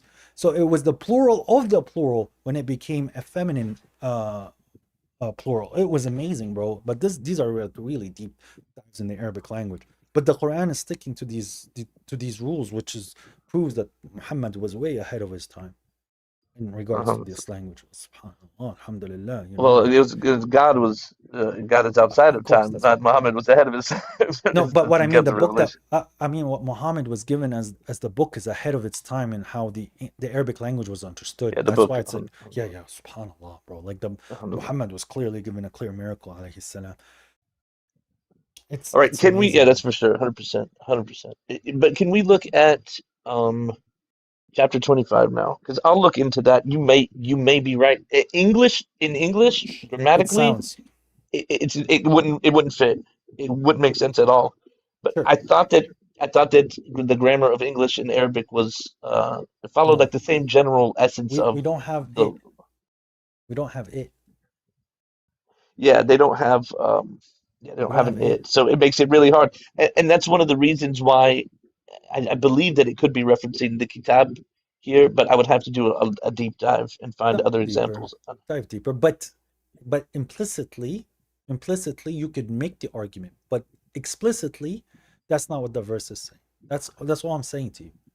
One can say that, hey, like if I'm believing in them and I do not differentiate between them, so the messages that came from God is the same message, but I have to follow the book that I'm following and the prophet that I was told to follow. That my rebuttal was there. Well, 1 second. Yeah, so even Muaz is saying that in chapter 285 and 384, it's always saying لا نفرق بين أحد من المرسلين or من رسله.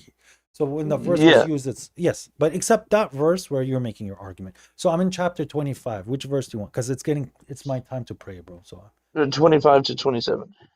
to 29 maybe. Let's just read. Sorry, which 25 verse? To 27 is the one I want to focus on, but you have to get the context because it's in part of a sentence. Which chapter? 25? Yes. 25, 27. Beautiful. Yeah, but if you'll start on 25, 25. Yes. So here we go. Let me just put it for everyone to see. يوم يعض الظالم على يديه يقول يا ليتني اتخذت مع رسول سبيلا. It is the day a transgressor will bite on his hands, saying, "Oh, if only I had taken away with the messenger." Ya waylati, laytani lam attakhidh fulanan khalila. Oh, woe to me if only I had not taken so and so as a friend. لقد أضلني عن الذكر بعد إذ جاءني وكان الشيطان للإنسان خذولا. He has certainly diverted me from the remembrance after when it had come to me, but the devil is to the human being a deserter. وقال الرسول يا ربي إن قومي اتخذوا هذا القرآن مهجورا. And the messenger will say, "Oh my Lord, oh Lord, Ya Rabbi, oh my Lord, indeed my people have taken this Quran as abandoned." You want me to keep going? No, that's good right there. Okay. When it says in verse 7 that the people who are the transgressors, right, that will bite their hand, and when they say, "Oh, if only I had taken Sabil Rasul," or Rasul Sabil, right? Yep. The way, that's, to me, that's the Sunnah of the Prophet Muhammad sallallahu alaihi wasallam. So, And then Muhammad, and on that day, Muhammad sallallahu alaihi wasallam, he responds, he says, they thought that the Quran only, the Quran is abandoned. Wouldn't that, doesn't that at least indicate that maybe that could be talking about following the Sunnah? So that argument is a valid argument when using the word Sunnah. We do not deny that there is a Sunnah of the believers in the Quran. That is the Sabil. And God says consistently on what the Sabil is in the Quran, right? And the messenger is calling you towards the Sabil, which he himself took. We are in agreement. There is Sunnah in the Quran. What our argument is, the Hadith is not encapsulating the proper Sunnah of what a believer should follow. And then the verse is saying that the messenger will say that my people have taken this Quran mahjura. We're doing the opposite. So a lot of individuals we see nowadays, they prioritize Hadith over the Quran, and they do not judge with the Quran as often as they should be. Your argument is valid. Yeah, that's a completely terrible thing to do. You can never take Hadith over the Quran. Perfect. Clearly, that is insanity. Your argument is completely valid if we qualify what Sunnah is. Because God says, وَيَهْدِيَكُمْ سُنَنِ الَّذِينَ خَلُوا مِنْ قَبْلِكُمْ. And God will guide you to the Sunan, okay, of those that have fled before you. So the Prophet was guided to that, and we're also guided to that. So there is a certain way that a believer needs to act. That was the case since Adam till now. The Quran is guiding us to that, and that's the path that the messenger took. هذا سبيلي. That is my path. أدعو إلى الله. I call upon God with perception and those who followed me. So I follow the messenger by following the message. Okay, but when you discount all of the Hadith, then you're discounting the way of the Prophet. But I do not his believe way is not in the Quran. His way is in the Quran. I don't believe well, Allah's way is in the Quran, right? No, that's how he Allah. received. Okay, so did the Prophet stay in the third, 2/3, or 1/3 of the night, or 1/2, 2/3, or 1/3 of the night? That's a form of a sunnah. Was the Prophet kind-hearted? Yes, that's a sunnah. Did the Prophet even give people a chance? He used to lower his wings, or his staff, or show compassion and mercy and love to the believers, and he was stern with the disbelievers. These are all sunnah, bro. I know, and this is all in the Quran. But things like when the Prophet Muhammad sallallahu alaihi wasallam said, and when asked, when regarding our wives, what do we do?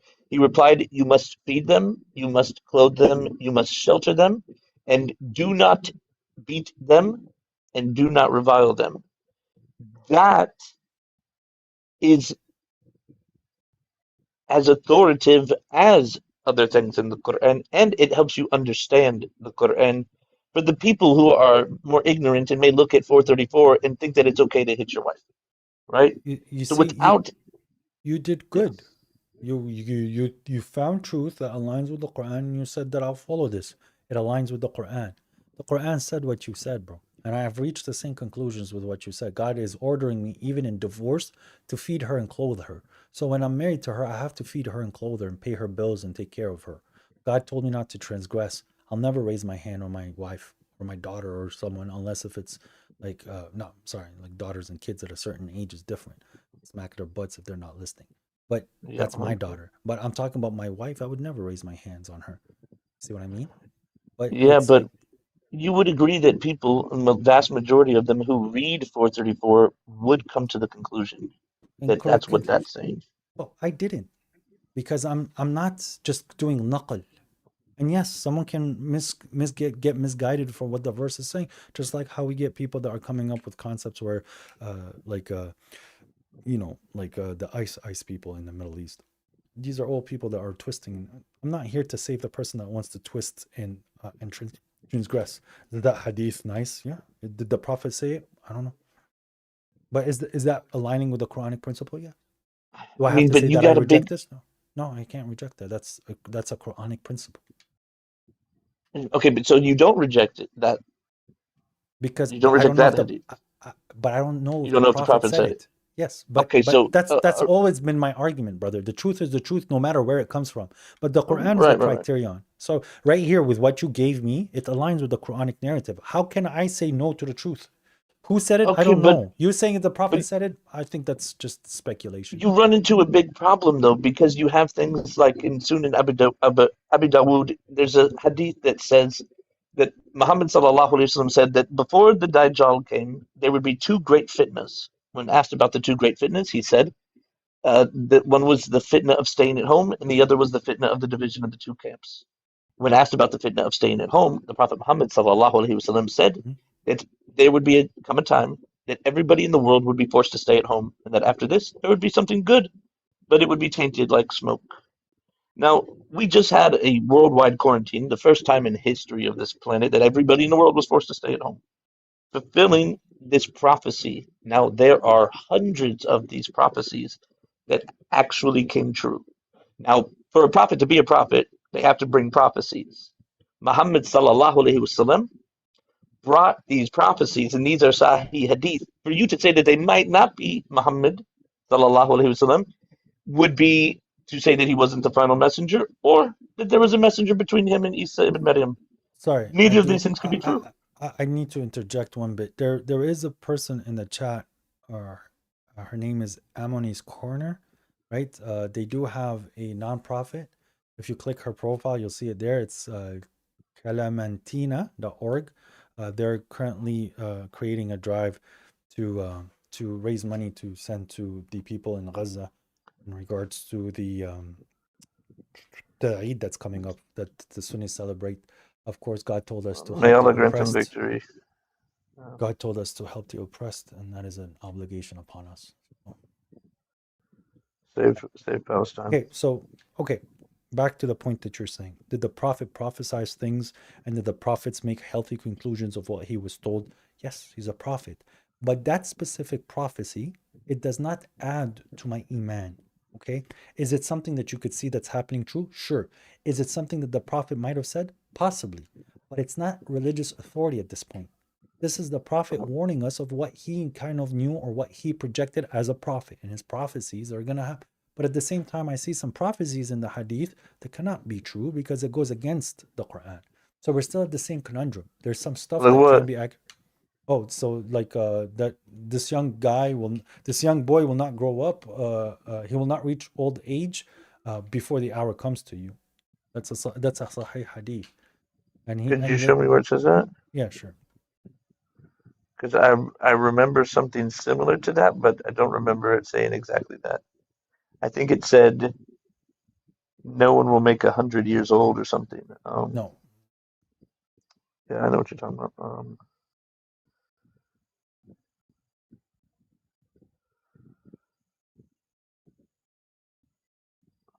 But you see, there's some stuff that are prophecies, which is him being the highly intelligent man that he is, knowing what his community is going to do, not the ones that they're sitting at homes and stuff.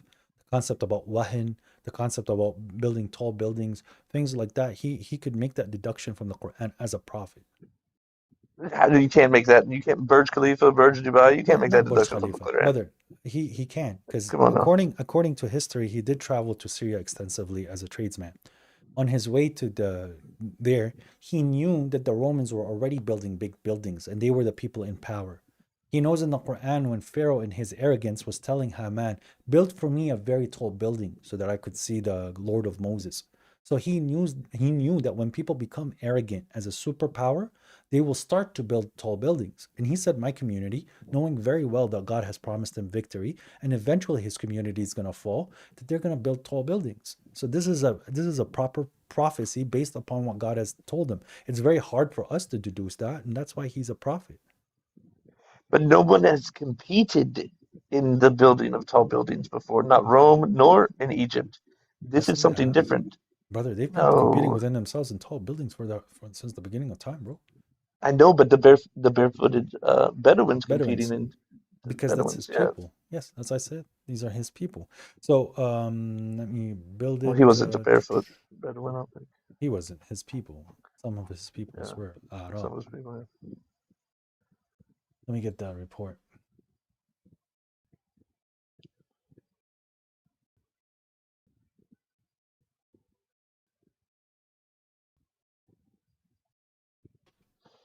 And I mean, do you take the position that the Hadith is from Shaitan?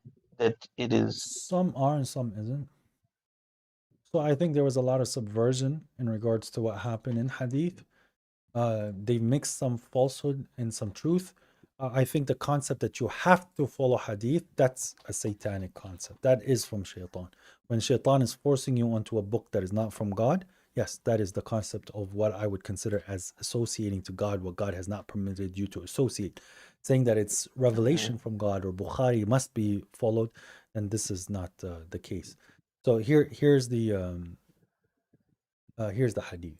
Okay, so this is in Sahih Muslim 2953.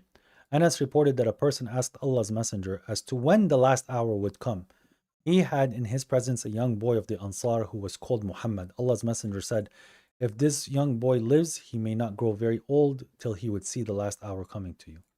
And God says in the Quran, if they ask you about the hour, you're supposed to say, nobody knows its knowledge except God. Here he's giving knowledge about the hour, and obviously this was wrong. Riz, come on, brother. but When the man is being respectful, now you want me to pick the aggressive people. No, brother, we're here about the truth. We're not here to entertain. but here it says coming. The hour is coming to you. That's ambiguous. We Did the can't really. boy, come on, brother, this is clear. This is very clear. No, I Whether mean the boy it could. whether the boy survives or not, he's telling you the hour coming to you. Like it Okay, but says, it's a لا يدركه الهرم حتى تقوم الساعة, that he will not yeah. grow old in age except the hour will come. So he's telling you within his lifetime. But no, he will see the hour coming. Not that the hour will arrive. There's a He big will, difference. brother, he will not see حتى تقوم الساعة. He will not see his old age except the hour will be stood. That's what it says in Arabic. But إن you're also going to يعش, understand this is part of a chain, and when you have chains of narration, you have to read all of them because there are some that are incorrect and are corrected by later hadith in the chain. Well, your understanding may be incorrect, I but don't need I'm to not do the that with type the of Quran. person. I don't I need to do that with understand the that. Quran. I That's why understand the that, Quran and is subversion. I'm not. It's you say that, but the amount of knowledge and understanding that you can get from the hadith um, Is it necessary? is it's so Brother, necessary. you're saying so necessary. So you're saying that right now in my religion, in the way that I practice my religion, and my relationship with God, which I know God is in my life. I know I'm seeing the blessings and counting the blessings. I feel very close to God. I'm blessed. I constantly think about the hereafter. I constantly ask God for forgiveness. I try to dissociate from this world. I try to establish my prayers on time, which I'm late for. I take care of my wife. I take care of the children that are in the family. I do as much as I can to try to please my Lord. You're saying to me that I'm deficient in religion? Be 100%. honest. It says in chapter 6, verse 159, those who divide their religion and become sects I have didn't nothing become a to do with sect. them whatsoever. You How am I? did. Quran only is a sect. It's not a sect. Me You inviting could to the have book of God. easily, I could have. but Bro. I can make peace with a Sunni and Shia today. The Sunni reject me, and the Shia reject me, and the Sunni rejects the Shia, and the Shia rejects the Sunni. I have absolutely no problem making a community with Jews, Christians, Sunnis, and Shias today if they were people who are fearful to God and they would stick to their own paradigms and not have to sit and practice mental masturbation all day with useless debates. If they're willing to work for God against the common enemy, which is shaitan, that doesn't know Allah or doesn't care about God, I will work with you all day. If I was Then why does capable that? of, if I was able, What? and I swear to you, I went to Lebanon in October to go in and help against the oppressive regime down there, and the Shia guys kicked me out. They blocked me from what I wanted to achieve. So And I didn't go to fight them. Yeah, by they're the oppressive oppressive. That's regime, you mean the Zionists. I was going to fight yeah, the okay, Zionists. just making sure. Yeah, okay. So, The Zionists. but this doesn't say Quran against Zionism, though. It says Quran alone without Hadith. That's what the topic says. Yeah, I'm saying to you that the Quran alone without Hadith is to start the conversation. I'm not saying that you're a kafir going to hell or that you have absolutely no chance. I'm telling you that this is a better way of following the messenger, better way of following what the Prophet did. This is my argument. But it does not mean that you fell out of Islam for me. There's a concept of Islam and then there's a concept of Iman, mu'min. Okay? You would fall in that place if you're truly conscious of God. And that's why for me the verse, those who believed and those who are Christians and those who are Jews and those who are Sabians who believe in God and the last day and do righteous, they have their rewards with God. This to me does not say Christian. No, no, no, no, it says no, no. That Nasara. does It not say says Nasara. I'm Nasara. just That's not a yes. Christian. The No, Christians it are isn't. Mushrik. The Unitarians are not. Yes, that's correct. Yes. So Some I'm of talking them, about the that. Arians, no, the Unitarians that believe Jesus is God, which is most of the Unitarians these days, those are Mushriks. No, I'm talking about the Unitarians that have a decisiveness that Jesus is a man. You can't call him God. Yeah, that's And an the concept. Arian. That's a Nasara Arian, yeah. Okay, so in that case, those people, they have a place to go to heaven in this day and age. So are some Jews, and so are some Sunnis, and so are some Shi'is. It's your actions. Unless they reject the Prophet Muhammad sallallahu alaihi wasallam as a prophet. But I do not reject him. I know, I'm not saying you do. I'm just talking about the Nasara that do reject him as a prophet there. I think that's an argument that can be made. If the people are judging with what God has given them, I don't think you have to submit to the prophet. There's some people, like I think there's a certain rabbi, he I don't know his name now. I forgot his name. No, well, I'm just meant he's a purely good brother. reject him as a prophet, because if you reject him as a prophet, you reject God, because it's not complicated. He's obviously the most prevalent prophet. He's brought more people to believe in God than every other prophet combined. You know, if you reject that, that's simple. I don't know those statistics, but the Prophet Muhammad has a very high place in with the honor of God by how many people his book and his mission has saved, and the work that he has completed 100%. There's no doubt. He's gonna get more rewards than him. He's the most beloved of creation. So I wouldn't go that far, but it's true. He is. His name even means the beloved one. So no, it means praised one. Yeah, but we're not supposed to praise him. So this is Allah praising him. What do you mean? His position is praised. Yeah, he's a praised one. I'm not saying the praise is to Muhammad. I'm saying praise Muhammad for what he did. That's fine. That's normal. The praise belongs to God. But God says, يَبْعَثَكَ مَقَامًا مَحْمُودًا. That God is going to send him to a station that is praised. Of course. Yeah, alhamdulillah. Yeah. That's what I'm talking But I'm about. not saying that I praise him like I would praise God. No, man, come on. Okay, so in regards to the hadith being sent from God or not, could you please read chapter 50? 57. Oh yeah, go pray. I'll come back, inshallah. I gotta run. I gotta end it. Walaikum salam. Thank you, bro. I appreciate you coming up and having a nice conversation. Yeah, no problem. Guys, you see, even Logos, he's go, hey man, go get a girlfriend. Logos came and he had a nice conversation, and that's what I'm saying to you. On my platform, we don't do this whole other weird stuff that guy, hey man, go get a girlfriend. Sweetheart, this guy's telling me to go get a girlfriend. Not you, that dude. Oh, I appreciate that. I was gonna wonder. Now I'm in trouble, guys. I gotta go. I gotta go pray. I'm kidding. I'm sure my wife's praying anyways. So may God bless you guys. Thank you. Pizza. I have no pizza, bro. Listen, next stream, if I'm not fasting, the pizza's gonna be here. Maybe not on Friday because it's a sermon. I'm not gonna eat. Diacritics. I have a video about it on my YouTube. God bless you all. I do have to pray. I don't like being this late. Peace. Salam, salam, salam, salam, salam, salam. You're lactose intolerant. Bro. Why is your main focus on hadith? My main focus is on the Quran, and the Quran is sufficient. And wait. Brothers and sisters, when I start going for the Bible and showing the Christian Trinitarians that they're on a different path, you'll see my cooking style there, bro. You'll see when I go for the Christians. Oh, praise